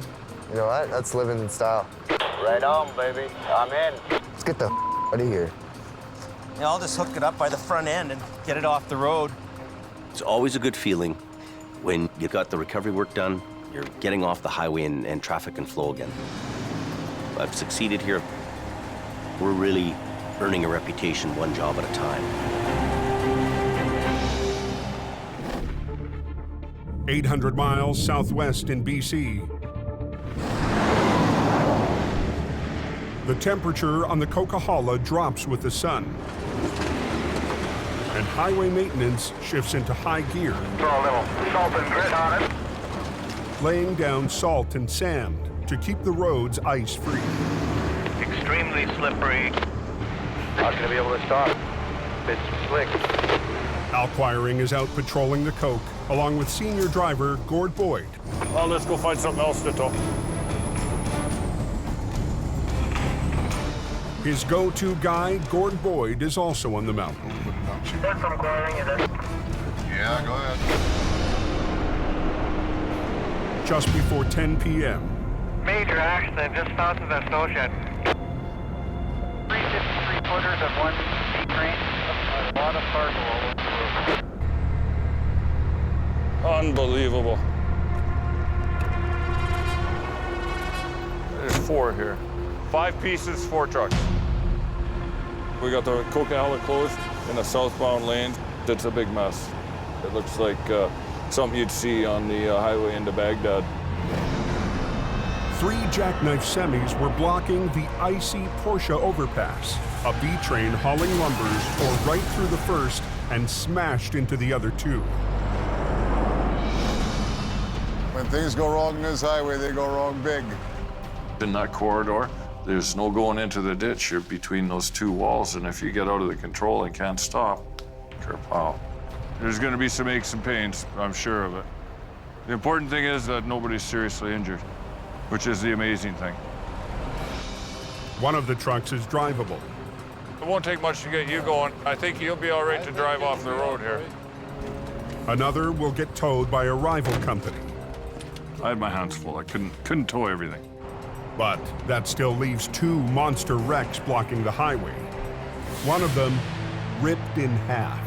The other truck just went right through our trailer. The mixed cargo of electronics and hot sauce has exploded across the pavement. And the overnight freight runs are stuck. Drag what we can, get it off the road, and if it doesn't cooperate, we'll go to plan B. It's all up to Al. Okay, I'll back up. We'll get some lights down there. And Gord. We just want to get this out of the way. To clear the highway. It is a mess. Armageddon. Who set the bomb off? The coke's closed. Bad accident. The road's going to be closed for a while. Quiring is on scene.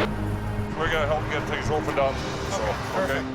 In BC, Al Quiring and his go-to guy Gord, brutal, face a massive pileup on the Porsche overpass. Hot sauce on everything. That shut down the southbound lanes of the Coquihalla Highway. It is a mess. Armageddon. A salvage crew is en route to deal with the freight. Got on everything. 2,000 bottles of hot sauce and a mountain of home electronics. We're gonna get this stuff off the highway. We got a whole load of traffic backed up there. I walked down to see the wreckage. It's unbelievable. Al needs to haul the split semi off the highway without further damage to the load inside. You want to get traffic flowing as soon as possible. Obviously, you want to try and do it without wrecking everything. Just into the slow lane's fine. That way we get the fast lane going. We'll just grab that one, Gordon, straighten it out. I think before we go banging this thing around, we should throw a belt across here. Yeah. And we'll stack these pallets up to hold it together. Yep. Have some outboard motors here going out. Put a couple pallets up, tied everything together. Our job is to clean up messes. You use whatever you have at hand. If you don't have it at hand, make it. There you go. Okay, try that. Oh, take the big one, Gordon. Yeah, there you go. If their jerry-rigged wall doesn't hold, they'll be cleaning up a much bigger mess. Good. Okay, pull.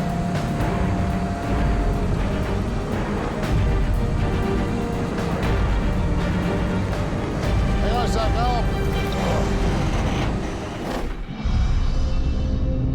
2 hours northwest. I think I'm gonna do Highway 1. I don't want to get caught up there. If in doubt, go to the canyon. That's what I'm doing. With the coke closed, traffic surges on Highway 1, the alternate route to the coast. There's a lot of traffic over here on Highway 1. Hammer down, and if you know the road, you can make good time. But the twisting, narrow highway can't handle the same high speed. 18-wheeler. At 1:23 a.m., just north of the town of Lytton. Half his tires are touching the ground, the other half are right up in the air. She's right on her side there. Now we got a truck rolled over. Apparently it's laying in the middle of the road, got pipe on a trailer. I'm gonna assume it's ugly. With most of heavy rescue in Alberta, Howie Irwin tackles this job solo. I know that he's going to be on some of these jobs trying to pull off the impossible. He's a one-man band. Hope for the best, expect the worst. Time to go. Evening. This the biggest wrecker he's got left down here? You betcha, buddy. It's passenger side down right now. Holy. We come down that hill around the corner on the straight stretch and failed to make the next corner. He didn't turn. He went airborne and landed like that and then just kept coming. The tractor, hauling a trailer load of plumbing pipe, overshot the curb, hit the hillside, and flipped onto the road.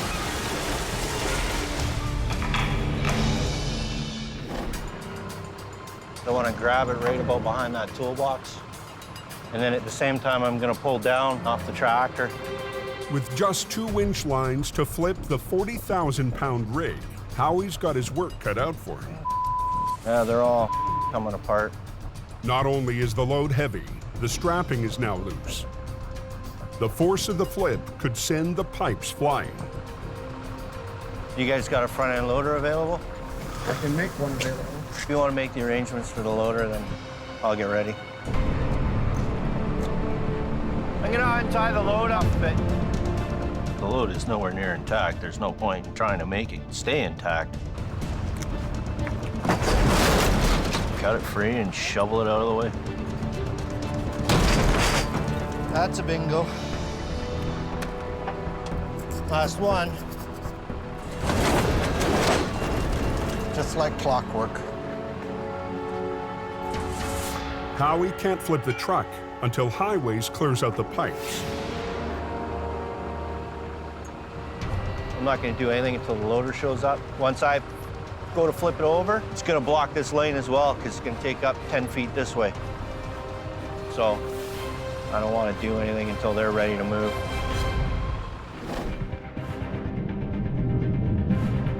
Over on the Coke, What's going on at Portia Creek? They got a wreck southbound. Al's makeshift wall is holding. Hey, Zach, now I'll pull the brakes off. You want to steer it? Sure. But now that it's straight, they need to get the wreck off the highway. Got air. Got air? Yeah. Okay, release the truck and then I'll just drive ahead and you head straight for the gas signs there. You got it. 10-4.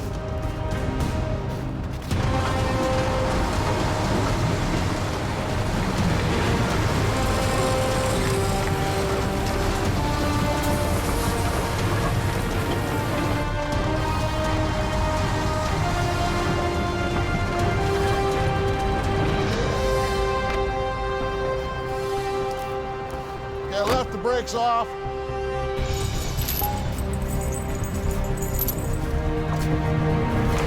The back half of the trailer is also full of cargo, and it's off its wheels. Semi-attached. Just want to try and protect what isn't wrecked already. Try not to make the situation worse. Big Green's gonna come in and put the hook on. We're gonna get these boys rolling here as quick as we can. Keep an eye out, Gord. Just try and be conscientious about what's going on down there. Dragging the trailer is slow work. We're gonna move this crap out of the road. There we go. Oh man, that is nasty. They've still got a second wreck to clear, and the road to the coast Turn around, you ain't gonna get passed up here anyway. is at a standstill. 4, finally all over the road, man. Turn around, you ain't gonna get passed up here anyway. Definitely got a big mess. On the Porsche overpass in BC. 4, finally all over the road, man. It's ridiculous. I've been sitting here forever. Oh my God. The southbound Coquihalla has been strangled for over an hour. Keep an eye out, Gord. Al Quiring's using his winch line to drag the remains of a mangled trailer out of the fast lane. Oh man, that is nasty. Just give her a little shot of low gear here and drag it over, see if we get it over the white line. But Al risks a little more speed.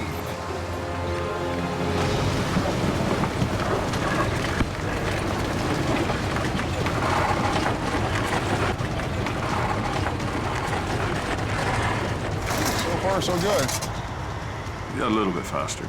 I just dragged the carnage of the trailer behind me.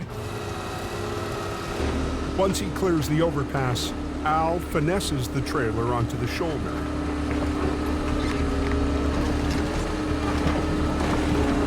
There we go. That's out of the way. So far, so good. We almost got a lane open. Okay, let's go have a look here, see where we're at. But there's still no traffic flowing. We're gonna go after the lumber truck. And they're staring down the toughest wreck of all. That lumber is simply bundles of little sticks. If it starts to go, you're not going to stop it. We've got some tire issues. In the Fraser Canyon, a 2-hour drive to the north, there's also a wreck blocking the #1 highway. Chaos. Heavy Rescue's Howie Irwin is waiting to recover a massive rollover that spilled across Highway 1. Here's your loader. About time. Rod, go over to channel 22 and come around to the axle. As soon as the cargo of pipes is cleared, I'm just gonna let these guys do their thing first. Howie will attempt to flip the pipe truck with just 1 wrecker and 2 winch lines. Let's see what we can do. 1 line will run from HR 66 to the heaviest part of what's left of the tractor. The other will run all the way to the back end of the B-train. The one for the trailer was at a sharper angle because I was reaching out further for it. The more angle you put on it, the less amount of pull you can exert against it. The second line might not have enough power to flip the rear of the trailer. It's gonna want to pull the truck sideways. With no other wrecker, Howie finds an alternative. The loader that's clearing pipes. Every piece of equipment that's here is useful. Might get him on the other side on that top corner. Just give it a push. Howie wants the loader to push from the opposite side to help tip the trailer upright. Square up to it right here.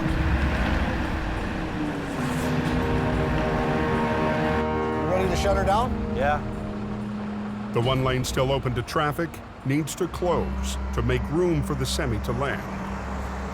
Let's hold your traffic. Okay, cool, we're holding traffic. Yeah. 1 is closed. Now, both Highway 1 and the Coquihalla are choked off. Millions of dollars in freight is stuck. You add the traffic from the larger highway to a highway that's small. You close the small highway down, it goes from bad to worst. Let's get the highway open as quick as possible. Get it off the road.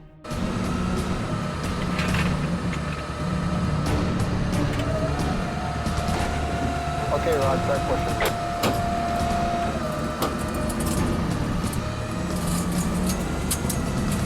Nice and slow. Losing traction.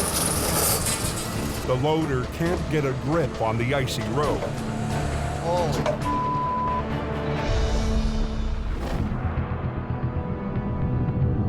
Over on the Coke, It's ugly. southbound traffic has now been trapped for 85 minutes Okay, I gotta back up through here, fellas. as Al works to clear the massive pileup. 3 jackknife semis were stopped on the icy Porsche overpass when a lumber B-train ripped right through the first, careened off a second, and pushed the third down the highway. That's the one that did all the hitting. He must have been motoring. All that remains is the lumber truck.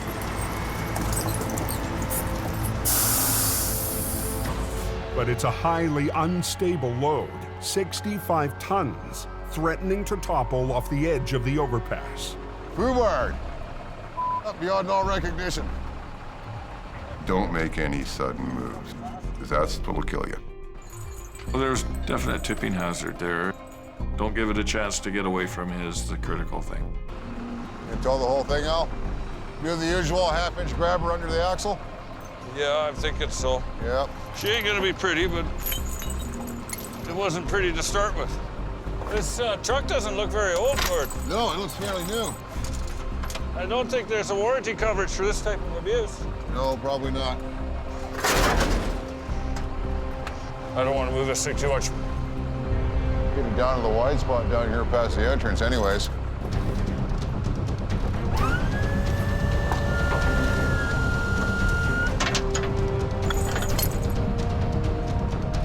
We good? Yeah, we're good. Give her.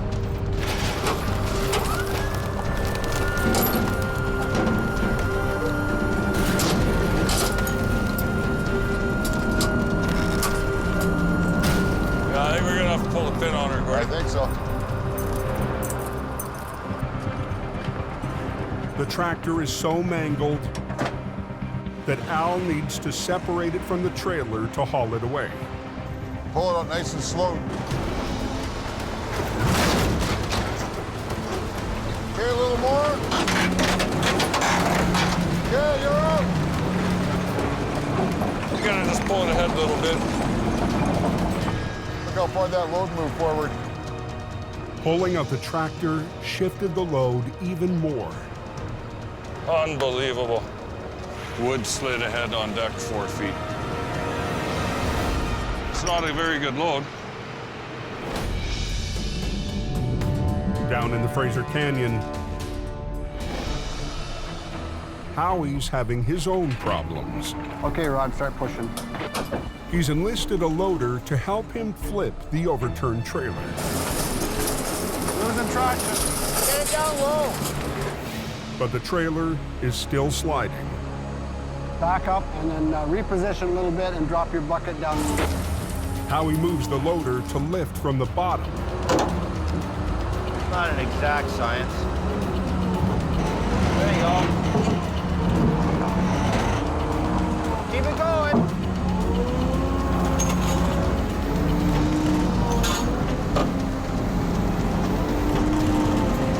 Watch out.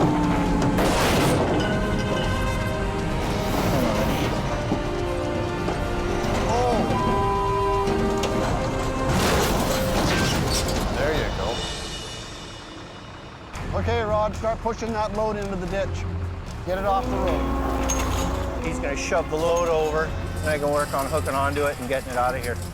Open the lane up as quickly as possible. But when he goes to hook up, see what we can do. He finds it's going to be a lot more complicated. Ah!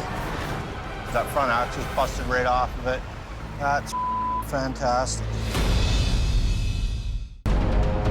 Lined up there pretty good. In BC, it's a bad night for truckers trying to reach the West Coast. Accidents have shut down 2 of the main arteries. On Highway 1, front axle's busted right off of it. Howie's plan to tow the pipe truck from its front axle has gone sideways. Well, there's no front tires on it, right? Holy yeah. The axle broke off in the flip. Yeah, she's pretty well now. Yeah. Howie's trying to hook up that tractor. Nothing left on the front end to work with. Redneck science. Let's see, what the are we doing here?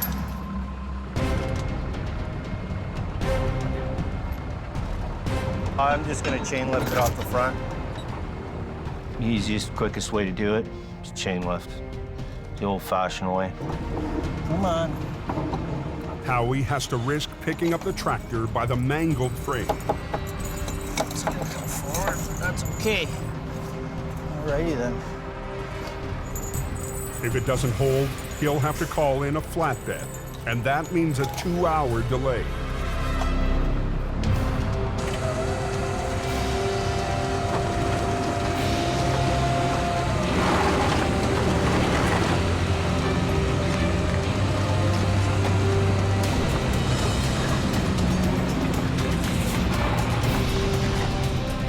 The brakes and try and roll it out of here.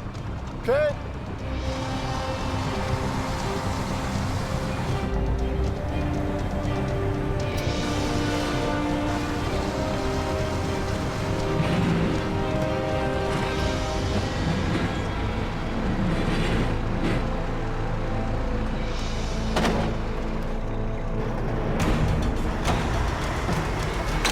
There you go. be a slow ride home.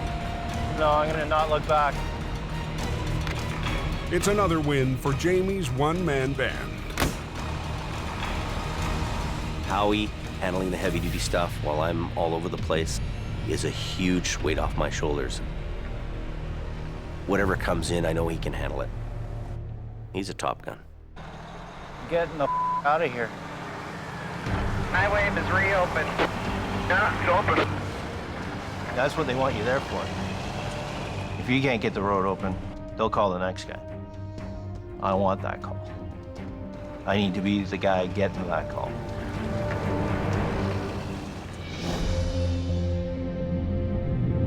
Over on the Coquihalla, If anybody's on the radio at that accident, get out of the way.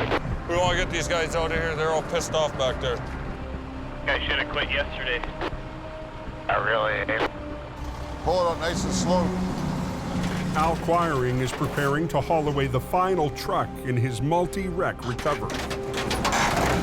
Okay, you're out. But the unsteady load has shifted again. Look how far that load moved forward. Moving it could spill 65 tons of lumber right off the overpass. Unbelievable. Wood slid ahead on deck 4 feet.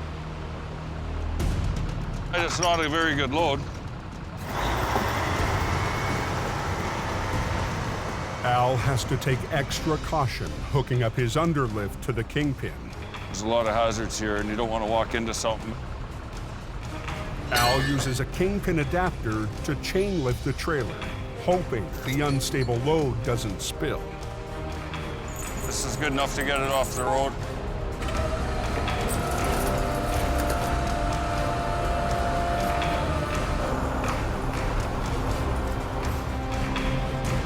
What's the point to around? Just get it done.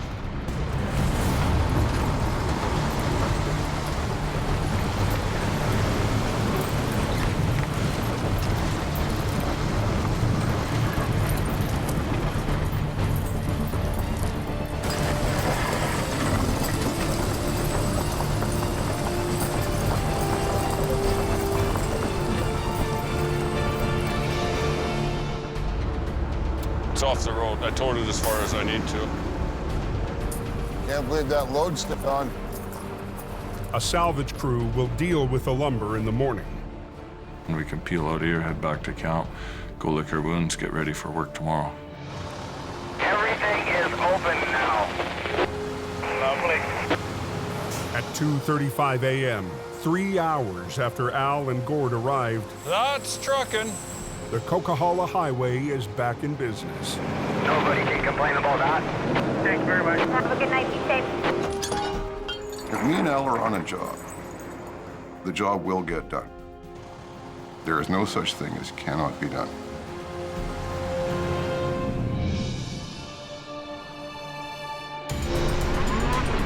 "12 hours later, 800 miles away in northern Alberta, Keep it off the snowbank. All right.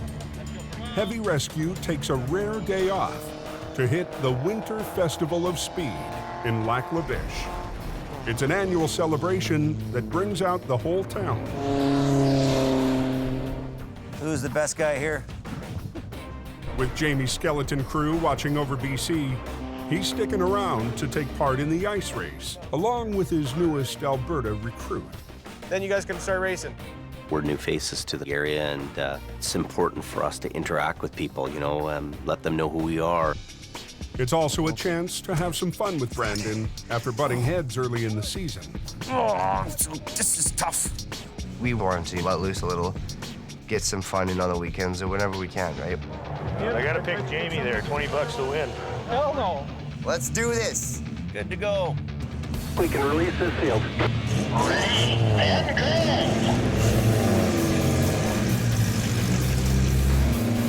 Right away out of the gate, I'm ahead of him and leading the pack.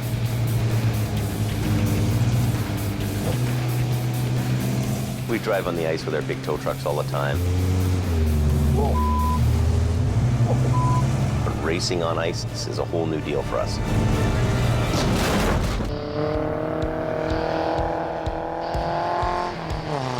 On frozen Lac La Biche in Alberta.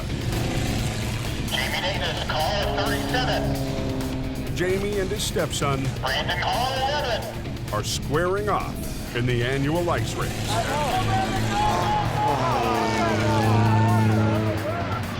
Just shaking my head because I know he's just gunning it.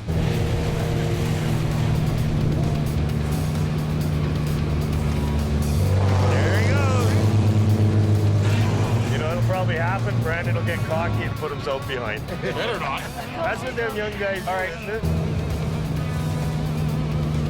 He came around a corner and he was hot on it again, and the guy went sideways in front of him. He T-boned him right in the side. We have a fender bender, folks. But Brandon's not giving up. Jamie gets the edge on Brandon. Final lap. Last chance for glory, folks. Brandon redlining the switchbacks. Closing in on car 37. Oh, car 11 hits the snow. Oh, no! I'm stuck in the bank, driver's right. Yogi Bear's still running the track and Boo Boo's in the bank. Now, Heavy Rescue has to pull out one of their own. Oh, no. Jamie Davis to the rescue. I had a great time going by there and had a big smile on my face. You know, oh, that's too bad, eh? Sorry for your luck, bud. You finished 8th. 8th. Unfortunately, that means your dad beat you by a little bit. You finished 5th. Good. Congratulations. All in all, the boss won. Thanks for losing. Good job. Yeah, thanks for having me.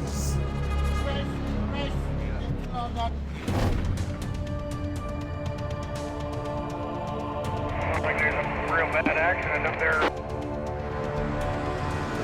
Back in BC, just north of the Zopkis brake check. Yeah, the Coke's closed today. Yeah. That doesn't sound very good. No, it doesn't. Roads are very icy. One vehicle tagged the side of the barrier and just caused a big chain reaction. A multi-vehicle pileup has a stranglehold on both southbound lanes. We went over, and then after we landed, the Dodge behind us went into us. And it was a wild ride. It's a real wild ride. When everybody's freaking out and going sideways and rolling in front of you, that's it, man. All the drivers escaped major injuries, but the afternoon rush is at a standstill. I'll just back up and grab the other one, too. Then With the A-team in Alberta, today, Jamie's newest driver, Wayne Sahada, answers the call. Twisting around. Sometimes I might be slow, but I'm dependable. Pull that car out of there. The Honda will be the next one. His only help, one of the other new hires, Don Starr. Okay. Then there's 2 1-tons on their sides. The competition has scooped the big rigs. But Don and Wayne have 5 mangled cars and pickups to recover. There's a couple vehicles that are rolled over. As soon as we get those cleared, then I think we can get one lane going. All they've got is an old single-axle wrecker and a flat-deck truck. Here's the program, okay? What we're gonna do is take these cars, take them to Zop kiosks and unload them, and then we'll just all the Zop kiosks, and then we'll double load down or whatever we gotta do. Well, we're gonna obviously have to come back for more cars. Oh, obvious. I know Don knows what he's doing, but I don't think he knows what he's doing on all aspects. Boom. Show me how it's done. I'll be watching. As night falls, the temperature drops, and the road turns to ice. The line of traffic is growing. Okay, stop.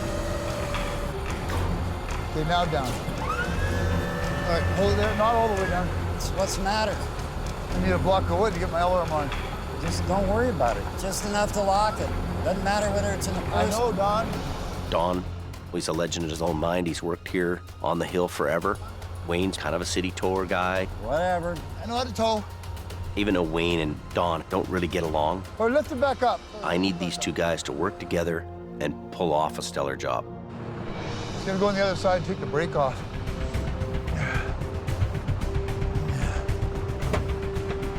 Brakes off. Take it down there like this. In less than an hour, they've got the first 2 wrecks off the road. Holy, just go.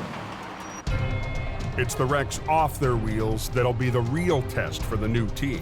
Wayne's at top kiosk. Let me go to work. But Don's not waiting for his partner. It should be interesting. Stand back.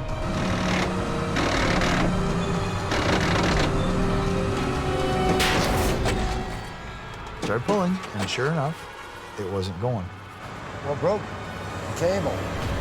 It's never easy when it doesn't work. Don and Wayne are down a winch. Watch that gear, Wayne. Good. All I'm gonna do is pull it the wrong way, Don. You gotta pull. Just pull it. All right.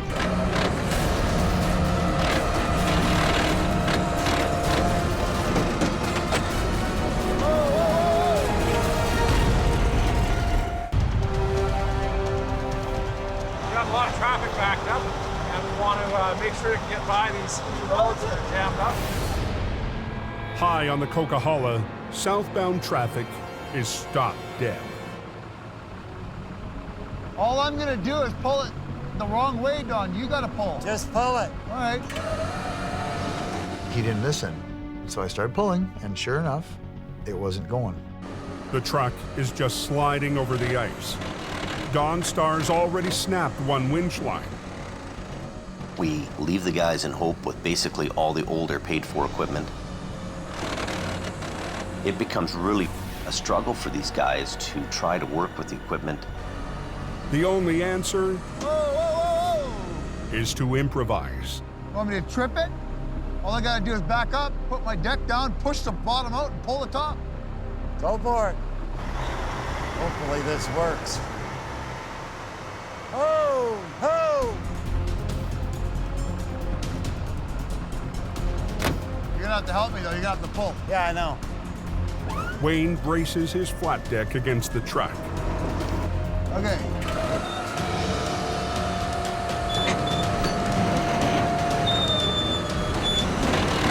Here it comes.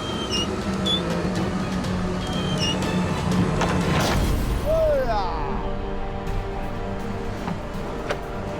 Hey. Wayne's not so stupid, is he? Let's get the highway open. Excuse me. Let's get the highway open. It runs.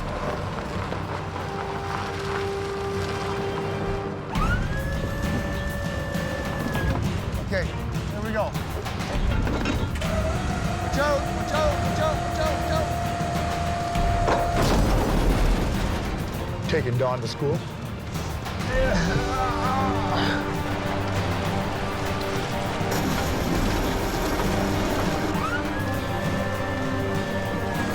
Flip right over.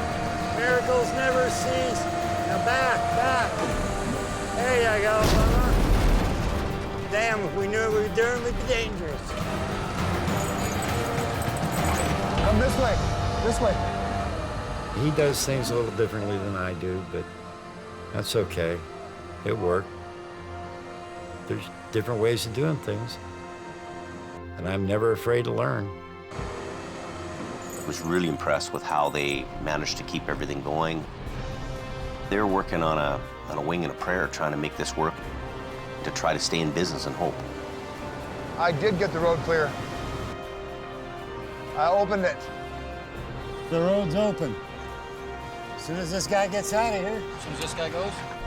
Wasn't perfect, wasn't pretty, but they made it happen. Looks like they must have opened that Coke southbound, eh?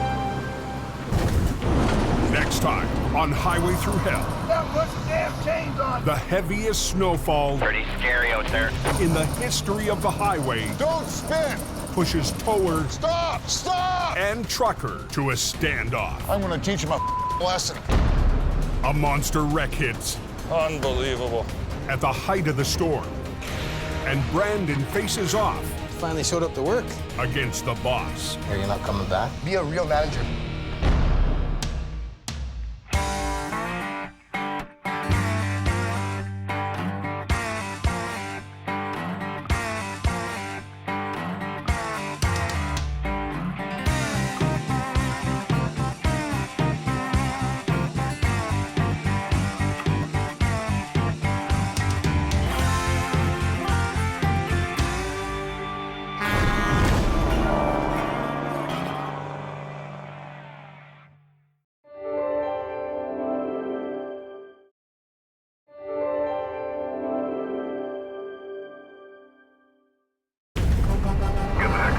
This time on Highway Through Hell, We have a high avalanche hazard. Stay in your truck.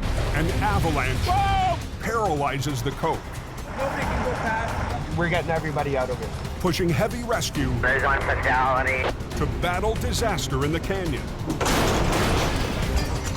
And a tight space recovery threatens to crush the crew in Alberta. Now we're On the Highway Through Hell,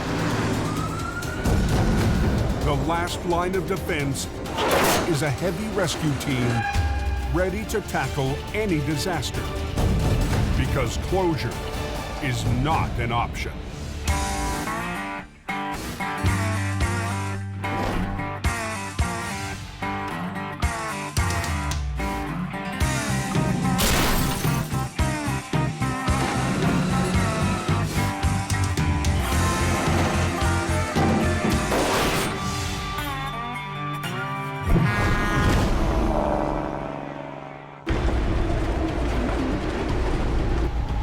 It's been a bad week all over, I think, eh? Poor highways here, they've been taking a beating. All through the mountains around Hope, BC, I don't think it matters what highway you take anymore. It's gonna be ugly up all of them. drivers are struggling It's bad, guys. after record-breaking snowstorms buried everything in their path.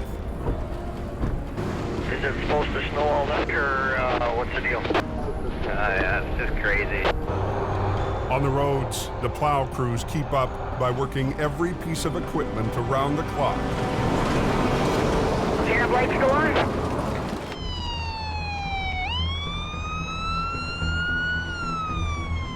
Just after noon, trouble hits on Highway 1 west of Hope. The rollover is on the eastbound side. The head-on is on the westbound side. And it's bad. It's bad. Holy crap, that just happened then. An SUV lost control, sending another vehicle into the ditch. It then swerved across the median and slammed head-on into a third vehicle. Tango 15, Jamie Davis has been advised.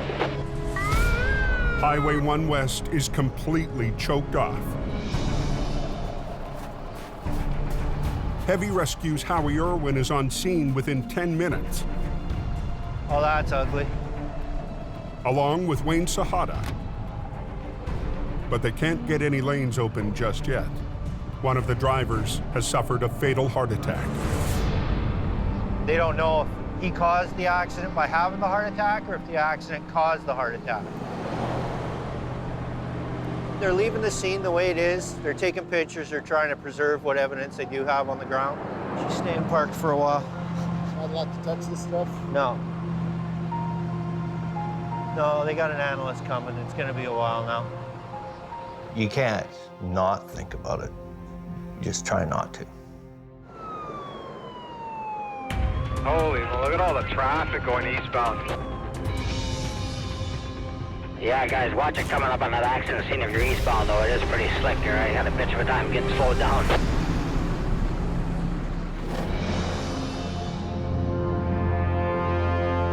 In northern Alberta, It's all off-road on ice, so. Heavy Rescue's Adam Gazzola responds to a call 20 miles down a private road.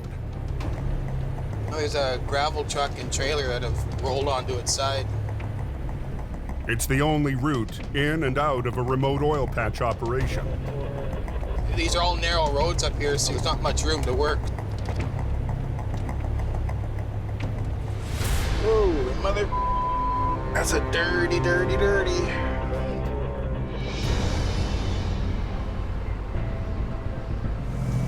Here for a short time at Short time? 92 to pull that truck out of the ditch. It's gonna be a long time.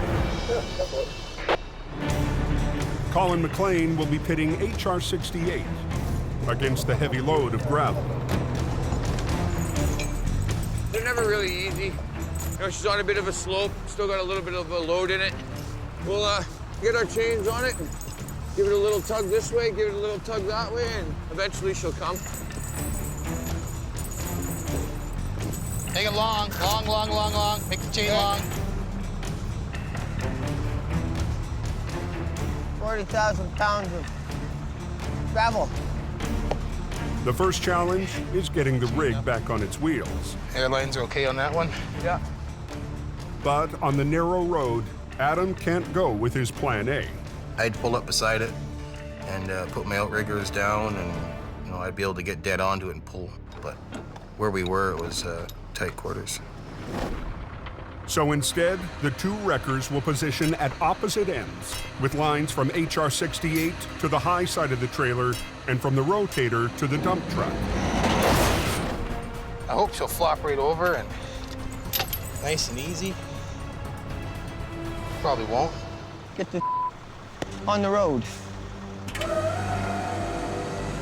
You're all hooked up? Yeah. The loose gravel has shifted. All of its weight is pinning down the wall of the trailer. Hold her here. Watch what you're doing. Keep going. Adam! Whoa, whoa, whoa. Oh, now we're...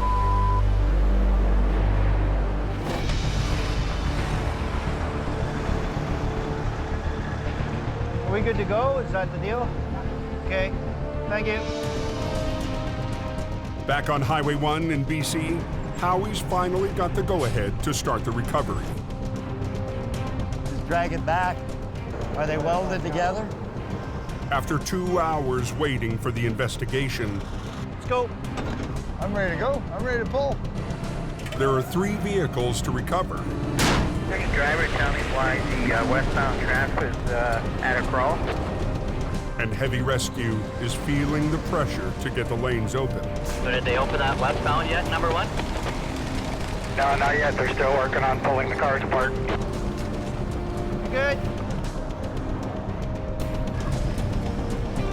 Close quarters combat. You're in the ditch with them and you're sucking them out and getting them on the road and getting them moving.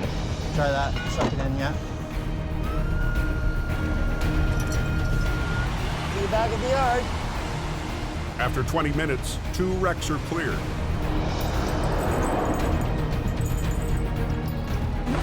And Howie makes short work of the last one. How westbound is open. But today, the snow and the work show no signs of stopping. It's coming down fast and furious up there. The record snowfall pounding the coke This is ridiculous. is causing a dangerous new problem. It is getting pretty nasty up there. Unstable cornices have formed above Avalanche Alley. Ready for some bomb. 2 days ago, Here's lit. Bomb away.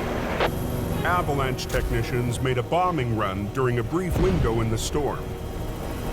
Bomb away. Bomb away. Make it sick. Okay, we got a little result there. Yeah, that's a beauty. Good result there. That's a good one. They reduced the snowpack, but they couldn't completely eliminate the risk. Oh, come on.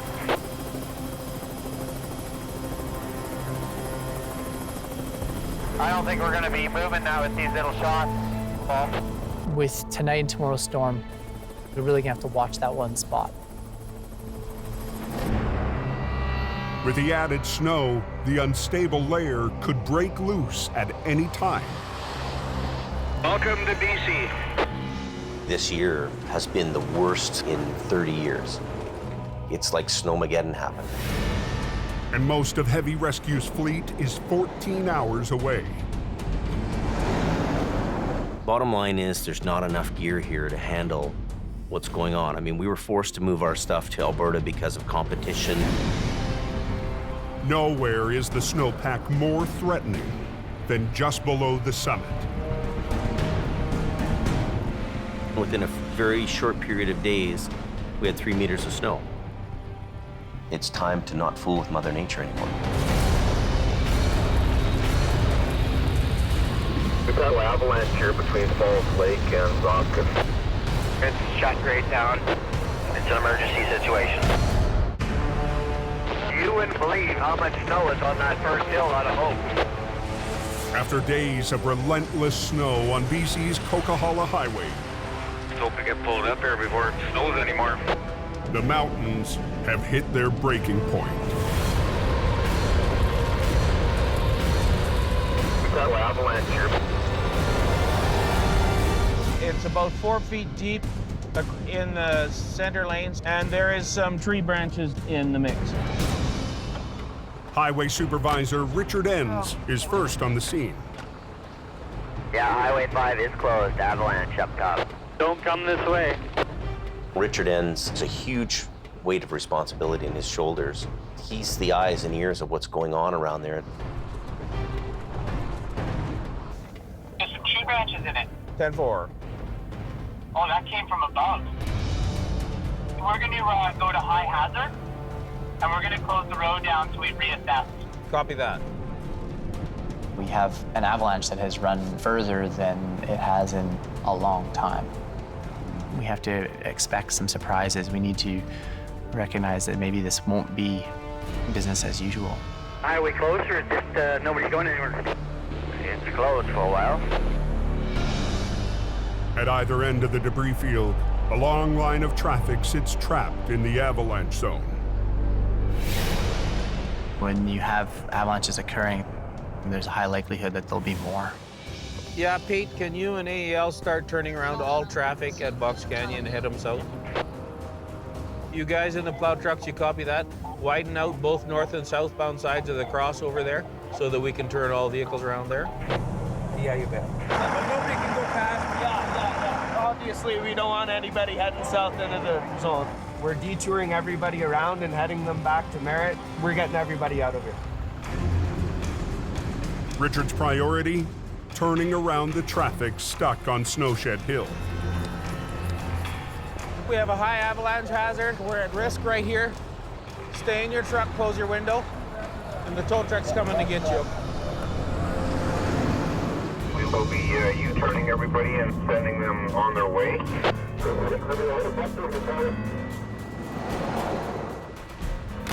We've had an avalanche hit the road, so the road's closed.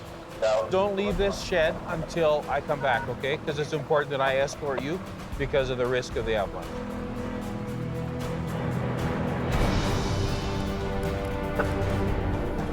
Now I'm turning the small ones around, and I'll get Gord to take these semis up to the top and turn them as up. Less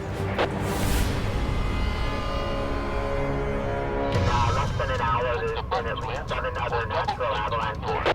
Yeah, copy that. Yeah, turn around, follow me, please. Have to get them off the hill here. An accident waiting for a place to happen. Get the heck out of here.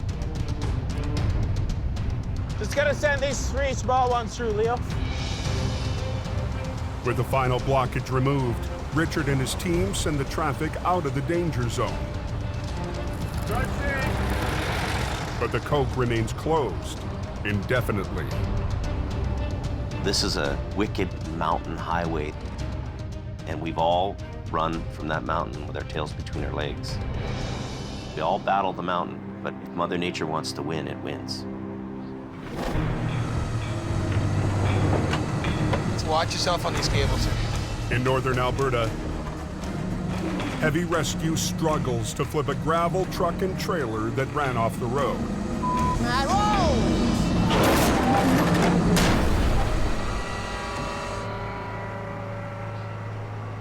We forgot to chain the box down. Hey, chain these boxes together. The box on the dump truck is pinned down and resisting the pull. As the truck is coming over, the box is staying here, so we gotta make sure we chain this down. If you don't chain the box down, as you're pulling, the box will just stretch out as if it's lifting to dump its load. I'm getting frustrated. I gotta get out of here. You're gonna lose your wrestling match, you're gonna possibly tear the box off or bend something. Watch out, hook, Mike.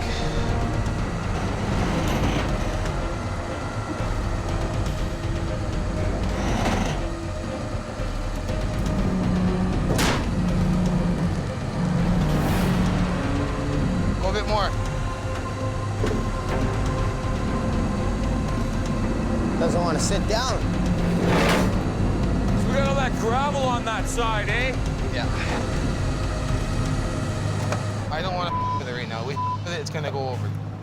Colin will reposition for a better angle, but first, he has to unhook from the trailer.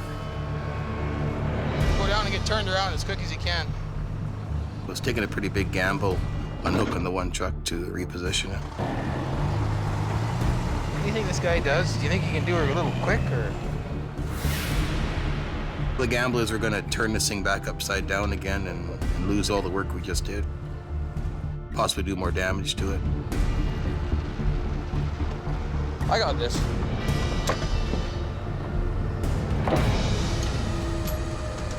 No, boom down. Keep it down. I can't see any of the wreck out. Don't worry about me. Just look at me. Just look at me. Hey, stop there. The trailer is out of the ditch, but not yet securely on its wheels. You just want me to put one there? Nope. We got the chain on it. Let's just worry about getting this thing sitting flat first. Yes. I was pretty concerned, right? I thought, oh, this thing's gonna go back over. A little at a time, right? Don't get greedy.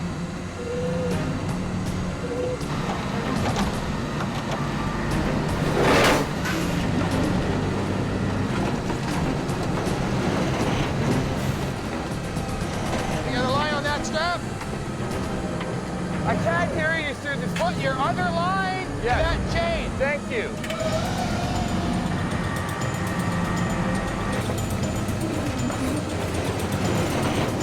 Trailer's on the ground. Stop there. Adam does a final pull to get the dump truck back on the road while Colin holds the trailer box in place. Get these chains off the front axle. Take them off.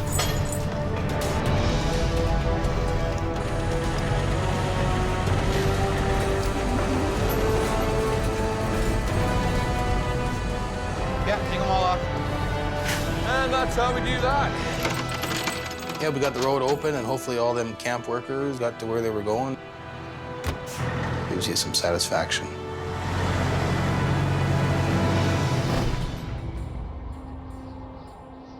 Back in BC, It's not open, it's closed, boys.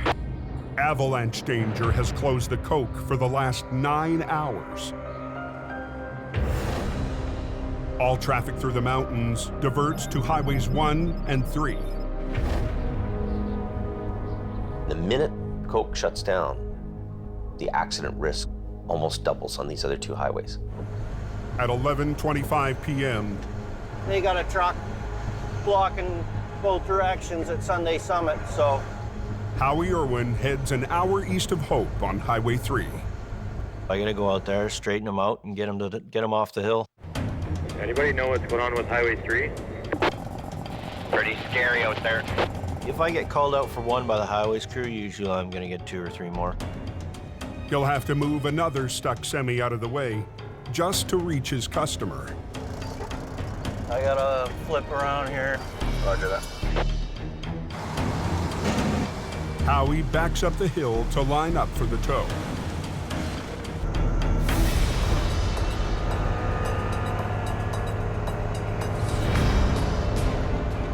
As soon as they can clear a lane to get by here, it'd be a good thing, because I'm slowly slipping down this damn hill. You got a tow pin on the front that I can access? That's the problem. You got a nice big chrome bumper, don't you? You need a winter bumper. The chrome bumper has no opening for a tow pin. That really sucks. Chrome don't get you home, but it sure helps you look cool on the side of the highway. Instead of towing the truck away, Howie hooks up to the back end. The only option is to swing the trailer over and get it out of the way.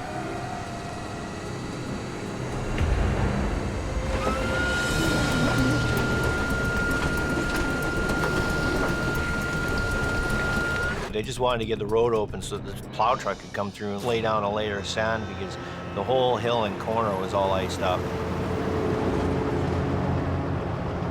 Plow's spinning out. Just spun out. There goes the sand truck. If he can't get traction, it's bad for everybody else. But that's not stopping impatient drivers from making a run for it in the open lane.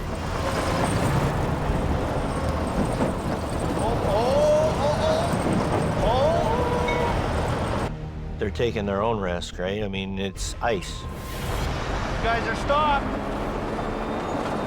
Look at how close he's got the trailer. Oh, he just about put the trailer off the road. Look it. You guys are stopped. It's a bad night near Sunday Summit on BC's Highway 3. They always get impatient. Can't get the road open fast enough. Truckers aren't waiting for the snow plows to clear an icy hairpin turn. Look it. That guy stopped, the one around the corner stopped, and this guy's got to come to a stop. If drivers keep rolling around the blind corner, they could smash right into the stopped trucks. Don't let them anymore go. No one's going anywhere until the plows clear the road. This guy's going to be camped out for about an hour, waiting for the salt and the sand to do its thing. I'm going to go get that other B train. It's still parked in the middle of that corner. A few minutes up the road, Howie's customer is stuck in a fully loaded B train. He's got nothing to attach to, just like the last guy. No pin, no nothing, no. The grade isn't as steep here, so Howie gambles he'll be able to tow the B train up to the summit.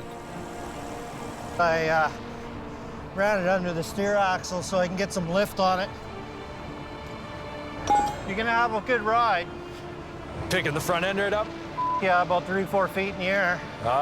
So once you get the wheels straight, don't turn them. Don't turn them. All right. It's not good. It's a roll of the dice and hope it works in your favor.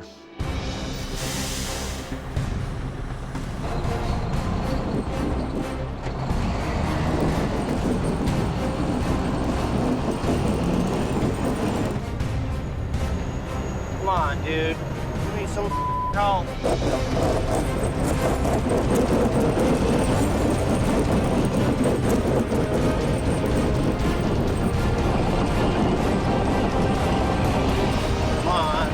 Come on.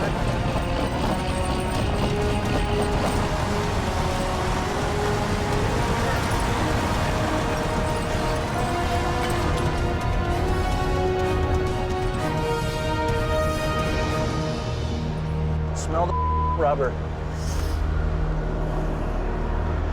Is that your excitement for the evening? Yeah. Never done a wheelie up the hill, especially in a Super B. 2 for 2. I'm gonna head back. The sun will be coming up here in about 3 hours. I don't want to be awake when it happens.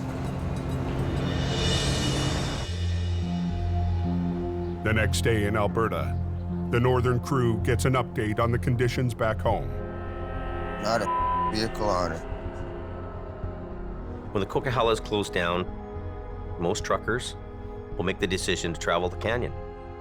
Not everybody's familiar with the twisting and winding roads, you know, the ups and downs of Highway 1. Every idiot and their dog is going to be running the canyon, and somebody's going to die tonight.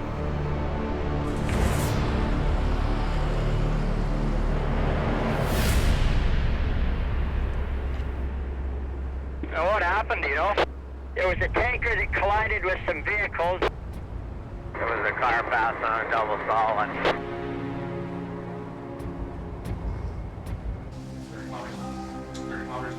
Just before sunset, Heavy Rescue's BC Dispatch Center gets the call. A tanker has been involved with another vehicle, and big fire ensued. We're going in there with probably half the stuff we need to do that job. No other choice. My hands are tied on this one.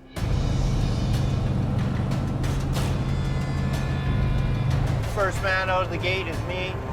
All I know is it's one up trailer and a bunch of carnage in the middle of the road. It's an 1.5 to 2 hour drive to where the crash is. It's gonna be a mess and it's gonna take some cleanup time, so we need to get up there as quick as possible.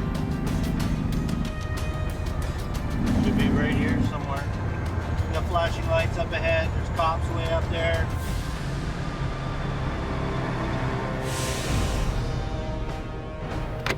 Holy, what a mess.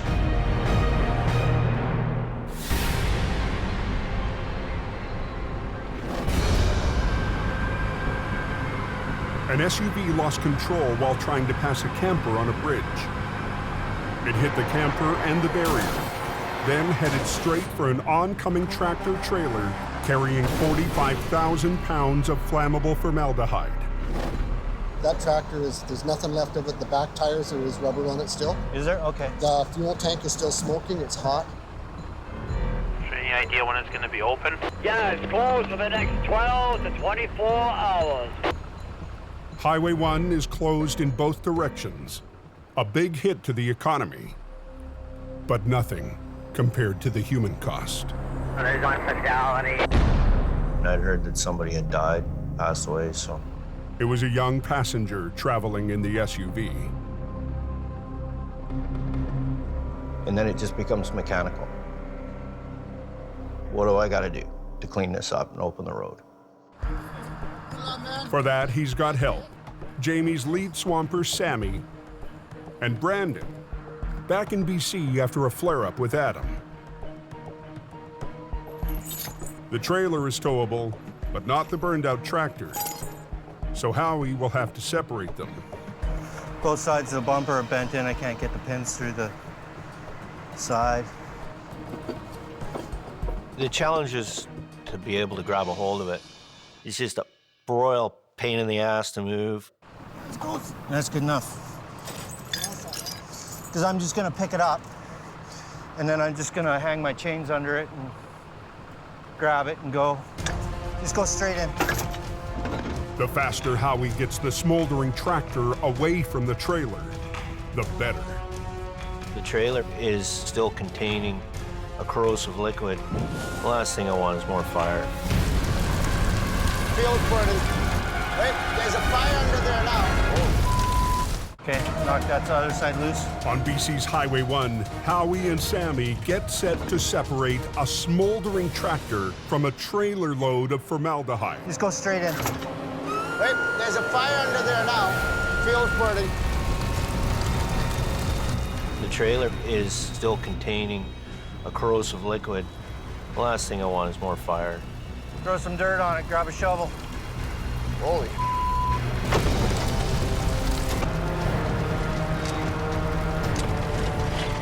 You gotta get the fire out, you gotta work harder, faster.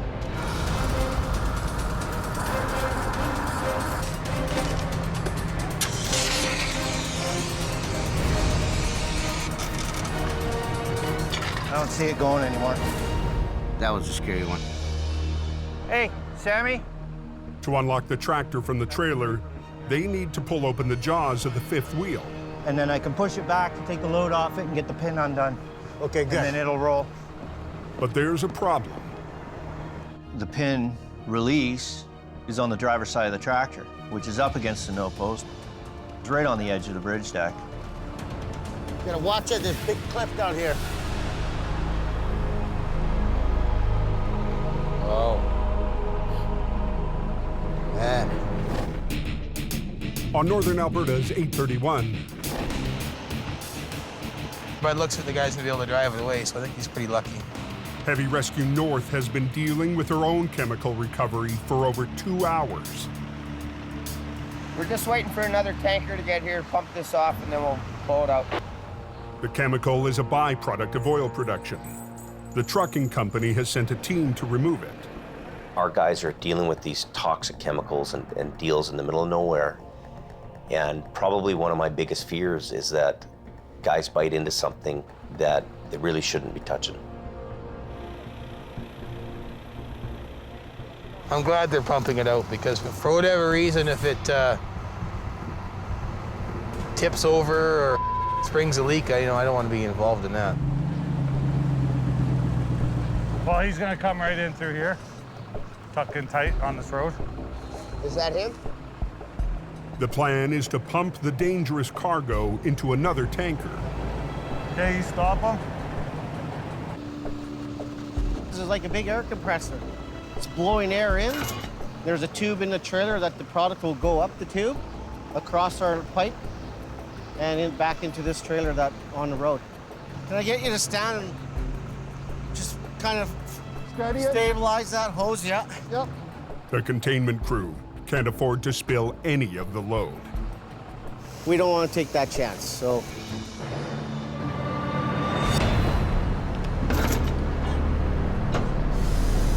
Okay, we're gonna start pumping.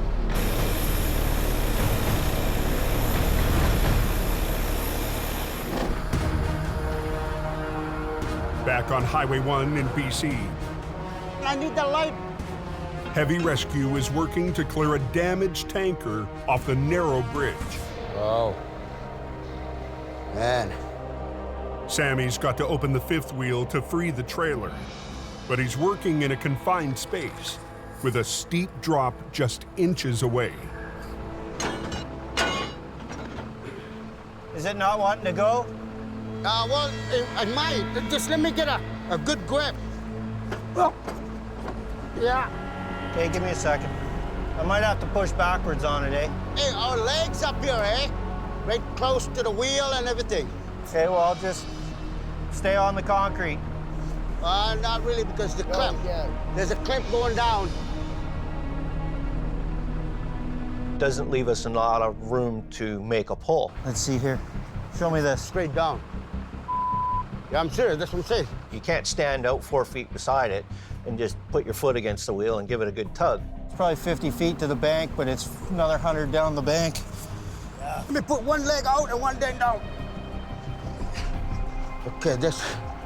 You got Sammy sitting on the no post like he's riding a horse. He's got one leg on either side of it. There's nothing on one side. Okay, watch yourself, yeah. You pull, I'll push. I had him pulling on the handle, and I got in between the tandems, got in there with my hand, and I pulled on the handle while he was pulling on the extension.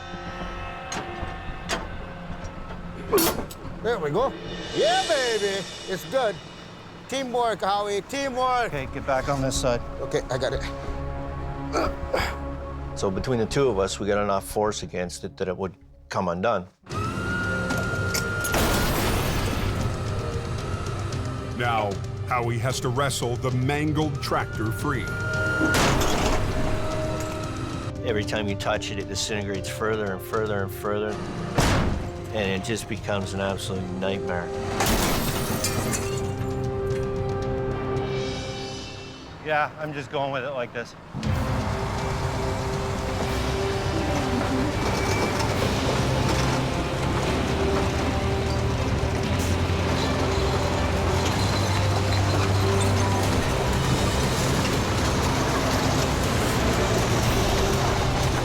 They've got the tractor off the bridge. Next, the trailer with its toxic load. Heavy Rescue's newest hire, Wayne, will hook up to haul it away.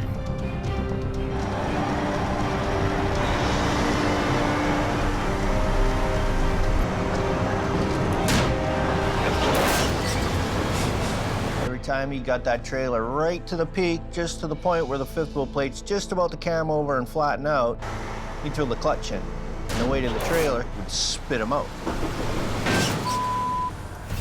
Don't do that on the bridge deck. Big deal is every time he drops it, he's dropping 42,000 pounds of formaldehyde. Bang, right on the deck. It's like a jackhammer. Oh, you. Hey. On a bridge on BC's Highway 1, Wayne struggles to hook up his tractor to a trailer of corrosive chemicals.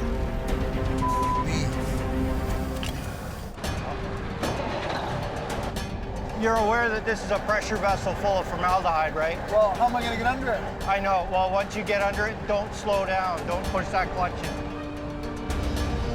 Well, whatever.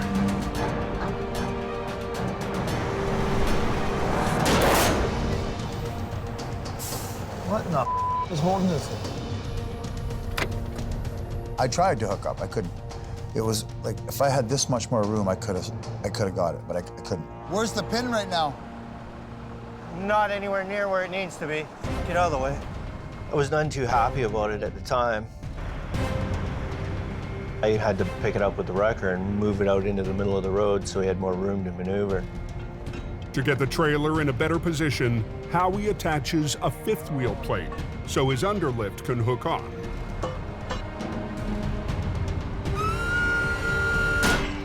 There we go.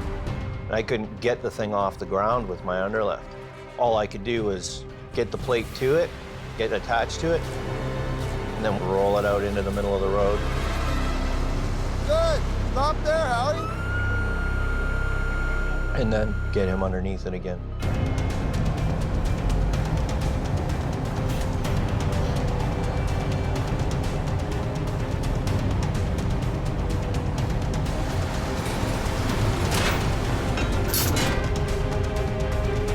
Yep, I think I got it. The toxic cargo heads back to the yard. Move it safely, get it out of there, get it away from me. I really don't want to have anything to do with it. But he still has to clear the SUV where a young passenger lost his life. The hardest kind of recovery for Howie. Somebody makes a poor choice. It's never good. It's the same poor decision that somebody else made 9 years ago that killed my dad in a traffic accident, so.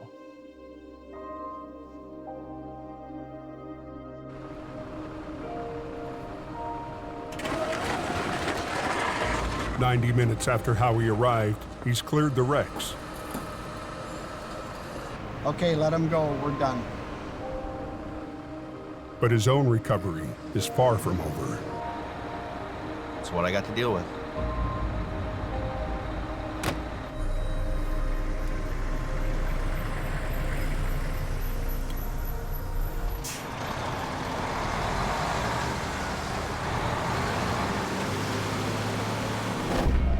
On Highway 831 in northern Alberta, You okay there, Norm? We're good.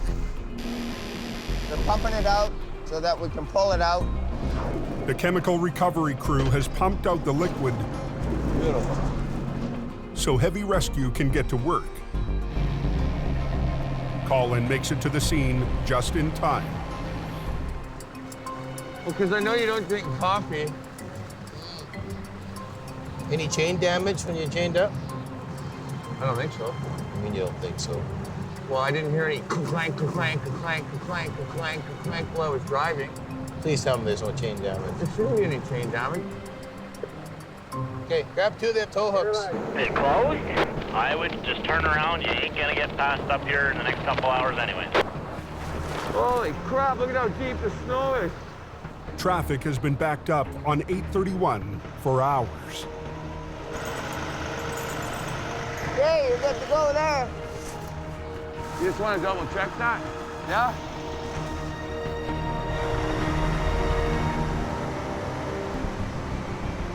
They win. Whoa! Good.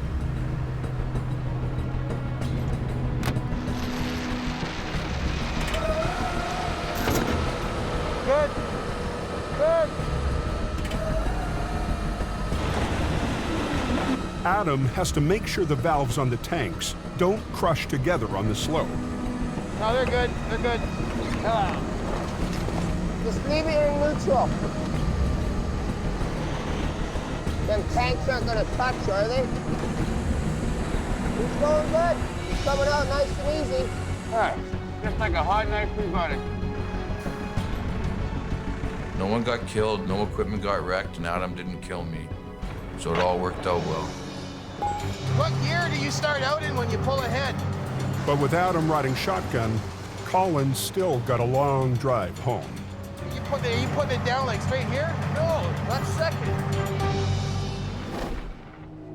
The road's closed. Do not come past Hope.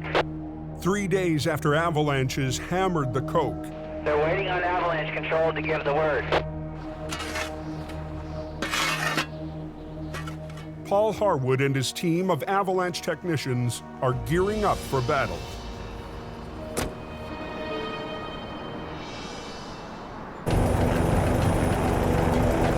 techs have a small window in the weather to break up the snowpack that threatens the highway.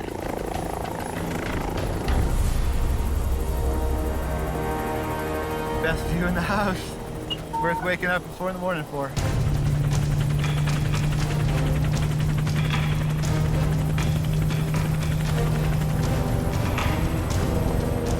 That corner is gonna go. You're hitting the ones that are most likely, that you think are the ones that are gonna generate the largest avalanches. So that nice fat pocket on the right. Okay, right up on top. Yep. Okay, safety's off. We're just a few seconds out here, Paul. Yeah, 2 seconds out. Just above that rock. Right in there, right? Bomb away. Bombs away. Ooh, it's hard in there. The techs have hit some of the biggest risk areas. Now on to their final target. That's hard in there, that big pin. Surprising. Whoa. It's a monster cornice over Snowshed Hill. If they can clear it, the highway could finally reopen. And that's look, that big overhang? Yeah, that's the one. So right here? Yep. He's off. He's off. He's lit.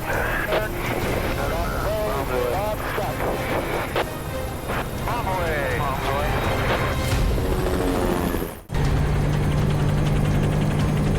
High above the summit of the Coke, Avalanche techs are fighting a mammoth cornice of snow. Okay, first one's a 12. Okay, long final here. If they can knock it down, traffic might finally start flowing again on the Coquihalla. This is a pretty big corner. This is a big corner here. Richard from Paul, we're doing the shed, so if the loader wants to stay out of the southbound, that'd be great. Copy that. That's hard in there, that big pin. Surprising. Whoa. So that big one that's over, look, that big overhang? Yeah, that's the one. So right here? Yep. Safety's off. Safety's off. Okay, got a burn. Bob stuck. Okay, let's head down.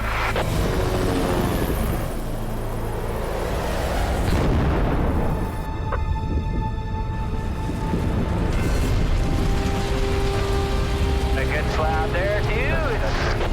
I'm happy out here. Hell yeah. Nice.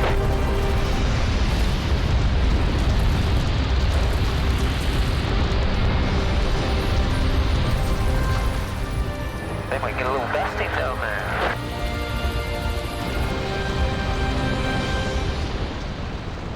That was pretty incredible. Yeah, Richard, we are all done explosive control at the summit. Very good. Thanks, Paul. I'll see you down there a little later. The record snowfall is in the history books.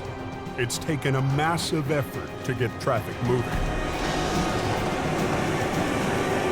It's really about what everybody does to make this happen. Highway 5 is reopened. Wide open both ways. Is 5 open?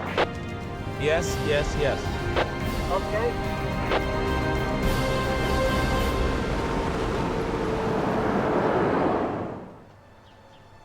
Down at the yard, there's one person who's not in the mood to celebrate.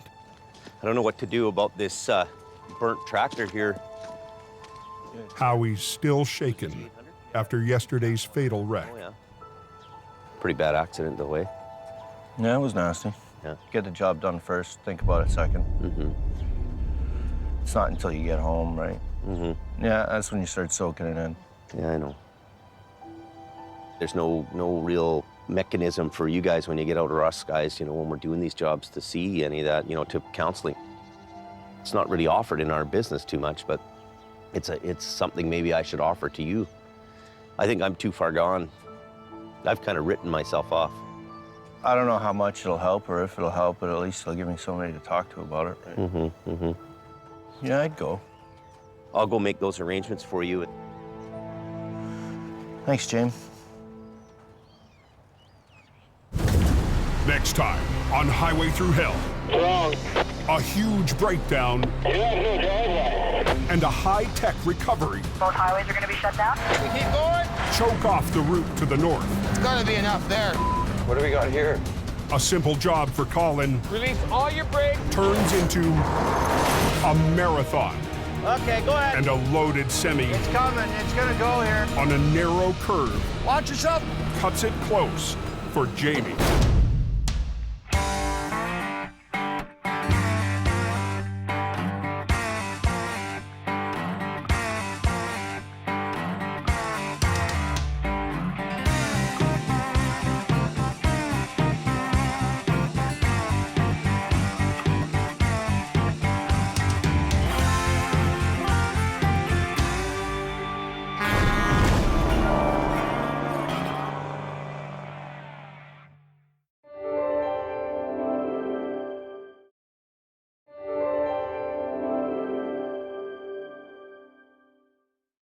This time on Highway Through Hell.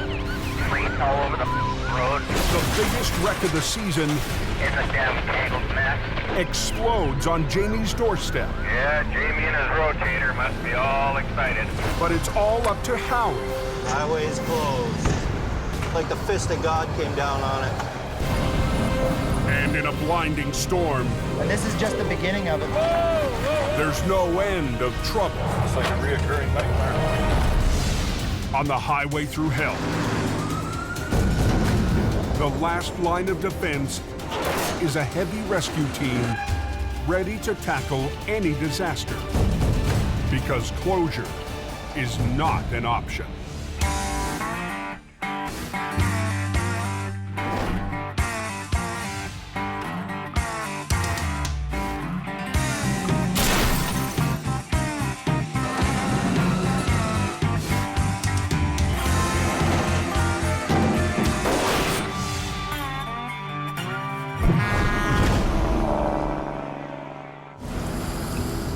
Rain, rain, rain, rain, eh? A massive storm has rolled in from the Pacific.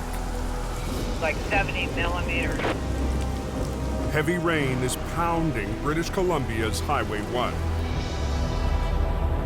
Get ready. Get there, pretty. You're really coming down hard up there. Up on the Coke, where it's colder, it's blinding snow. Snowing pretty good on the smash of there.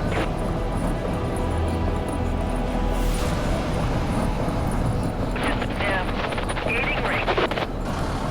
The storm is so extreme, authorities have issued a snow protocol, And this is just the beginning of it. There's 30 to 40 centimeters that are supposed to fall tonight. putting police, heavy rescue, and highway maintenance on high alert. Up at the VSA Highway Maintenance Yard, Getting ready for protocol? the call has gone out for extra plows. Get it hooked up to the truck. Up. Go keep them roads safe for the public. On the Smasher, the timing couldn't be worse. It's the height of the overnight freight run, and more than a dozen spinners are spread across the hill. They can't get a hold of Jamie Davis? Quiring's up there.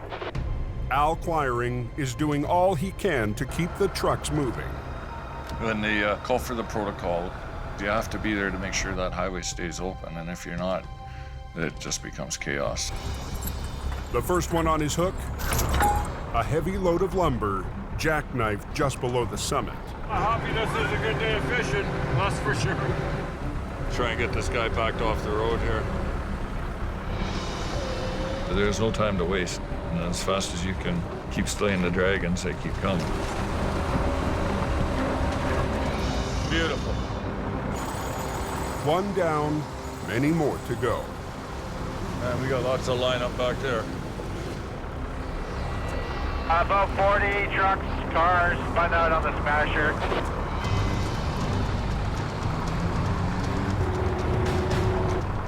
We got a bus now too in the problem. I'll give him a little shove.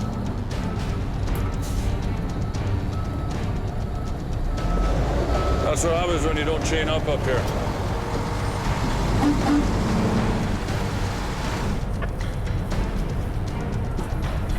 So watch this guy's blocking the highway here. How much weight you got in there? About 60. As soon as we start rolling, start picking up gears. In less than an hour, Al drags 3 trucks to the top. 625 from Al Quiring. Go ahead for 625. I'm just going to be clearing the top of the hill here. You want me to back down and start working the other side there from the top?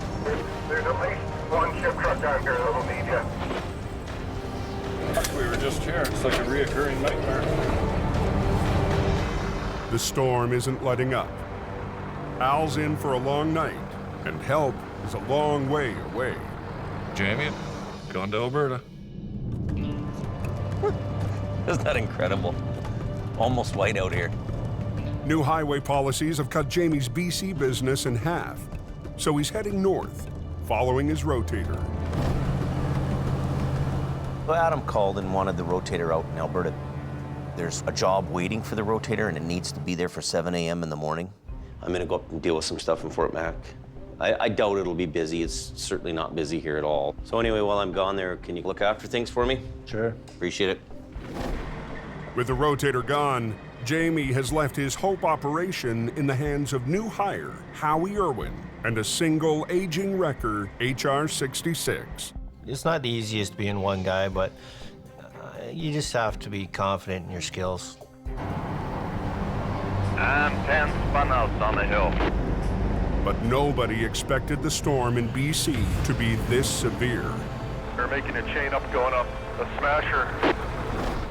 Down the mountain, it's 5 degrees warmer, enough to make it a very different storm. Rain down here. I did listen to drivers having to chain up on the hill, and they're in blizzard conditions. With trouble on the Coke, most of the traffic decides to run Highway 1. I'll take the canyon. Yeah, I'll do the canyon every time. Its lower elevation means no snow, but it's narrow and winding. And in heavy rain, it's a handful. You can't see very well. Trucker Harold Freemuth is running the number 1 with a load of pulpwood. Your visibility's limited. You have to slow it down. But then there's always the other guy. I've seen so many close call accidents. It's crazy. Tango 32, can you run a BC marker for me, please? Because of the storm, Highway Patrol has sent extra officers out on the road. People still do just insane speeds. It doesn't take long for Constable Jim Halliday to make his first stop of the night. Hi. Well, it's pouring rain out, man, and you're doing 140. You have your license, insurance, and registration. You understand that you're getting a ticket today, right?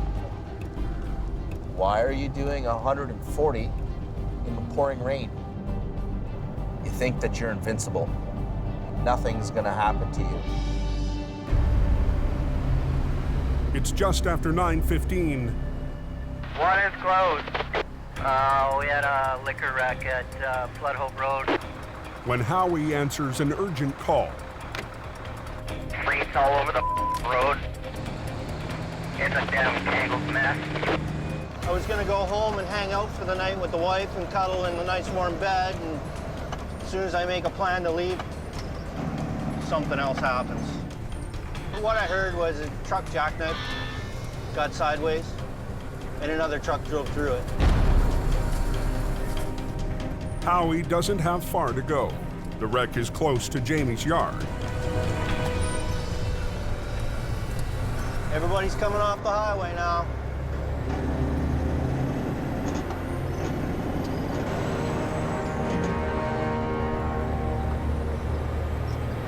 Six to base. I got a line up on the right lane, and I got disco lights at the front, so we're here. 10-4, thank you. Highway is closed. Like the fist of God came down on it. I'm all by myself.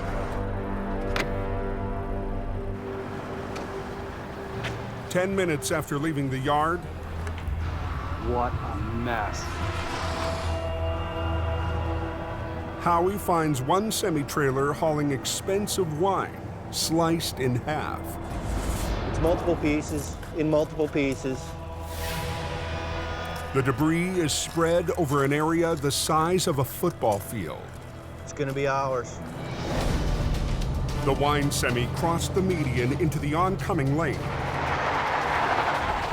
right into the path of a truck traveling the opposite direction. The massive impact sliced the trailer in half.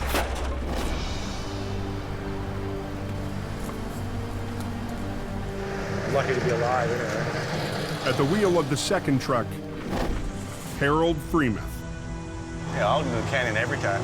who's fought through 2 hours of twisting roads and driving rain. But then there's always the other guy.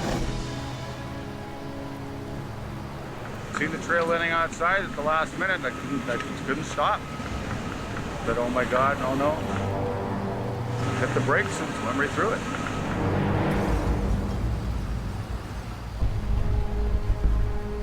Nobody's getting through. There's debris and vehicles all over the highway. The main route out of the mountains is completely choked off. We need to really get this mess cleaned up as soon as we can. And the biggest wreck of the season is in the hands of one man and one truck. It's a monster crash. As soon as you're all by yourself, game on. No rotator, no backup. And now I'm neck deep in. What a mess that is. You're not gonna go anywhere for hours on one. Just outside of Hope, BC, the worst wreck of the season Yep, she's closed westbound. is choking off all traffic heading west on the #1 highway. I guess the guy was going eastbound, went across the median, put himself up on a no post, and then another guy come along and ripped right through his trailer. What a mess that is. Tonight, heavy rescues only got one guy manning the Hope operation. Howie Irwin. But I gotta call Jamie. Howie checks in with the boss. How's it going? Monster crash, buddy. Yeah, I got a 53-foot. It came through the center Median laid on its side, and a truck loaded with pulp drove right through the middle of it. Well into Alberta, there's nothing Jamie can do. Well, the moment I move the gear out, rotator's not around, then Murphy's Law is something's going to happen. 18,000 vehicles use BC's Highway 1 to get to the West Coast every day. It's creating quite a backlog. It's very poor weather conditions, and we don't want any rear enders or collisions. Clearing the wrecks is a priority, but Howie's wrecker can't even get close. If they can take all this stuff and push it that way. Front end loader and a street sweeper? Everything from here that way into the center median. Okay. And then I can get that one out of the way. And then we can get They got to clear a path through the wreckage so that we can get my truck through without breaking or popping any tires. Are they letting any traffic through there at the accident yet? No, I talked to a cop and he said it was going to be literally, he quoted, hours because they haven't even started cleanup yet. Damn it! 750 miles away in Alberta. A lot of guys go in the ditch and man doesn't do a lot of damage. Heavy rescue is called into action when a flash freeze hits Highway 881. A driver heading north to Fort Mac hit the ditch when he swerved to avoid another truck. I didn't expect it to be as icy as it was. Had to put my brakes on quick, and then the truck started to jackknife. This is where I ended up. I'll get him just to pull that trailer up and over. Alberta manager Adam Gazzola is hoping they can hook to the tow pin and get the truck on the road fast. Chop, let's go. With 2 other jobs waiting, Come on, you dumb. he needs his crew to pick up the pace. Snail pace, eh? Colin has to prove himself. I'm hard on him because he up. He's a pretty spirited man, so you better have some tough skin. Let's watch that hook. Keep pulling her over. I'm gonna hip check him off the wrecker here pretty quick. Hang on. But Colin's trouble tonight has nothing to do with his lack of experience. Oh, the rear axle's broke out of it. We're just gonna come in here and pull on the trailer to suck this back end out. Hey, Colin! The tractor's rear wheels are working like an anchor, dragging in the snow. So Adam gets Colin to reposition to pull from the side. 2 secs. But that means stopping all traffic, and every minute counts. Watch yourself. Go ahead. A bit of a bent axle. Okay, just pull ahead. Okay. It's a small victory, but there's much more work ahead. It's the way it is. You finish one, you're off to another one. Finish one, off to another one. Yeah, the pressure was on. Yeah, Highway 1 shut down, westbound. Back in BC, Howie Irwin is facing a massive recovery. Once Highways opens up this lane, I can get to that. I can clear it out of the way. As soon as I get it cleared out of the way, we're gonna clean traffic out, and we'll start shoveling this trailer out, loading it all into the bin. Then I can deal with the recovery on the front half. I can get the highway completely open. If you got more guys with more trucks, each guy takes a piece. If you got to focus on one part, and then on another part, and then on another part, and then another part, and you're using the same truck to do all those parts, that's what takes the time. Highways gets to work clearing a path, so Howie can reach the two wrecks. You're just waiting. There's nothing you can do about it.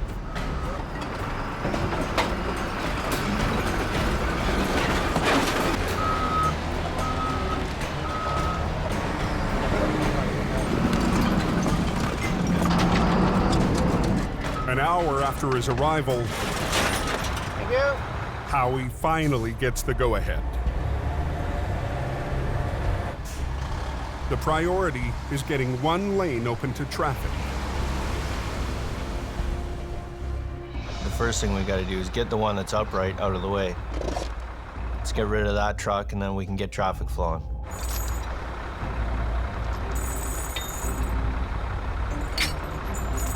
It's on the hook. Yeah, needs air. But the semi's air supply has flatlined. I gotta put some air in it. It's out of there. No air, no go. Because as soon as he loses air, his brakes come on. He can't move. Truck brakes are powered by an air piston that expands to release the brakes. Without air, the brakes clamp shut. So I gotta put a plug in it, hook an airline to it, air the whole works up, V-train it off the highway. The damaged semi can't generate its own air pressure. So Howie runs an airline from his wrecker. The Highways guys are getting a little antsy. I'm gonna move it out right now. Are you taking the whole thing? Yeah. Okay. I'm doing it as fast as I can. I'm one man, one truck.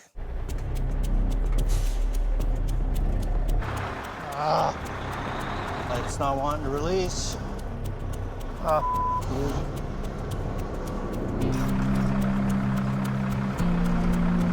Trailer's not wanting to release. It's now been 2 hours since the accident. And the lineup on westbound Highway 1 Come on. is building. Every time there's a stoppage in traffic, it's always pressure. Because there's always a cop standing there or highways guy tapping his foot, looking at his watch. I'm waiting for air. Air? It's taking forever. It doesn't want to release the trailer for me. I can get the tractor to release. The trailer doesn't want to come with me. You're not gonna go anywhere for hours on one. Up in Alberta, Snow covered with large sections of black ice here. Copy that, thank you. Heavy Rescue's northern crew is already on their 5th job of the night. I was following the traffic. I looked down to pick up my can of pop. When I looked up, I was off the road. The gravel truck was hauling a trailer with a total 50-ton load. No, there was no harm done, no injuries, nothing. Just my pride. Hey, Colin! What? Waiting for you to hurry up so we get the hell out of here. Grab 2 tow hooks and put them in the front bumper there. pulling on frozen cable, up and down embankments full, you know, walking through 2-3 feet of snow. It beat us up pretty good. Adam's patience with Colin ran out 2 jobs earlier. He's taken command of Colin's wrecker. You know, somebody boots you off your machine. It's a feeling, but, you know, Adam's the boss.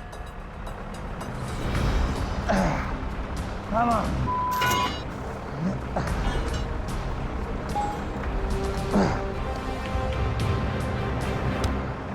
Adam wants to pull the truck forward and up to the road. And fighting a 50-ton payload, he'll need the driver to help with some added power. Put it in low gear, he's gonna pull you out together.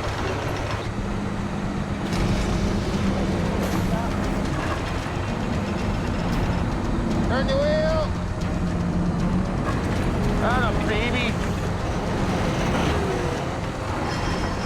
I got hot knife through butter. Decent, Jimmy, decent. I think we'll move on to our next one now. Babysit the tribe down to the road. Come on, boys. Let's go.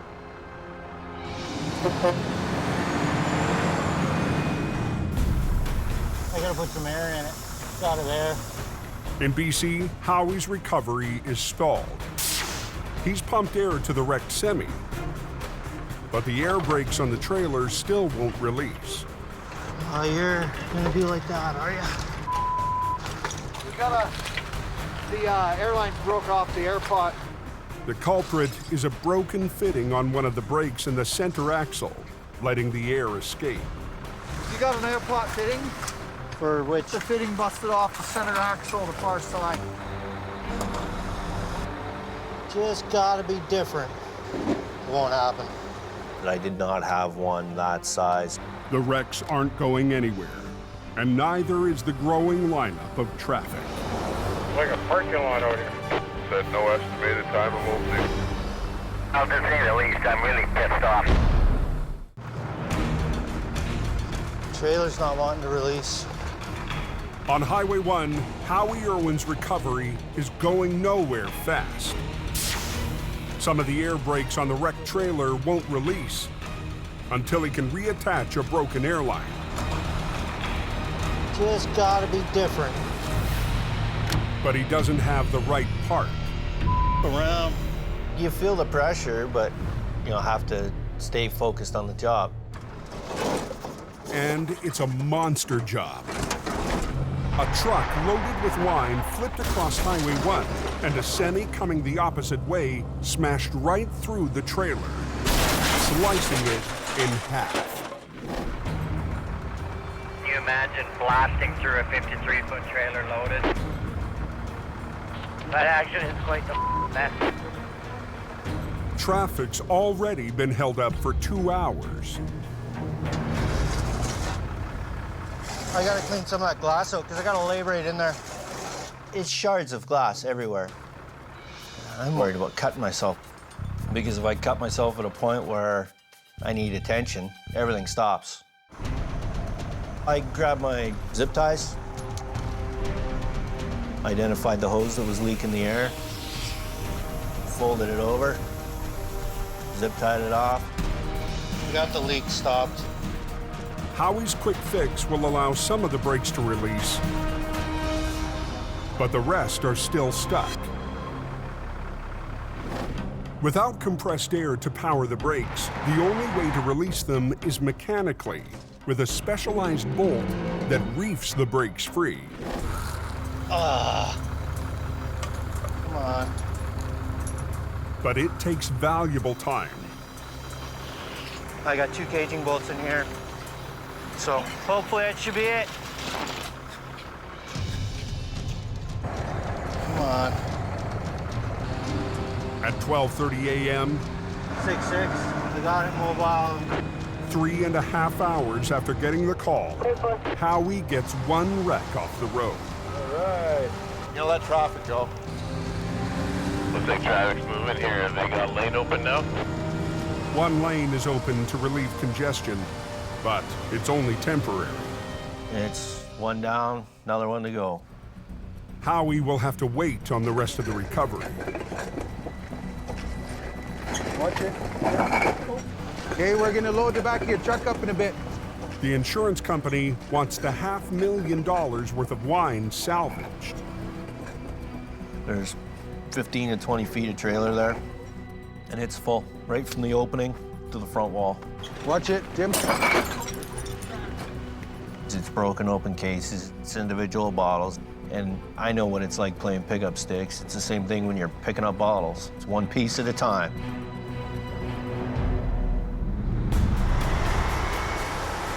Cold water 10 from Al Quiring. There's 2 trucks jackknifed here. Howie's not the only solo act working BC tonight. Close, southbound. I'll have them untangled here in a few minutes.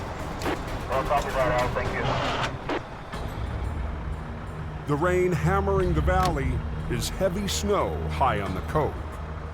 When I'm working on a Coquihalla corridor, it's a very dangerous place, and a lot of accidents happen as a result of a chain reaction. I was following a semi-truck who was sliding the whole way down the hill, and then all of a sudden he jackknifed and hit the curb, came across the entire road. There was a semi-truck coming behind me.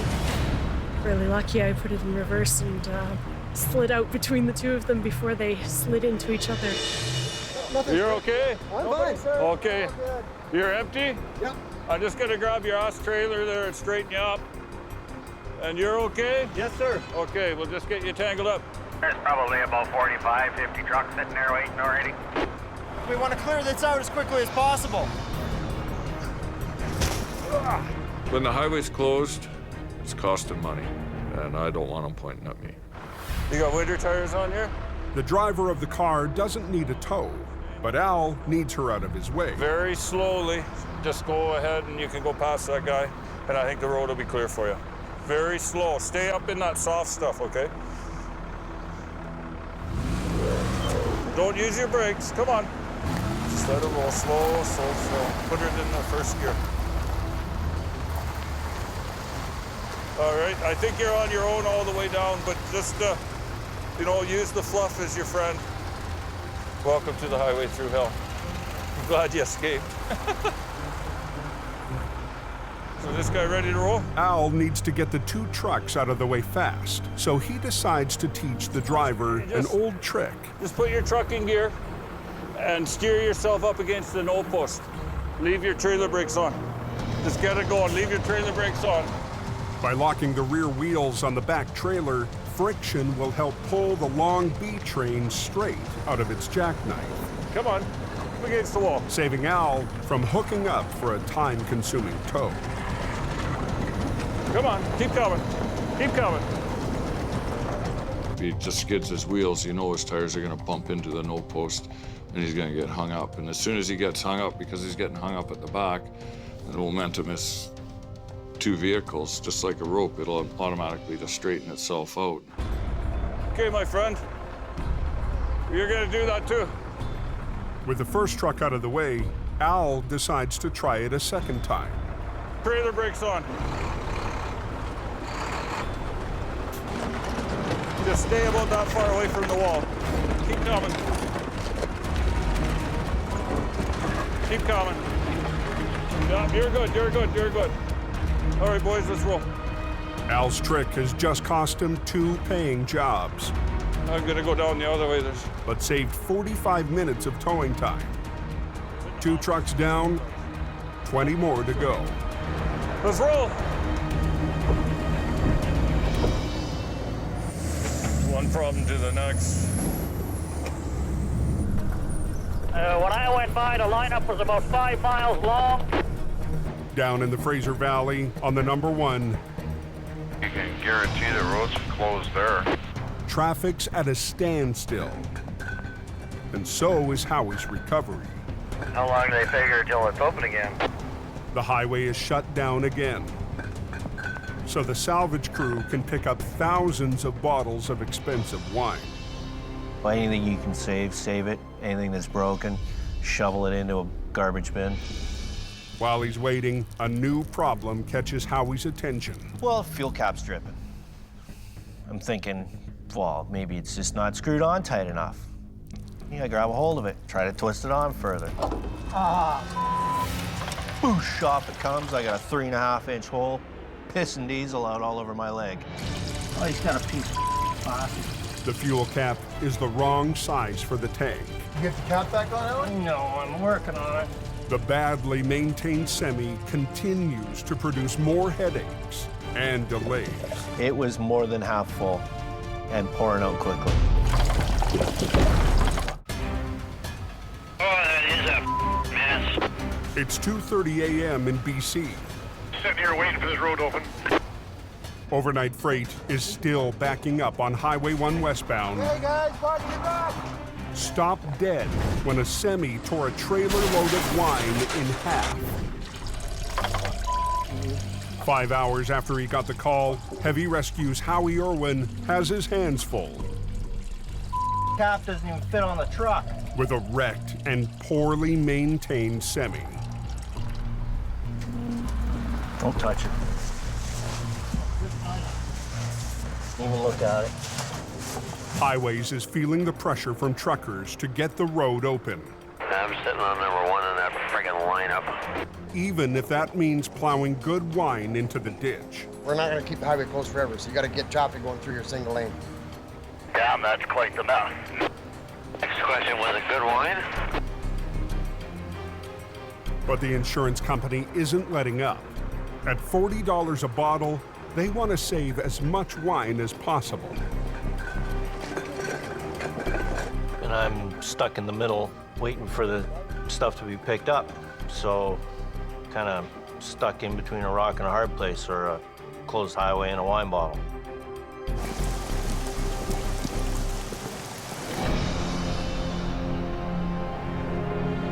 In Alberta,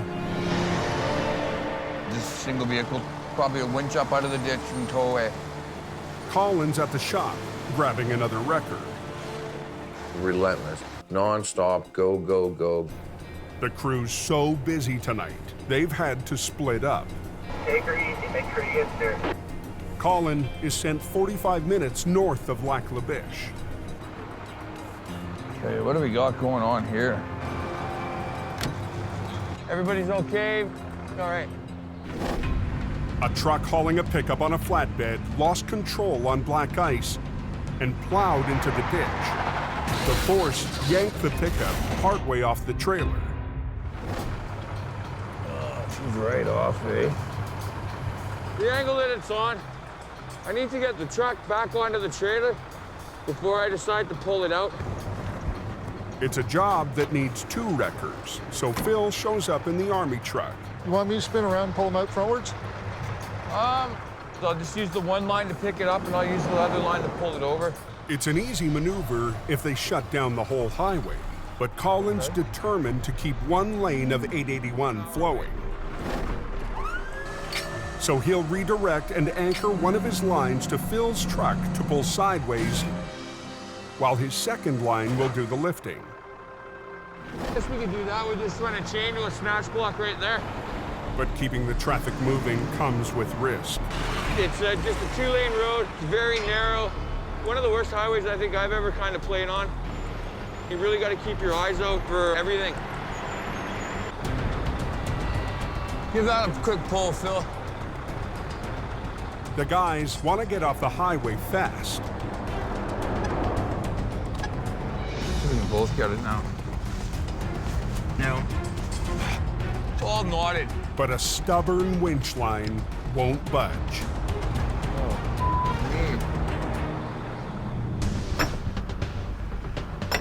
It's 3 a.m. on the wine-soaked stretch of Highway 1 in BC.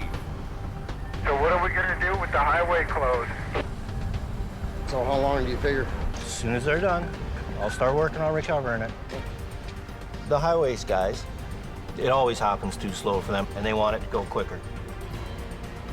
You got a big wall of it going? After 3 hours, the salvage crew finally has the wine bottles out of the way. Okay, I'm gonna bring my truck through here. But the highway remains closed until Howie clears away the mangled rig. He's called in a flatbed to haul what's left of the broken trailer. See if you can reach it through that. Just pop it down through that next hole. Plan is to disconnect the front half of the trailer from the tractor that's laying on its side. Get it out into the middle of the road somewhere where I can work with it. Just watch yourself. Keep going. There we go.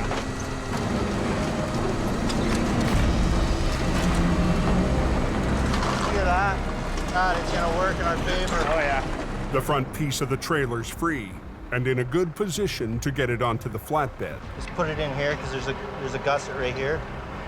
Will it go? Oh yeah. Perfect. Fastest way to do it is hold one end of it in the air, scoop it up like a spatula, drop it on there, pitch a couple straps, and get it moving down the road. Keep coming!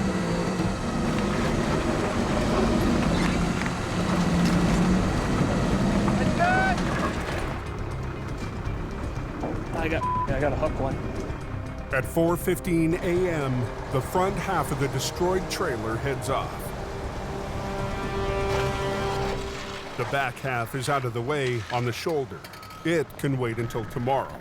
Been a long day, tired, cold, want to go home. But Howie isn't going anywhere. Where the truck crashed through the no post, below the highway along the river there, is train tracks. They're concerned that this is going to roll down there and land on the tracks. It's a lot of money to ruin the railroad tracks or stop it. So anything you touch with the railroad, bad. Millions and billions of dollars at stake, and you their up in your.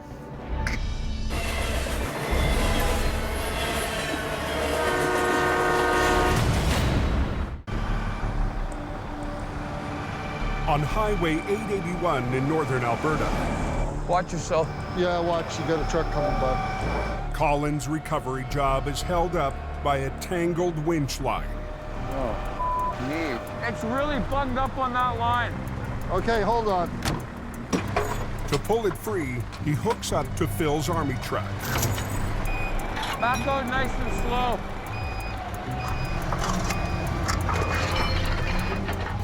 Okay. Finally, they can get back to rigging. I need to get the truck back onto the trailer before I pull it out.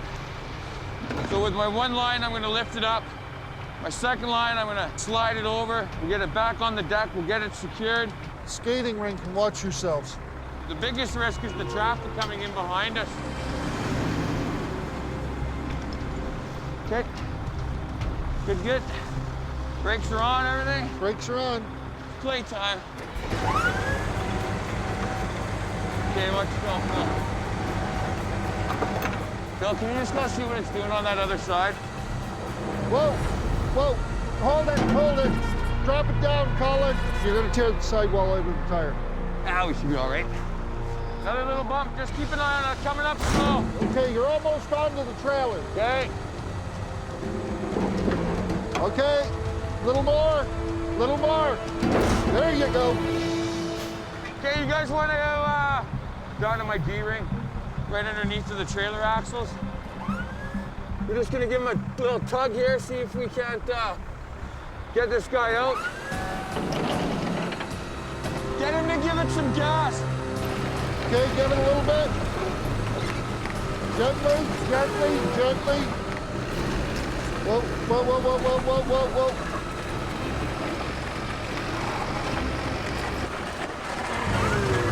Can't have him hang on, Phil. Hold.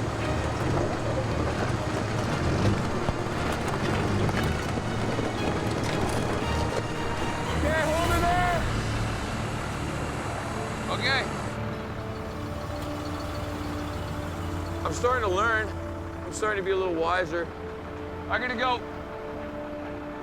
Okay. Highway 1 West is still closed. Down in BC, Howie Irwin's night is far from over. It's going to be a couple more hours before they open that up. It's been 6 hours since the wreck happened. Howie needs to clear the flipped tractor that's hanging over the no post. I don't know which way to pull on it. But it's on its side and perched on the edge of a steep embankment directly above an active rail line. You're concerned that this is going to roll down there and land on the tracks. You shut down a train track, and you're screwing with the country's economy. It's the perfect job for the rotator, which could lift the wreck straight up and back onto the road. But after weeks with no work, the rotator shipped out less than 24 hours ago for a big money job in Alberta. Howie has to flop the tractor on its wheels, but he's worried about the full fuel tank. When you have concrete poking up everywhere, where do you drop it? Despite the risk, it's got to get rolled over it. Ready? No.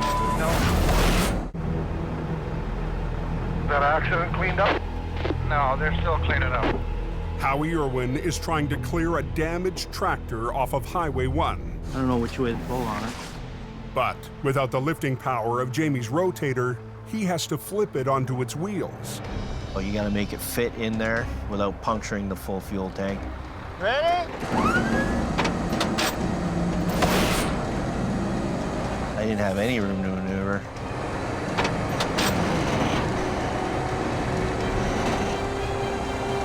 And it was just coming down wherever it landed.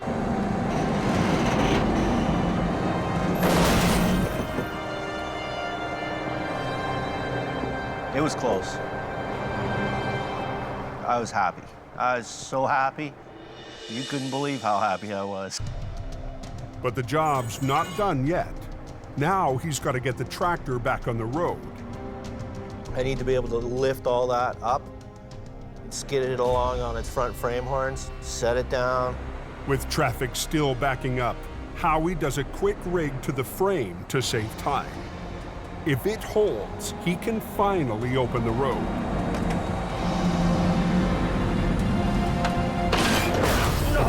No. Kind of grabbed a hold of it where I shouldn't have. And the bolts didn't hold and pieces went flying. Well, it wasn't exactly what I had in mind, but...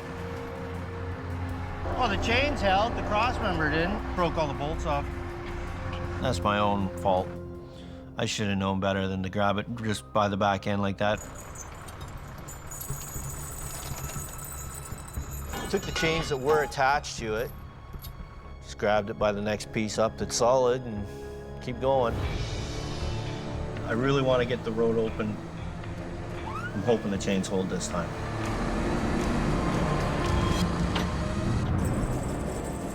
Anybody know when the smasher's right? Coldwater 11 from Al Quiring. Up near the summit of the Coke, Yeah, 10-4, copy that. Al Quiring's finally cleared the smasher. I'll just go find something else to do. And I'm in the thick of it. Holy crap, I can't stop. I'm just up in the brake check here, just making sure everything's okay on the hill. It doesn't take long before Al's called back into duty, Thought we were gonna make a clean break. rescuing a stuck plow. In a storm this bad, highways can't afford to lose any of their equipment for even a few minutes. Just throw her in gear and drive forward a little bit. Go forward. Come on, go forward. Okay, whoa, whoa, whoa, whoa, whoa, whoa, whoa. You're driving away with my tow truck attached. All up to you, Ronnie. With the plow on the move, Al's marathon night has finally come to an end. Shut her down. It's time to go. Curiosity, wondering what's going to happen next, I think, is the biggest thing that brings me back every day. Trailer's cut right in half. That's what I heard. Not a good thing to happen. Down in the Fraser Valley, Howie's re-rigged to the wrecked tractor. If he can pull it off the no post, he can get traffic moving again.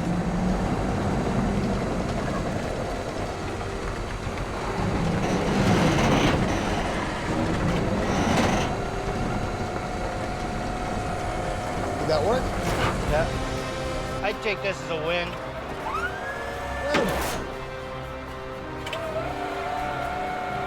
At 6 a.m., almost 9 hours after he was called out, Howie's cleared the biggest wreck of the year, solo with just one truck.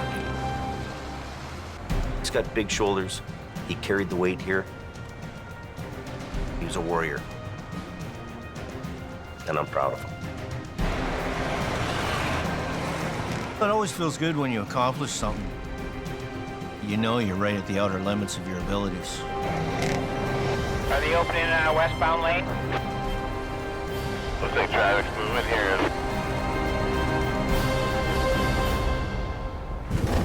Next time on Highway Through Hell. Good to go. Here's your one chance, Fancy. Don't let me down. Heavy Rescue's toughest oil patch wreck Hold it. puts the rotator to the test. Hey. You don't get a job just because you're Sonny Boy, right? The rookie fights to join the A-team. It's either you do or you don't. I have to do. And back in BC, somewhere in there, there's a physics lesson. A monster wreck overwhelms Keep going. the man and machines left behind. I don't want it to hit you. Keep going.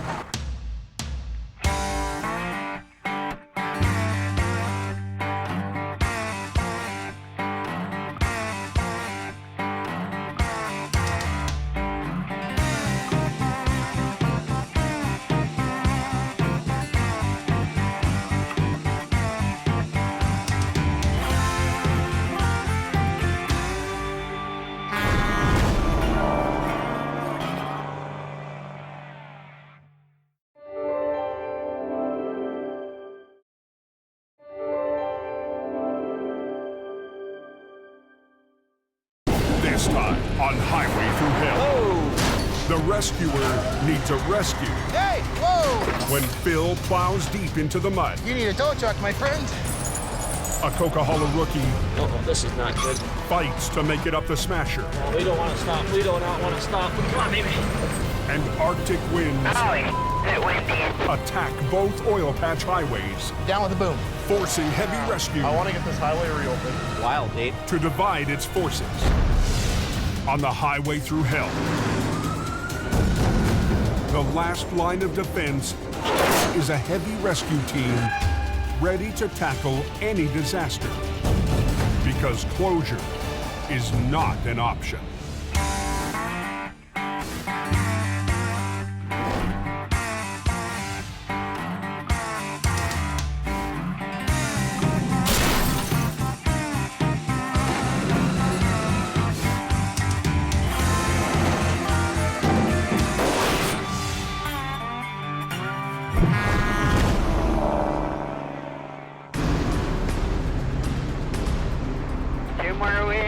See you later, boys. It's off to Miami.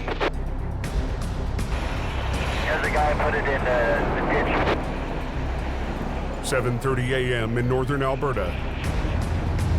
And the morning freight run into the oil fields is off to an ugly start. Oh, the highway was just grease, eh? Oh, that's fantastic. Yeah, if you're a hockey player. An overnight storm has left a dangerous coating of ice on the roads. We got a bit of a snowfall last night, and it's still coming down nice. 20 miles north of Lac La Biche, Colin McLean responds to a report of vehicles blocking Highway 881. It's only nice and bright and early. It's a pitter-patter. Let's get at her. Obviously, the level of difficulty has increased due to the fact that there's 6 to 8 inches of snow and ice on the ground. It's part of tow trucking. You don't really know until you get there, right? Every minute the road is closed costs the economy thousands of dollars. How bad are you in? The sanding plow truck got sideways, a little twisted up. Once you're off into the side on the ice, you're done. I was told, head back to the yard, get reloaded with sand. I'm stuck in this predicament. I'm just gonna kind of pull ahead here a little bit. Okay. Get out some more line. Okay. I'll get you all nice and tightened up. Okay. And that became my #1 priority, to get him out of the ditch so that he could get the roads clear, so that he could get the roads drivable. The road's closed here. Oh, really? Okay, with the steering wheel slightly towards the left, I want you to release it, not too much. A bit more. A bit more back to the right, good. Release your brakes. With your foot on the brake as well, a little bit in case anything happens, right? I'll just bring you right to me. The top-heavy truck could tip and roll down into the ditch. He's getting nervous. Yeah, I don't blame him. I did have a truck beside me, so I couldn't really put my truck in the position that I wanted to. I was trying to pull it forward and hope that it would come sideways. It's just got too much load in it. Okay, off your brakes. Off. He's sliding in.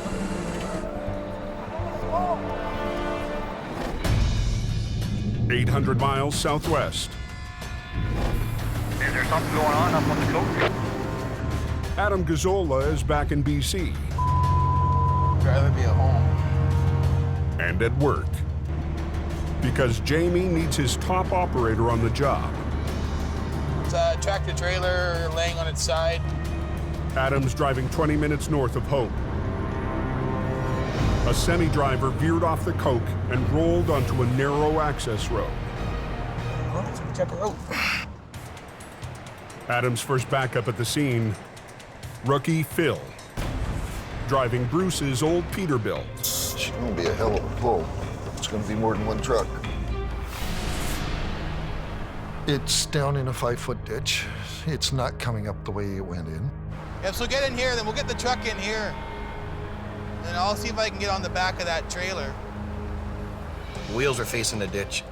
So basically, we got to run some straps around it and do a reverse roll, stand it back up. They'll run chains under the side of the truck to the bottom of the trailer and lift until the truck tilts away and back onto its wheels. First, they have to drag the truck away from the slope. We got to slide it out to give ourselves room. Yeah, you need to get more of an angle here too. Like you got to try to get dead onto this thing. I'm trying to without going down in the ditch. Well, don't worry about going in the ditch. You'll get out of the ditch. All right. Phil needs to get as close to 90 degrees as possible to the wreck, but it's a tight squeeze. Whoa! Whoa! And Phil's new to driving the heavy wrecker. My arm! My arm!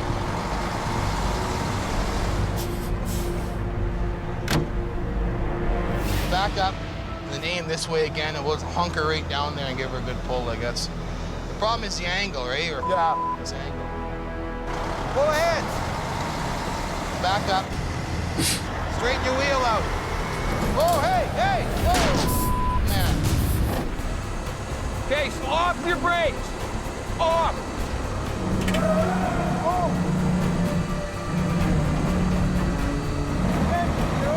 He's sliding in. It's just got too much load in it.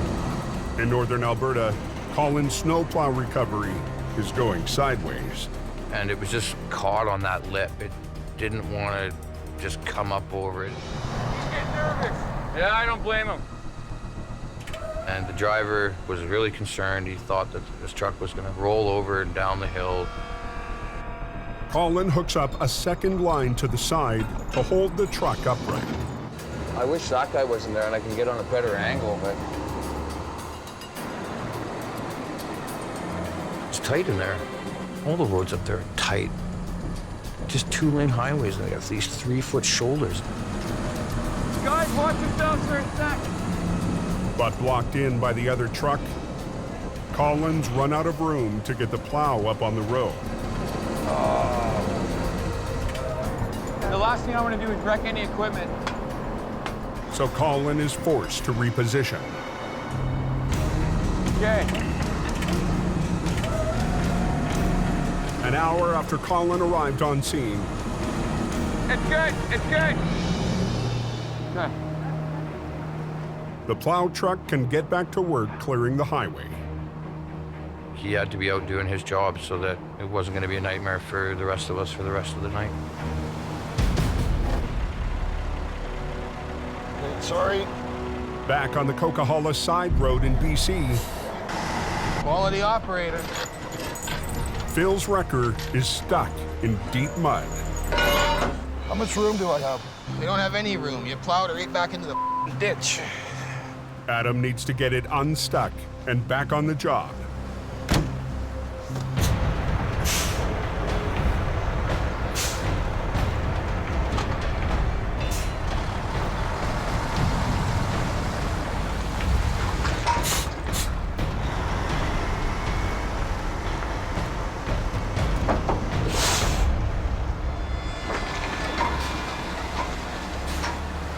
And the front end just wasn't turning because of the mud and stuff.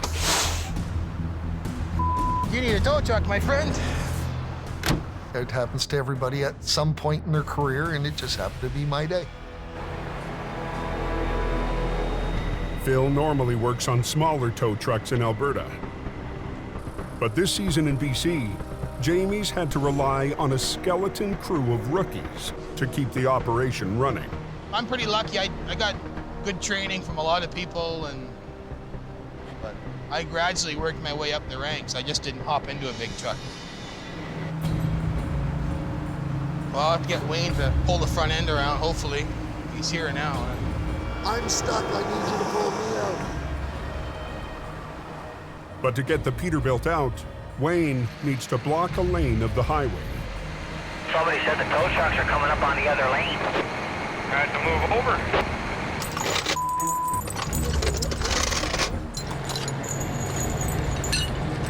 He's hooked. I hate delays. Have I made the customer happy? Have I got people into or traffic flowing in a reasonable amount of time? That's how I measure my success. There she comes.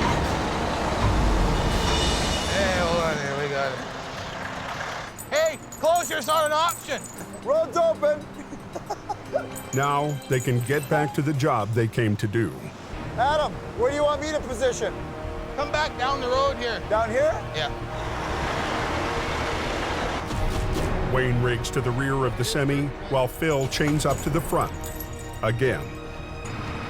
But rigging up to a powerful tandem wrecker is all new to Phil. I worry about rigging and chain and service lines on the wreckers all the time. A chain snapping or a line breaking is like a shotgun coming at you. It's like holding a gun to your own head. Pull some more on yours. We'll get her. Don't stand in front of it.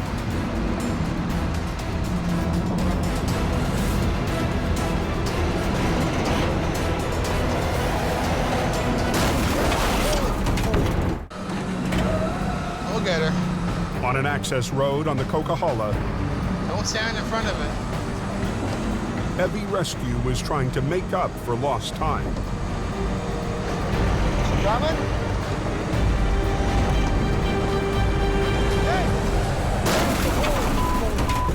Holy!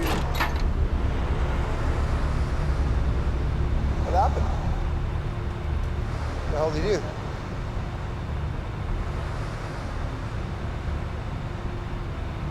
Broke a chain. A chain breaking is like a recovery guy's worst nightmare. It's like a gunshot. There's just not enough time to get out of the way. Broke a chain. Broke a chain? And some hydraulic fittings. And when it hit the tailboard of my truck, it took out the 3 hydraulic lines for my wheel lift. If it would have hit somebody's head, it would have had some severe damage. Phil rigged up the faulty chain, but the weak link wasn't his fault. Still, it's enough to shake up a Heavy Rescue rookie. Oh, I hate myself sometimes. I want you to get over tight as you can here, because Wayne's going to come in beside you. Okay. He's going to lift on that back end. And we're going to do a reverse roll? Yeah. There you go, good there. Adam moves the 2 tandems side by side. Well, let's get a rig back up there. Worst part is I'm still using the chain that broke. The reverse rollover, you're working from the roof side of the trailer. You're hooking on to the low side, and you're pulling the bottom towards your truck. Adam needs extra power on the front end.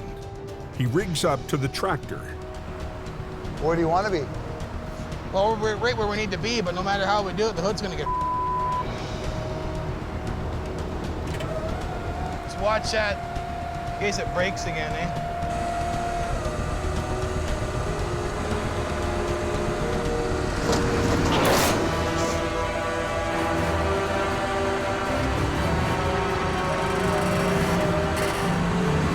Hold it, Adam. Keep going.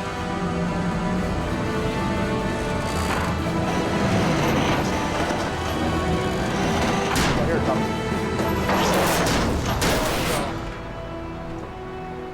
And that's your reverse rollover. But you got her done, hey? Well, it's to wreck the hood like that, but there was nothing you could do. I definitely don't like it. Pull ahead some more. Suck the ass in Suck right it out? right over, then we'll just get on the front and pull it over. After a morning of delays, Adam wants this job finished. Good job, Wayne. A little bit of screwing around there, but hey. Well, we haven't made it back to the yard yet. This truck is old, gray, and in the way. Being home in BC has given Adam some ideas about making a swap with Jamie. We should just switch roles, you know? Alberta was going good, so he can go there and live his dream, and I'll come back here and be close to my family.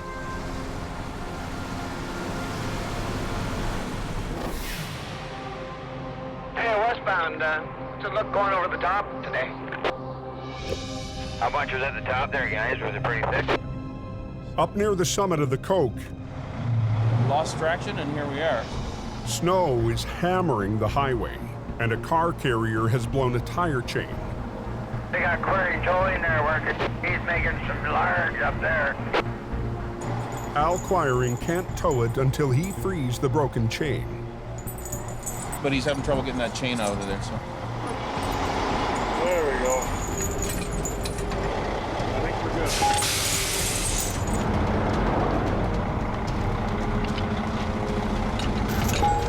I'm busy every day.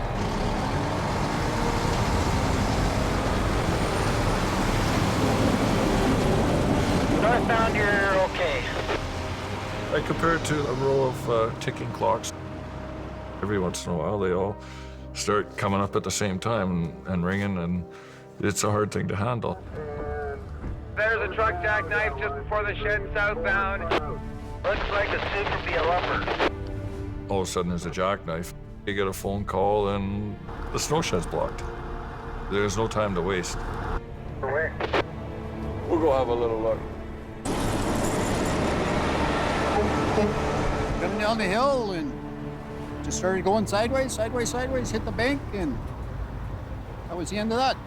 The line of traffic starts to back up immediately. Trapped in it, 2 snow plows. No trucks backing down the hill. Al races to the scene, but he's on the other side of the divided highway. Lots of stuff going on all at the same time, but the critical thing is you gotta stay focused there and try and get that road open as quick as you can. Hey Al, if you want to do this, I'll scrape the road. It's looking like there right now. Just don't want to get myself into a pickle. You'll be all right. Al enlists the grader, already in the perfect position. If I wanted to, sure, I could lasso him and absorb his Visa card, but that's not what I'm there for.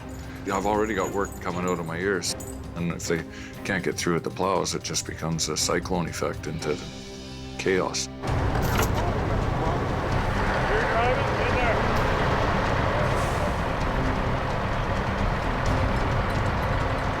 I'm just gonna get this guy off the road and then turn your plows loose.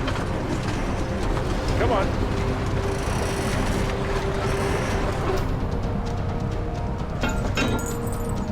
Just like that. As fast as it happened, it's undone. The plows can get back to work.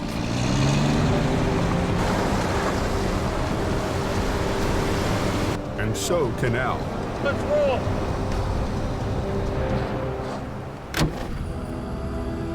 Now, where you guys just came southbound, all your tracks are covered already. just trying to warn people about what was happening down the hill and got a little too far off the road.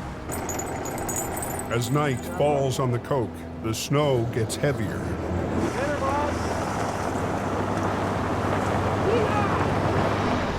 At the base of the Smasher tonight, commercial vehicle inspectors are making sure all big rigs are chained up. It's traffic from outside of the province. They're not used to the mountains. Trucker Russell Brandon hails from Minnesota. I ain't done this in a while. It was in January 2011 was the last time I threw chains. But once his chains are on, Uh-oh, this is not good, but what happened here now? he isn't getting any traction. Why is he doing that now? Let's take a look here. The wheels he put the chains on aren't even turning. This doesn't work. I even have to rechain again. He opens the fuse panel for the system that sends power to the axles. That's just the way it goes. Fuse. Little fuse. Ah, come on. He needs to find a spare. I don't know what to do with it. Everything's been going wrong. Until he finds it. There, now I got power. I got the power divider on. Now I'm gonna have power on that back axle now. Russell needs to maintain his momentum all the way to the top. Look at that, a truck making it up the hill under its own steam. I hope I don't get stuck. Oh no. Dead ahead, a stalled semi.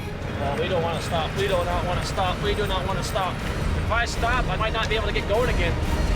This is not good. Oh, we don't want to stop. We do not want to stop. We do not want to stop. On the Coke, just north of the snow shed, trucker Russell Brandon is hitting a major roadblock.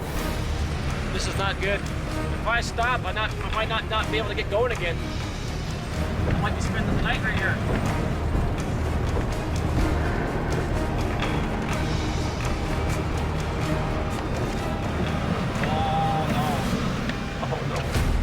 Anybody have any update on Coke? There's a Super Beast spun out 3/4 on the way out. This guy's stuck. That guy can't get going again. See what I mean? If it rains, it pours. The B train is blocking one lane, with a spun-out car in the other.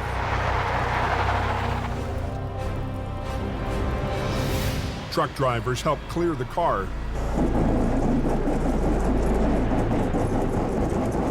But the semi in front of Russell is still stuck. To get around him, he backs into the inside lane, which has already been cleared. See, I'm glad the ball went by. Come on, baby. Come on, let's go. Come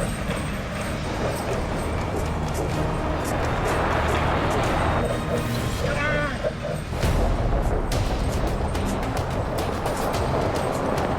There we got her. There we got her.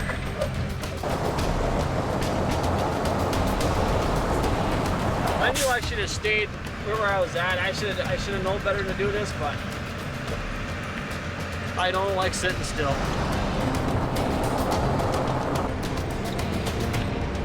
We were doing over 15 miles an hour. Now I'm having a hard time keeping it at 10 because momentum is everything when you do this stuff.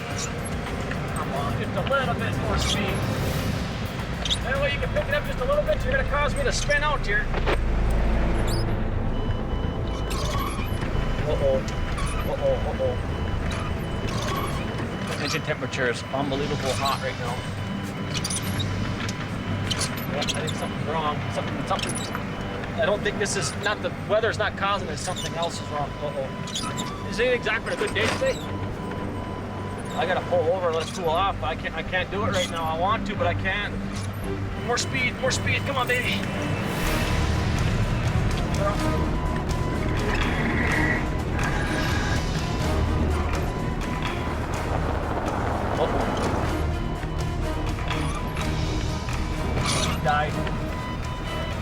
He died.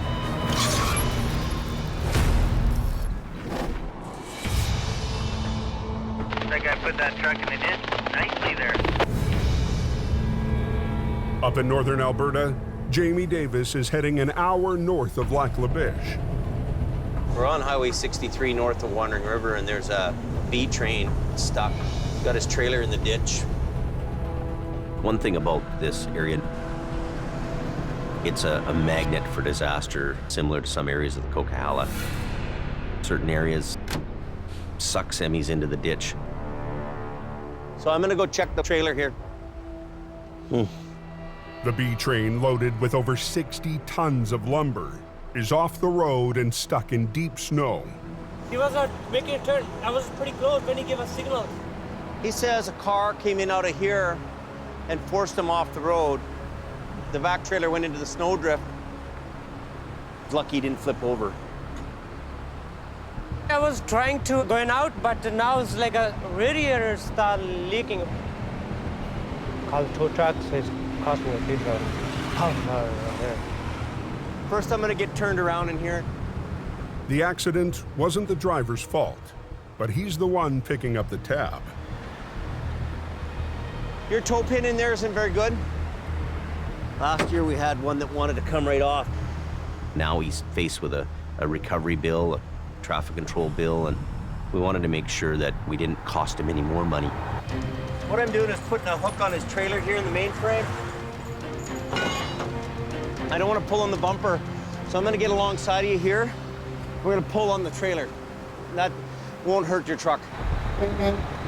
But to pull from the side, Jamie blocks the southbound lane. Watch your back, buddy. Look at these guys. I'm going to put the light tower up a bit. You know what? They're the best safety thing we got going on. When they see an area lit up like a baseball field, it's a safety factor. I'm gonna go ahead quite a ways up so we get a nice low angle to it. He doesn't have any damage happening.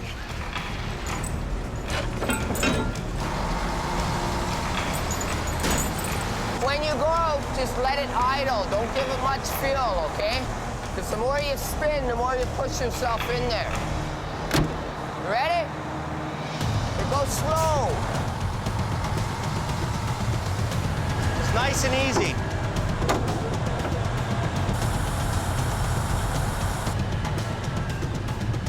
Whoa. What is he doing? I don't think he needs to spin the wheels that much. Let it idle. Idle, tell him. As if you speed them wheels up and you're jerking around and everything else, you're creating shock on your own truck, my truck. He's rock and roll. He wants to go so bad, he's revving it up and spinning his tires. Tell him to let it idle. Just idle, no gas. Just go nice and easy, first gear, right? Steer out this way, too. Easy.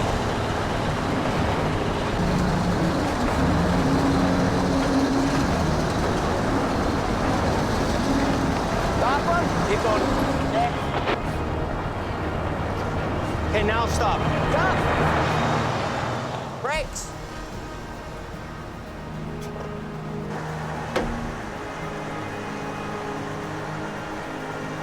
Oh yeah, driving. Yeah, that's no problem with driving. Yeah, he's basically on the road. We're gonna follow him down to Wandering River just in case he has problems with his coolant leak, and we're gonna make sure he's all right.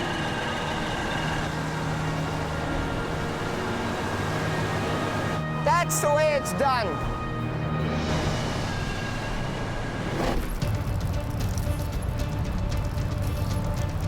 He died. Back in BC, just below the summit of the Coke, Russell Brandon is fighting an overheating engine. It gets it started, for now.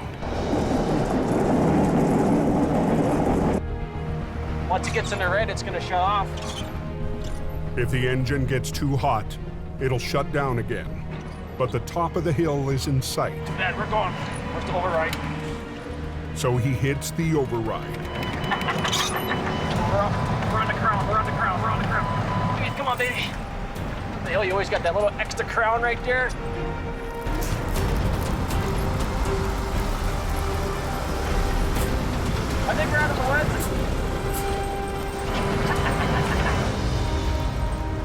dodged the bullet.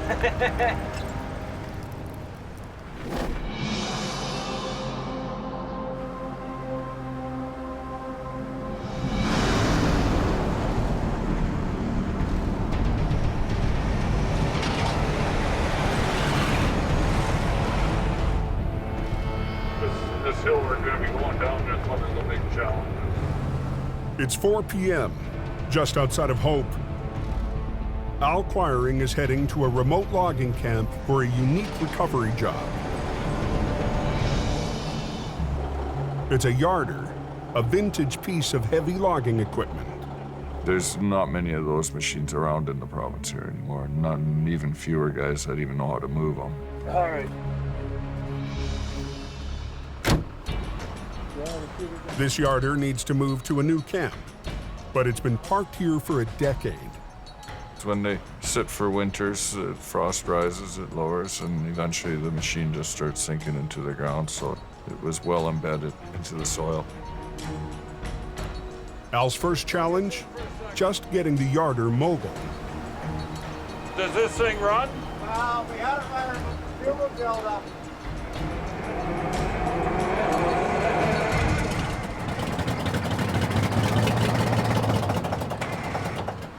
Are you able to give it a shove from the ass?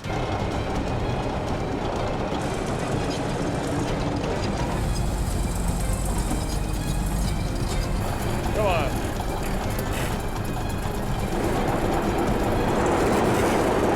Square wheels, those old tires, they take a while to loosen up. One more time.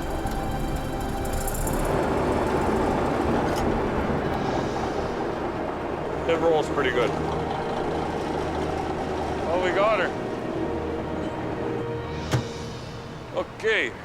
Al will have to coax the awkward load down steep, curving logging roads for 2 hours. He'll need some added stability. Adding an extra set of axles to the back, and that actually lifts up the weight. That helps with the safety factor going down some of these steep grades.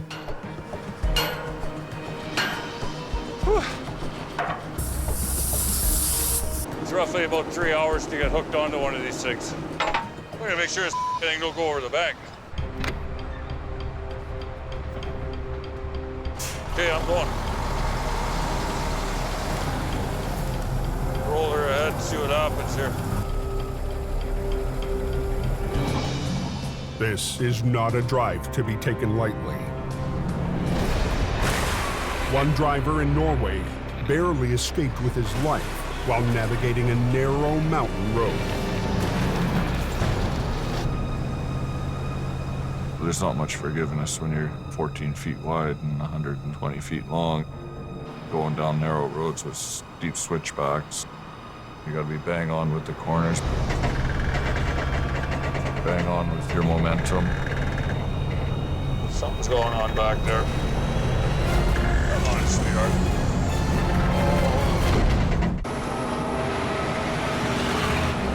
Couple tight bends right in a row.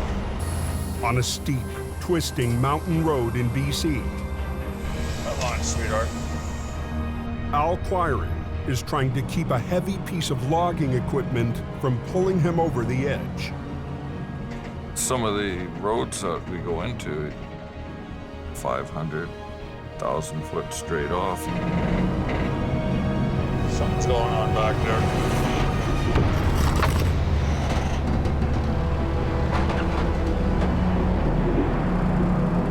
The yarder's wheels are pulling towards the ravine.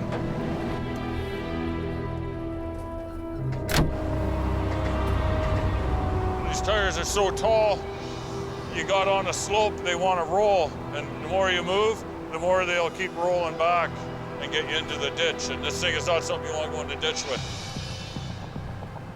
The worst thing about stopping on that steep part of that hill is it's on a slope. And once you back up once, that machine moves closer to the edge. Al has no choice but to keep going as slowly as he can.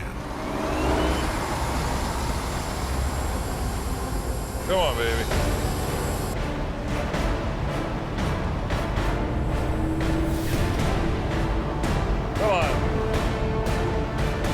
sounds better. Right on, we made her. Some bad goes on that corner there, I'll tell you. With straighter roads ahead, the worst is now in Al's rearview mirror. When you drop that off, definitely it's a sigh of relief and then it's over.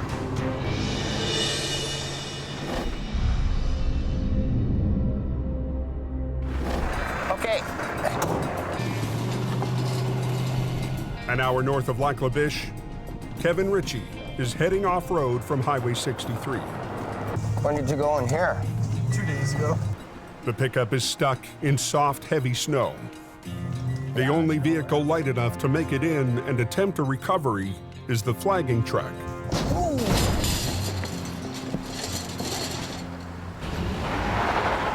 You're in 4 now? I've tried all the gears already.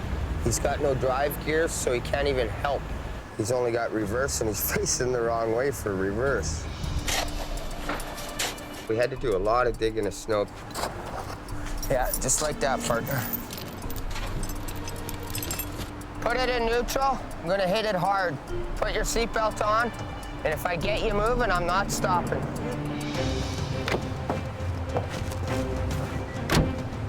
Ready? Go.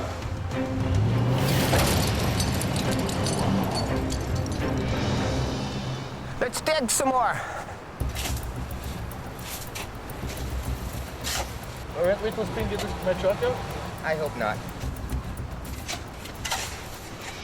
Okay, you ready to give it another try? Seatbelt. Just stay there, I'll do it again.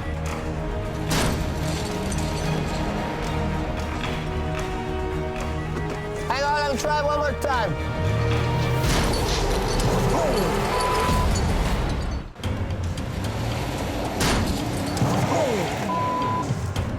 In the bush off Alberta's Highway 63, gotta dig some more. Kevin is trying to rescue a stranded pickup. A little more digging. Here we go.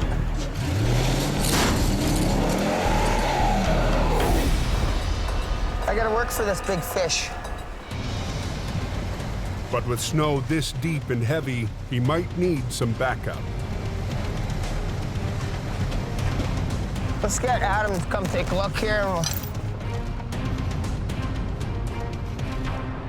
Yeah, let's put another chain and strap on it. Well, let me try one more shot. Okay. If you just pull out of the way. I think the worst of it's over. Kevin wanted to give it one more shot by himself, and I figured, what the hell? Common sensing to just hook 2 trucks to it and get it out of there, but...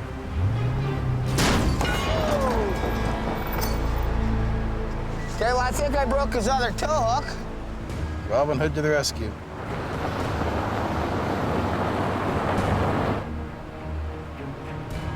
Can you push this through like that? We decided to hook up the other truck. I'll follow your lead. Put them both in 4 low. Work with what you got. Hey, let's go.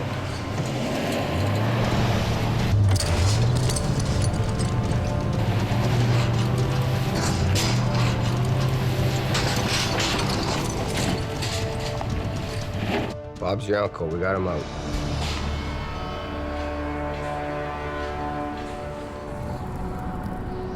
Later that night, Holy it windy, eh? an Arctic front sweeps across northern Alberta.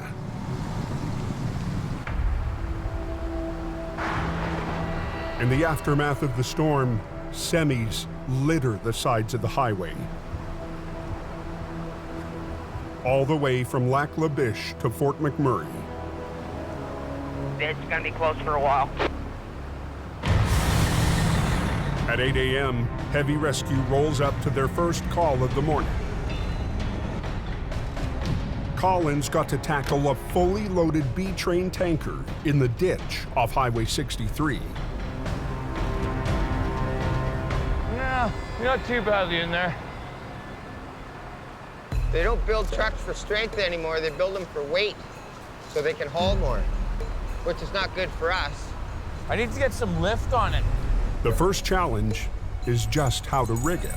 I wonder if I come in underneath, right, chain it and actually lift it up out of there.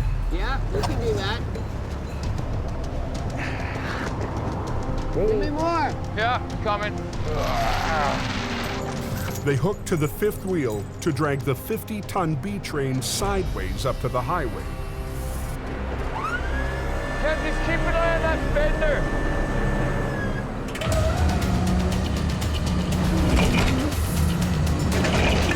Come on.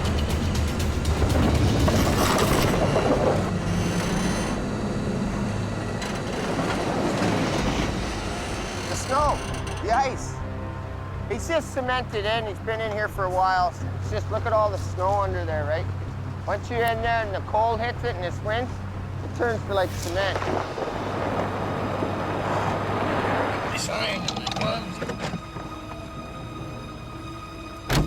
Now pull it in.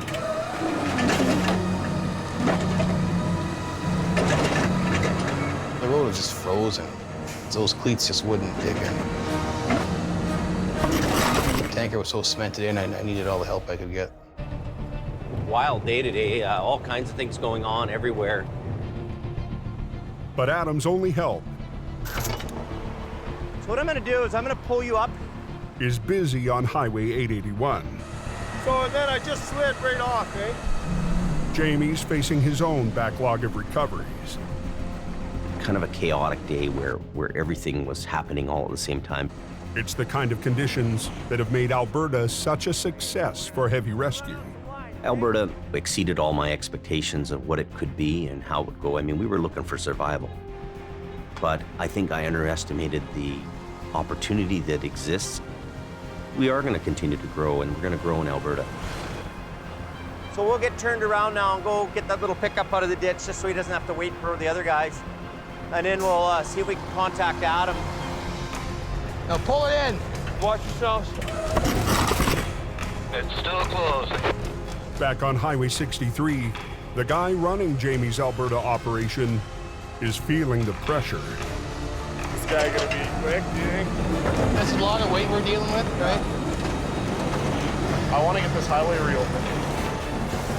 Go down with the boom.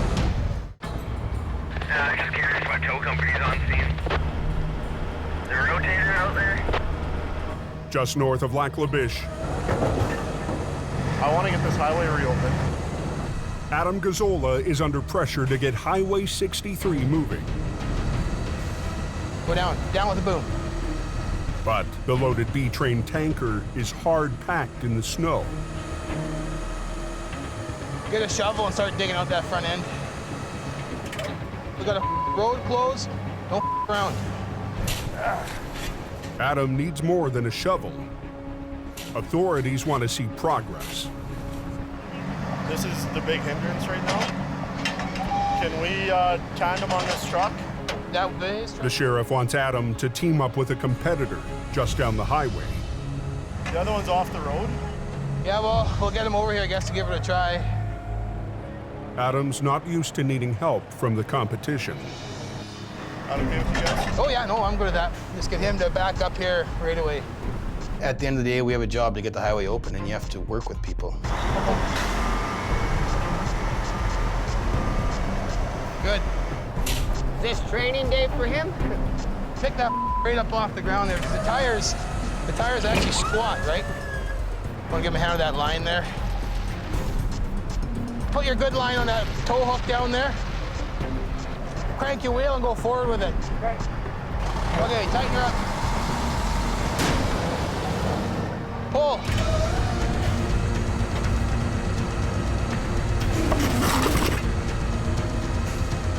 Kevin, hop in there and hold that wheel. Hold her. Go, keep going. Stop.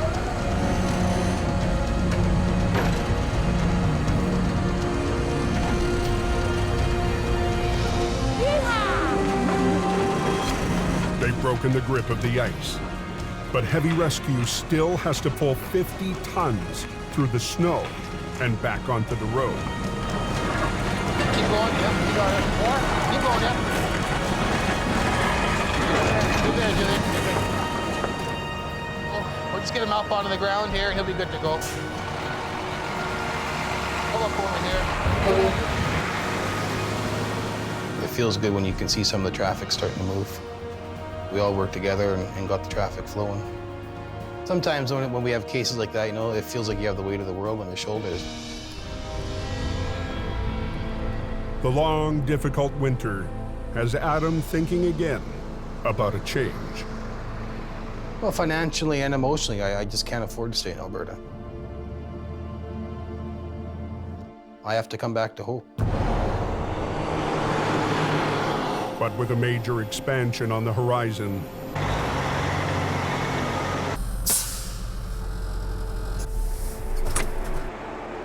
Alberta is where Jamie needs Adam to stay. He's been an integral part of it. He's put his best foot forward. He's pulled it together out there. I just don't want to piss him off. He's a boss, he's a friend, but I have to look out for myself, my own family. Next time on the season finale of Highway Through Hell. After a winter of battles on the coast, Went off this tree. heavy rescue's toughest season ever is far from over. In Alberta's oil patch, Jamie's big gamble Back up! Oh, they're landing here. Oh! is put to the ultimate test. Oh, they're backed up. And months away from home bring Adam to a breaking point. Go! Threatening to tear Decisions. heavy rescue apart.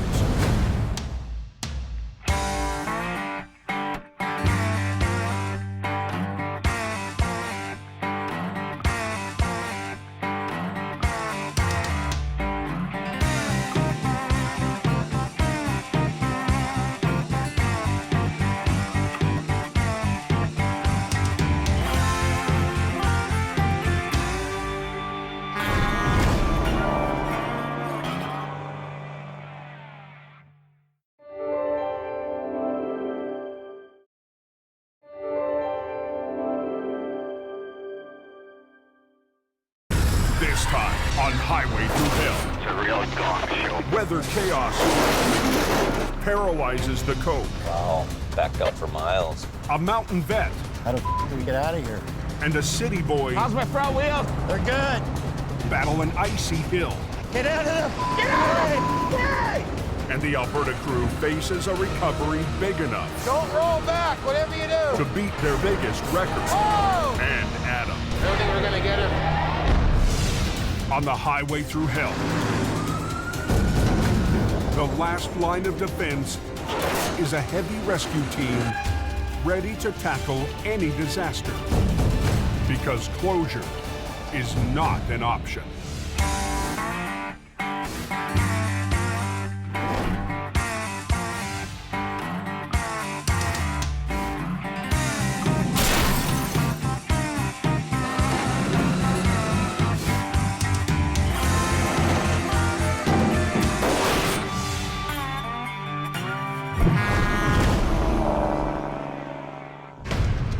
Traffic will be thick on this road today.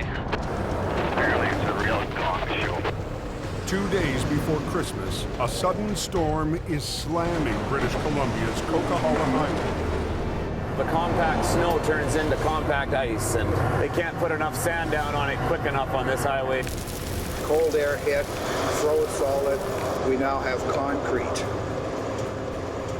Trying to get it off is a real problem. And I think I'm out of sand. I don't hear anything now. On the busiest travel day of the year, drivers are stranded. You know, it's nice and sunny down on the coast, and you get up on top of the mountain, it's a hell zone. I passed a pickup truck, and then all hell broke loose. My husband just hit the black ice just now, and the truck spin. This road is a sheet of ice.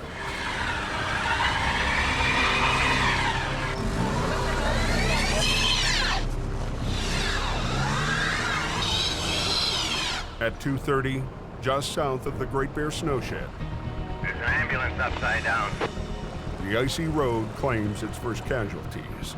They can't even get out the accident. Locked up so bad. Just down the hill from the ambulance, 2 semis have tangled up in the slow lane. Nobody's gonna make it up this hill. This hill's just way too slippery. Traffic is at a full stop. What, you're not even plowing it or sanding it, doing anything? They can't get by all the trucks. So is the road closed? Yeah, it's gonna be a while.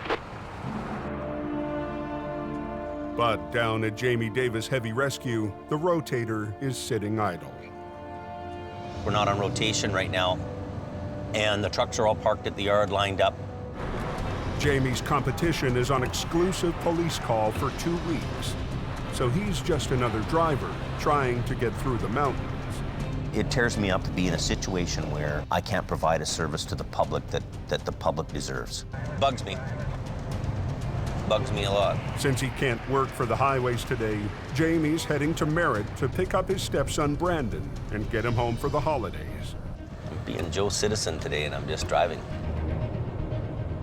Oh, Highway 5's closed, it's saying. Uh-oh. Oh, they've got it closed right down here. We may not be able to go to Merritt. Wow.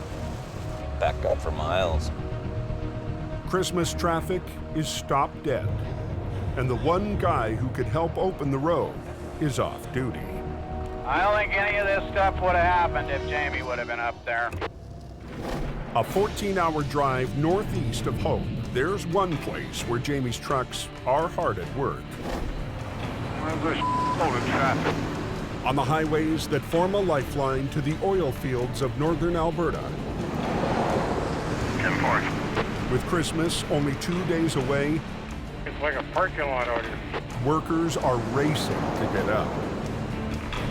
It's real greasy when you get out of Aquafish all the way up past Concord. But an Arctic flash freeze has coated the highway with a thick layer of ice.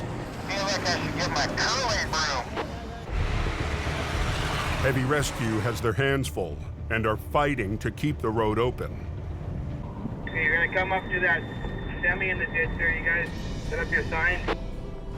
30 minutes north of Lac La Biche, a low bed coming around the curve hit ice and slid off the road. Brutal, man, it sucks. Sammy already has one lane closed.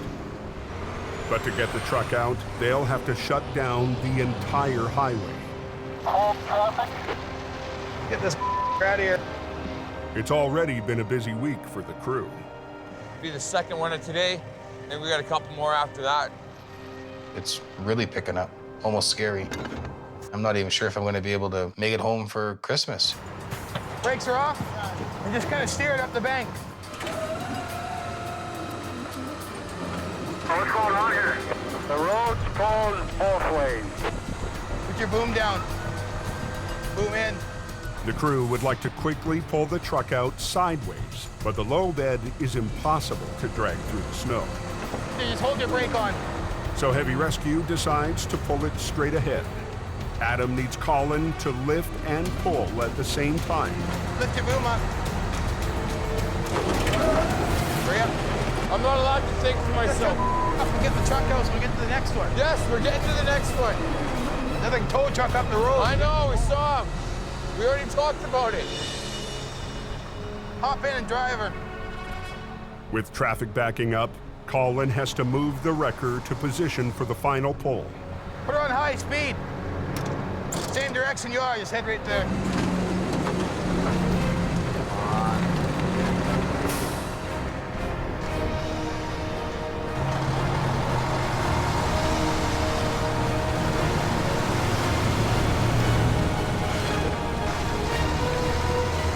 That's how you do it. In just 15 minutes, Adam and Colin have cleared the wreck. Okay, Sammy, send your traffic. So we either need Visa or MasterCard or American Express. But they can't head to their next recovery until they collect payment. Okay, it's 4520. Hold on one sec. Yeah, hold on. Now they want me to wait a minute. Okay, that one's declined too. Come on. With Rex in the ditch all the way up 881, Adam needs to get moving. We're missing one number. Right? There's another number after that? 4. 2 4s? Oh, yeah, 4. 4304. So they're good to go. Thanks. Get back. You're good to go. All right, we got data right here. Okay, so what's the next one you got on hold for us?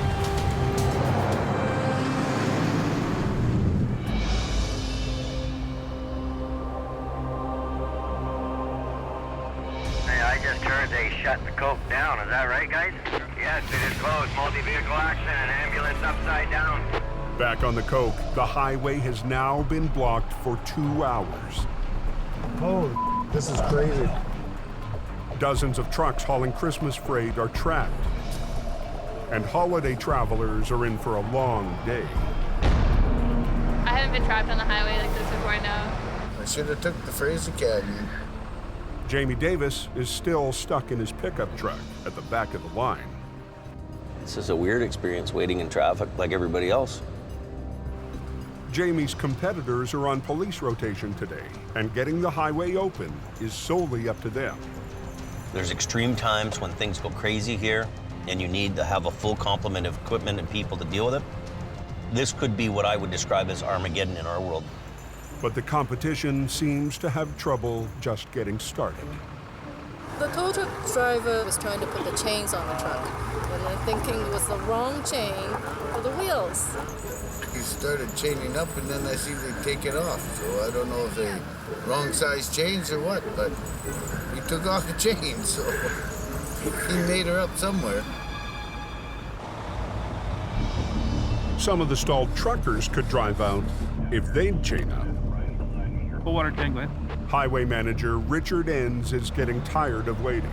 When I got here, he finally started putting them on, but didn't know how, and here we go.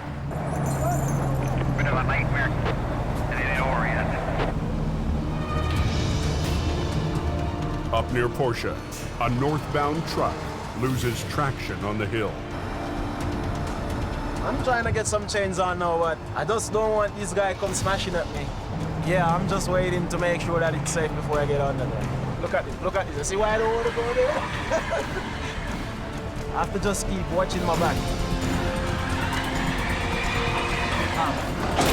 That's the reason why I don't want to go under my shop.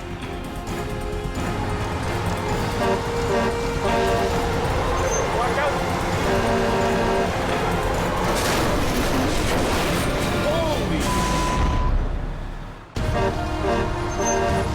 Watch out! 5 minutes south of Box Canyon in BC, 3 separate accidents have shut down the Coquihalla Highway.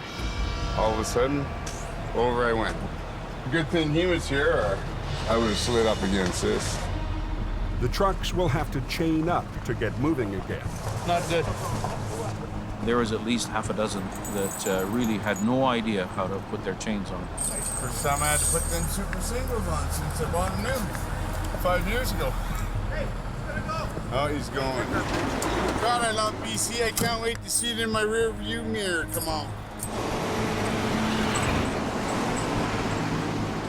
The last 2 stalled trucks are finally chained up and ready to go. 10-4, he's going to start moving, so I need him to move up to where that yellow sign is. He's getting up right now. The sand truck gets through. Lunch is when the roads are safe. 106 to base. And at the back of the lineup, Jamie finally starts to move. Traffic's moving a little bit now, so we get through a little bit, so you know that. In my mind, I'm thinking to myself that one day somebody's gonna figure out, hey, look, we need a guy like you to make sure this road's open. I'm having a real hard time to just say, hey, we're moving everything to Alberta.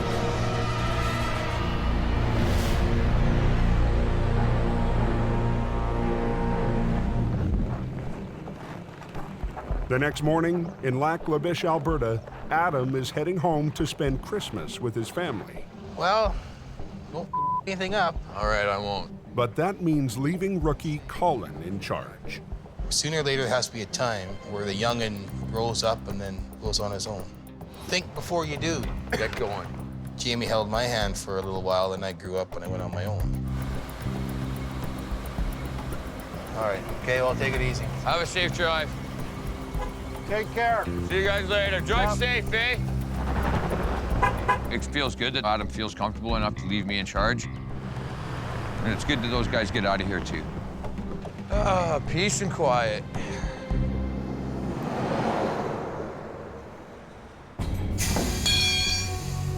On his way out of town, Adam stops in at the local garage where Wrecker HR68 is getting a safety inspection.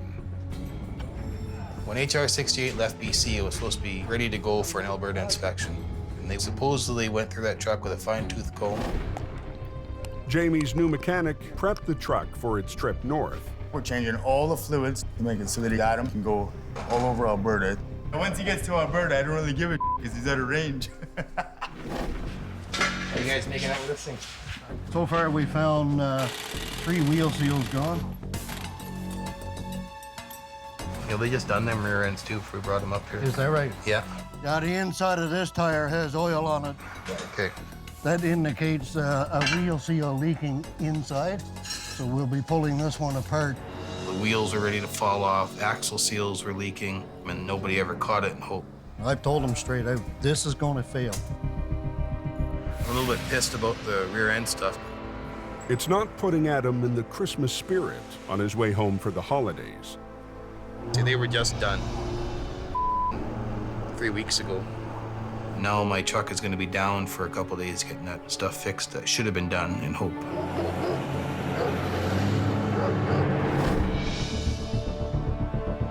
Back in BC, we'll get her done. Heavy Rescue's Ken Monkhouse is heading 10 miles up a remote logging road for what should be a quick recovery. Just a pickup truck with a trailer over the embankment. Shouldn't be that hard. With Jamie off of police rotation, every non-highway job helps. Even a small one. Don Starr's been waiting an hour for backup after his own truck failed to make it up the mountain. I just couldn't climb it, that's all. The truck's a little light in the back end. It's made for hauling trucks, not for climbing hills like this. And Don knows these hills. With more of his crew in Alberta, Jamie hired the 20-year mountain veteran to help keep the BC operation running. I've seen pretty much all of it.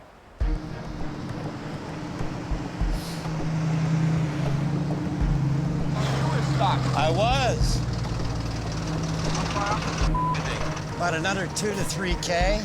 The truck's only supposed to be about 10 or 15 feet over the side, but the trailer's down 40. How steep is this freaking hill?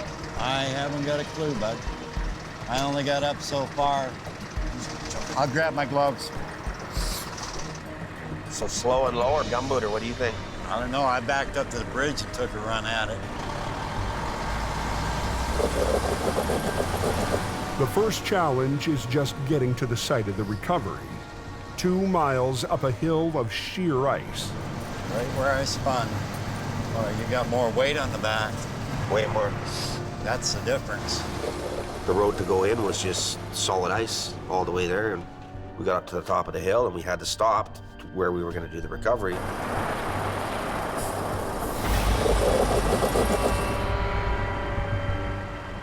We're sitting on pure ice. Can't go backwards, can't go forwards. We can't do anything. Helping this guy is not really an option now, because I won't be able to back up that hill. No, that's out of the question. We could never get a bigger tow truck in there to do the recovery on it, and you're not going to get a bigger truck in there anyways because the road's so bad, it's so narrow, and it's so covered in ice. But Ken and Don realize their problem is a lot bigger than not being able to recover the pickup. It's got a layer of ice right underneath. You can see where your chains were digging. How the f do we get out of here? I don't know what to do here, Don. I really don't. This is sheer ice. There's a big steep embankment over here. There's a nice big ditch over here. You can't get nothing in front of it. If I try to come back down backwards, you need to end up in the ditch or over the embankment and die.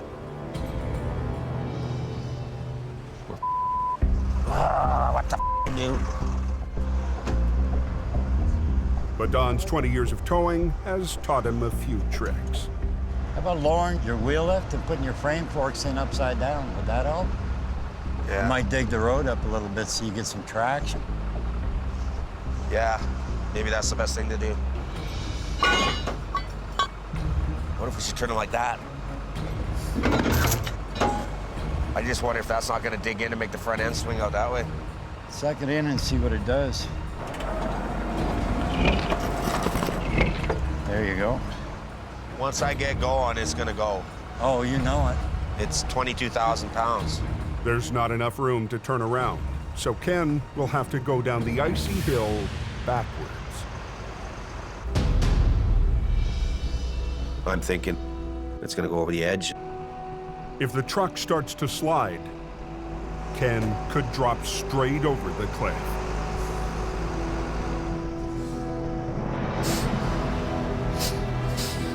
Straighten her up.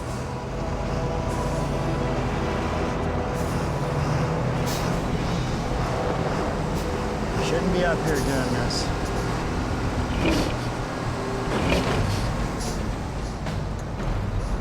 Right at that real snotty part.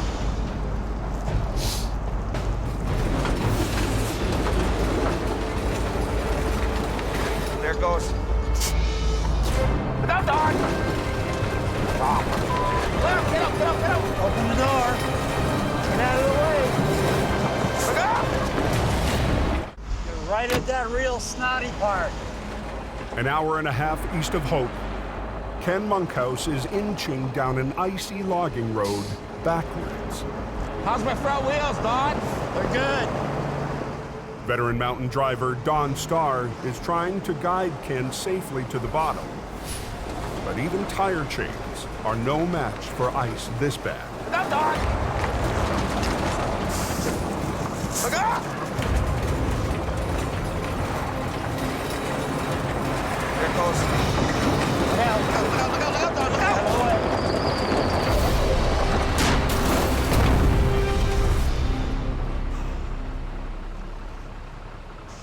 Well, we almost made it.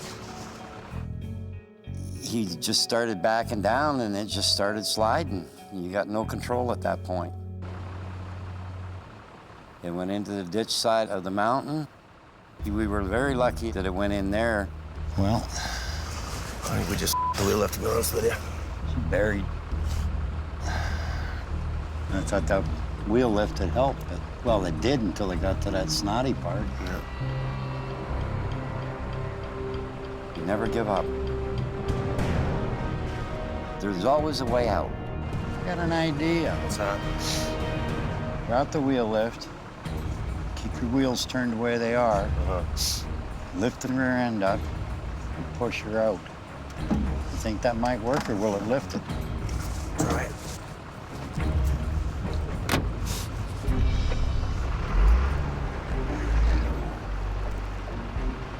Hey, ready?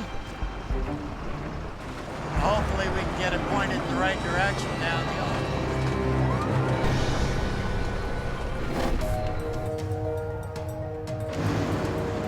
Just east of Hope, Adam's on the final leg of his trip from Lac La Biche.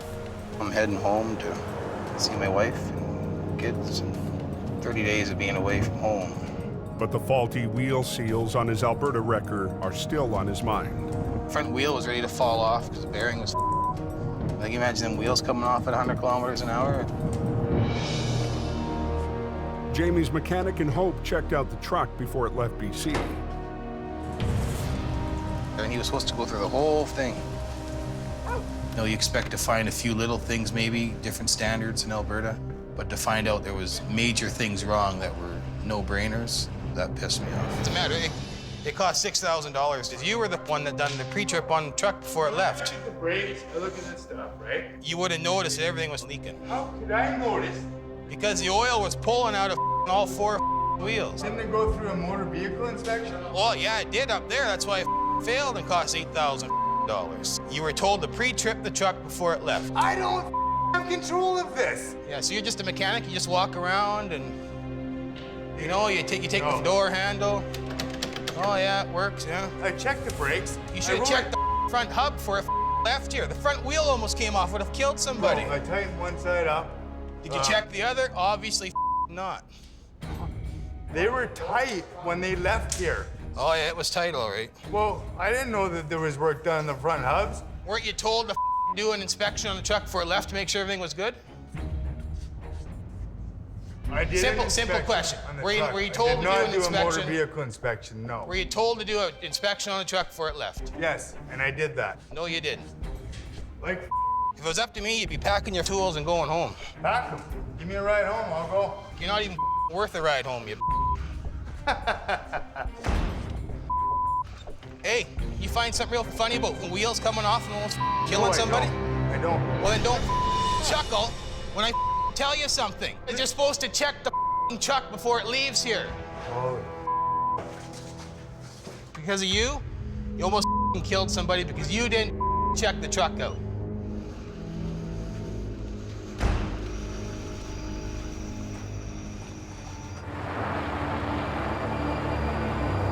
Hold her there with the brakes. Back up at Whipsaw Creek, Ken and Don are still trying to get Jamie's truck out of the ditch. Try giving her a little bit. With night falling and the temperature dropping, they're running out of time. Okay, hold it. Got it. Don't stop. Just turn your wheels this way. Straighten them out. Okay, you're headed down. It's all yours, Ken. I only thought that we could get the truck straight on the edge of the road, not out of the ditch. But when it came out of the ditch, we're going all the way. We're not stopping. Ken has to make it down a mile of sheer ice with a 400-foot drop at his side. Failure is not an option. If you go over the embankment, no one's gonna find you. Back in town, Adam's long day is almost over. He can finally put his work problems aside. It's gonna come home and surprise my little girl. She hasn't seen me in about a month. I think she'll be very excited.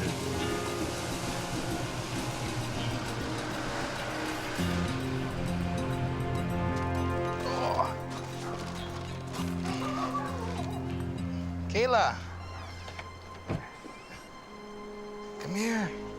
Hey, this is why I work these long hours in these god-awful conditions, is for little moments like this. I didn't see that one. You missed me? Yes. Love you. Got you something? Yes. What it is? Yes, here for the toys.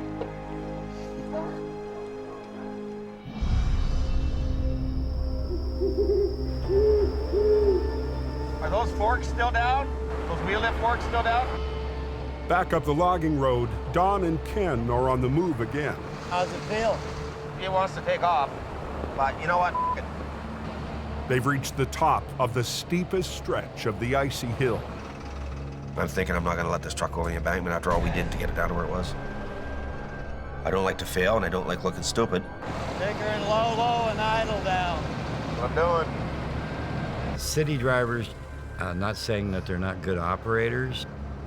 You just have to watch out for them, because if you don't, somebody can get hurt or even killed. How's my front wheels, Don? They're good. Don watches for any signs of slippage. The road's so bad, it's so narrow, and it's so covered in ice. I was just thinking we're gonna die. It's pretty weird. Real slick in there. As Ken inches down the hill, No. momentum takes over. Get out! Look out! Look out! Get out of the... How's it feel? He wants to take off. At Whipsaw Creek, Ken Monkhouse is inching down a steep stretch of an icy logging road. Take her in low, low, and idle down. What I'm doing. Just steps away from a 400-foot drop. Get out! Once again, his 5-ton starts to slide out of control. Get out of the... But this time, Ken stays behind the wheel. Ken!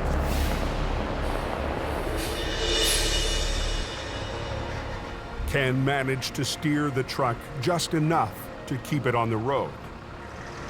Buddy, I wouldn't have rode her that far. You done a hell of a job. I'll feel a lot better when we're back on pavement. I thought she was gone. I thought so too. Death-defying, let me tell you that right now. If Ken hadn't pulled that out, that truck would have been gone over the side. That was crazy, man. What a ride. Brave man, I wouldn't have rode her down. But he did. And he kept it under control, too. Just want to get out of here, get back on the road. 7 hours after arriving on the mountain, Ken and Dawn are back where they started. Nightmare. Yep. Why am I doing this? Why am I risking my life? For nothing, for no pay, not a dime. Doesn't make any sense to me. I understand, Ken, what was going through. Towers have a different perspective on mortality than other people do. We see it so much. Maybe this isn't meant to be. They didn't get the wreck, but they got away with their lives. If I wouldn't have got out there if it wasn't for you, my friend, so I really respect you. I don't respect hardly anybody, but I respect you a lot. So thank you, I appreciate it. Let's get the out of here.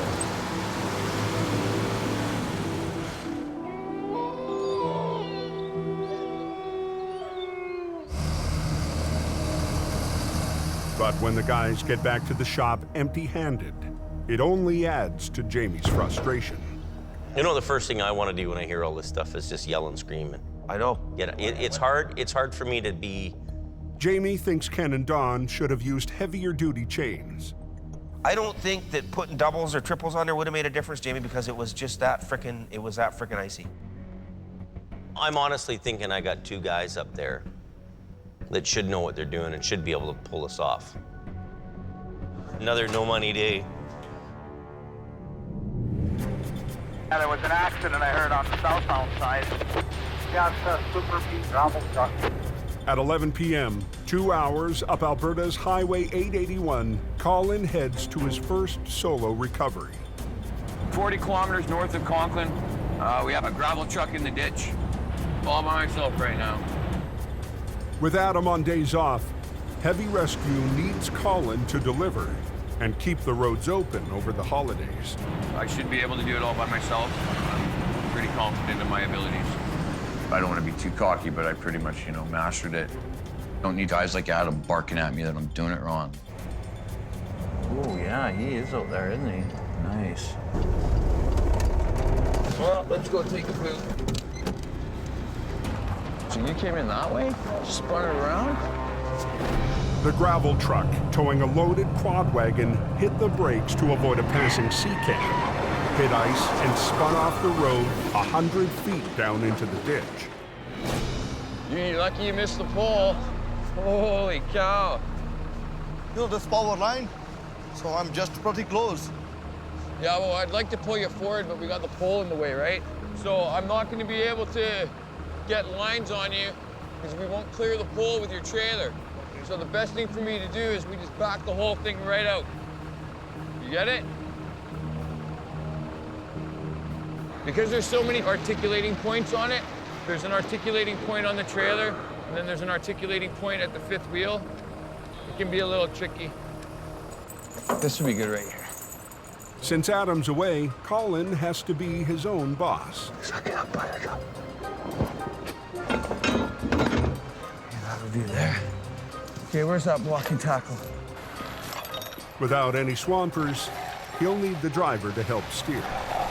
Just one guy in the truck driving, maybe you can sort of act as communication as well. It can be a big responsibility when you're pulling out a $100,000 truck, and these are guys that have never done what we're doing. All right, driver, the dump truck, you can release the brakes. Your trailer's gonna slide just a little bit down towards the hill. It's all good. I have a line on you. If Adam's there, then I'm following his orders and, you know, my ass is covered. See if you can straighten out the dump truck, get it even with the trailer. But if Adam's not there, then I'm the one that's in charge. I'm the one that's responsible. What you doing? Turn your wheels to the right, please. Dump truck driver, turn your wheels to the right, please. There we go. Come to me. After just 20 minutes, Collins got the truck up to the edge of the ditch. Now he needs to freewheel the winch and reposition to pull the truck up onto the road. Zach, can I get you to put all your brakes on? The driver has to keep his brakes locked, or the truck will roll right back to the bottom of the ditch. All your brakes are on, dump truck driver. Okay, 10-4, I'm just we're gonna do one more movement here. Whoa, brakes! Put your brakes on, apply your brakes, please. Thank you, I thought you said you did that.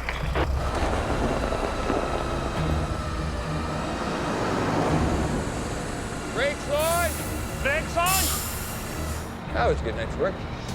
Collins made his first recovery flying solo. Out of the ditch right now, so that's why I'm smiling.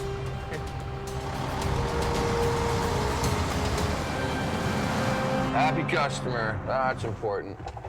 Okay, let's get out of here.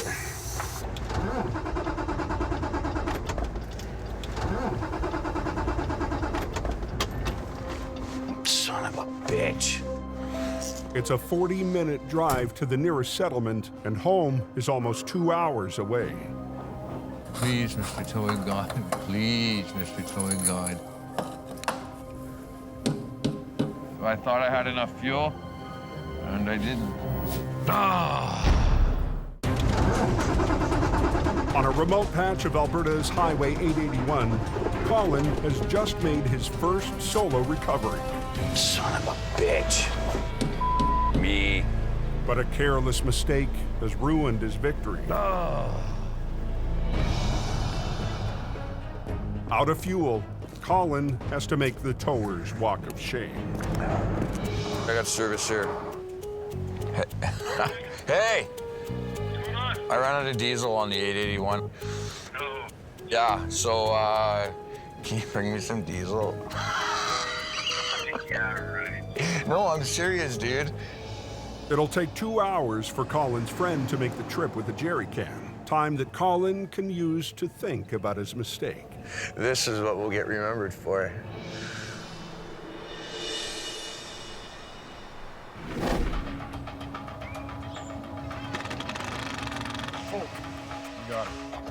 In Hope, 2 days after Christmas, crews are gearing up to go back on highway rotation. But Ken Monkhouse is still reeling from his near miss up in the mountains. So that Forest Service road was pretty traumatic. A couple people could have come real close to dying, including myself. It may work. Can you and me go have a chat? Private? Just had nightmares about it every night. Wake up in the middle of the night, just freak right out. Go for a walk around the block, go back to bed, push play, the nightmare starts all over again. Are you gonna want to kill me if I go and work for a month in the city to help Buddy out? And I can go down there and pound a bunch of cash.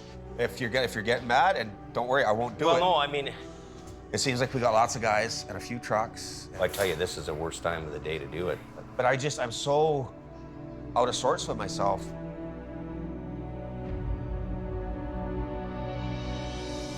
Yeah, go ahead, go ahead. Are you sure? Yep. Okay, thanks, buddy. It's a thing because tonight we got to have guys on the go. It's just another thing that you just don't need to happen.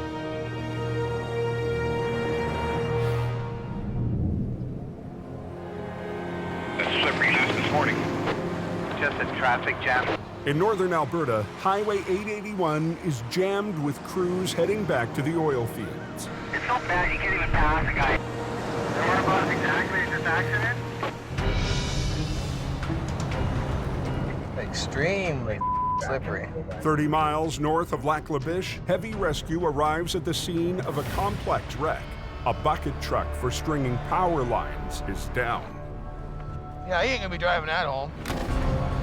The top-heavy truck caught a wheel in the soft snow, veered down the steep embankment, and flipped over on its side in 3 feet of snow.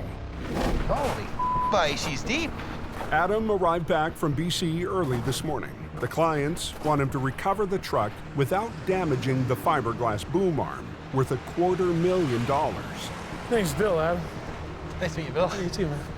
You're dealing with big dollar equipment, huge companies. Yeah. You can't hold customers up. You got to get their out of the ditch. You get them moving. People want it now and now and now. But the work can't start until Colin arrives with the record. Colin's probably ran out of fuel somewhere between here and there. I don't know what it is with fuel in that man. All right, well, we're here on the scene. Put together a little plan of action and get this thing out of the ditch. But Adam's not letting Colin live down last night's mistake. Why didn't you fill it up when you went to Edmonton and back? I did fill it up when I went to Edmonton. So you fill it up when you come back from Edmonton? No. Why not? Don't I always harp you about fuel? Yeah, you harp me about everything. At the end of the day, I really like the guy. I like working with him. I just kind of wish he would progress a little more. We're probably lucky to have him because he takes all the constructive criticism I give him. There you are, see? There, pumpkin. He can call me all the nicknames he wants to call me. If Adam's picking on you and being a bully, it's because he loves you. He's a big dirty, this one. We're not gonna hurt nothing going around that. That'll give us a bit more lift too, right? The thing is with a bucket truck, they're a lot heavier, they're a lot taller. Once they flop onto their side, they're a lot harder to get back onto their wheels. It's a hard pull, like just because the angle we're on and... Yeah, you've got the tandem and the medium-duty wrecker when you should have 2 tandem wreckers up there. Phil will get on the front end when he gets here. Front end Phil. Flipping the top-heavy boom truck would be the perfect job for the rotator, but all Adam has is Colin's record and Phil's 5-ton, nicknamed the Army truck. Technically, we don't have the equipment to do this job properly. All we can do is work with the stuff we have. Here's what it is. It's Adam's call. It's Adam's show. Now, what if I look like an idiot or I can't do it? That's what I worry about.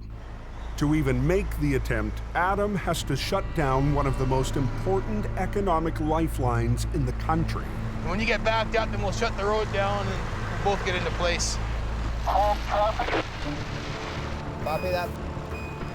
Okay, hold all traffic. They wanted to have a picnic in the center line, so they closed it. Adam, you want to start bringing that in now? Bring her in, yeah. Adam's first step, pull the 50,000-pound truck onto its wheel. Then Colin will pull it gradually upward along the length of the ditch and onto the highway. Pulling. Let it go on your right one.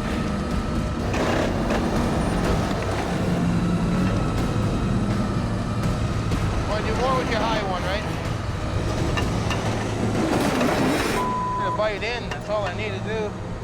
The spades on HR-68 raise the tires off the road and use the weight of the wrecker to dig into the ice. Yeah, these teeth aren't gonna let us do it. Not a hope in hell. Adam's waiting for a set of custom cleats designed to anchor in extreme cold conditions. Just so icy. With no grip on the frozen pavement, the 2 trucks just don't have enough weight. Until we can get the trucks anchored, we can't do diddly. So Adam changes the plan. We'll hold your foot on the brake. Keep her revved up.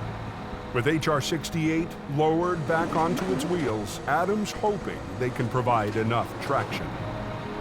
I got my foot on the brakes. Are they dynamited on? Don't roll back, whatever you do. Whoa! We'll hold your foot on the brake. Keep her revved up.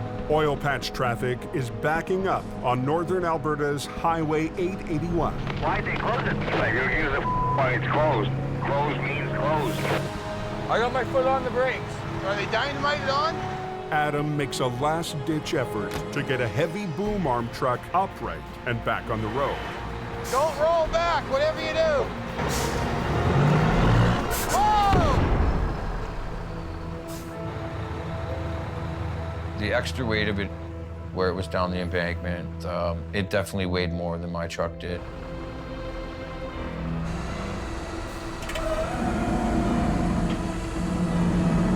think we're gonna get her. Get back your lines off, we're done. Get off the road.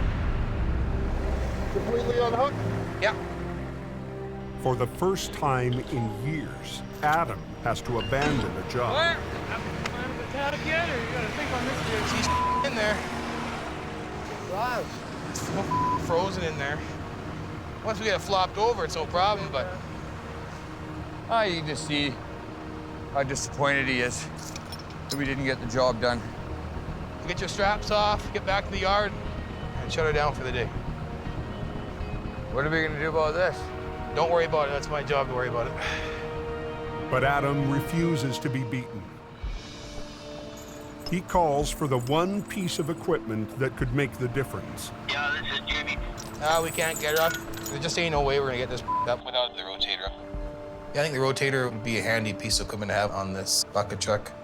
It's definitely got the power to suck it up onto the road.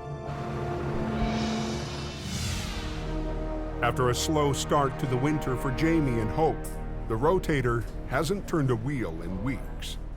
It's hard for me to want to sit here at the shop when, you know, there's so much business going on there. Oh, it's killing me to stay here, you know that? Freaking killing me. I know how hard it is to work in these mountains without a rotator. You need it.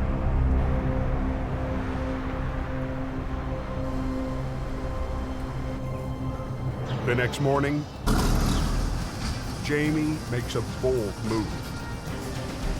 There's a job waiting for it. I have worked for this truck. We've come to realize the responsibility that we have to keep those highways open, keep that transportation flowing on those highways. But Jamie's responsibilities in Alberta could come with a big cost on the coast. The rotator has always been our flagship vehicle here, our best, biggest, baddest recovery machine that separated us from everybody else. Moving our flagship rotator to Alberta, it's a hard decision for me to make because I know that I may need it here at some point in time.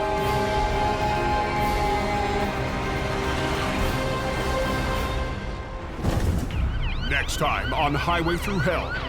Freight all over the road. The biggest wreck of the season It's a damn tangled mess. explodes on Jamie's doorstep. Yeah, Jamie and his rotator must be all excited. But it's all up to Howie The fist of God came down on it. to get the highway open And I'm all by myself. without the one truck he really needs. No rotator. No backup.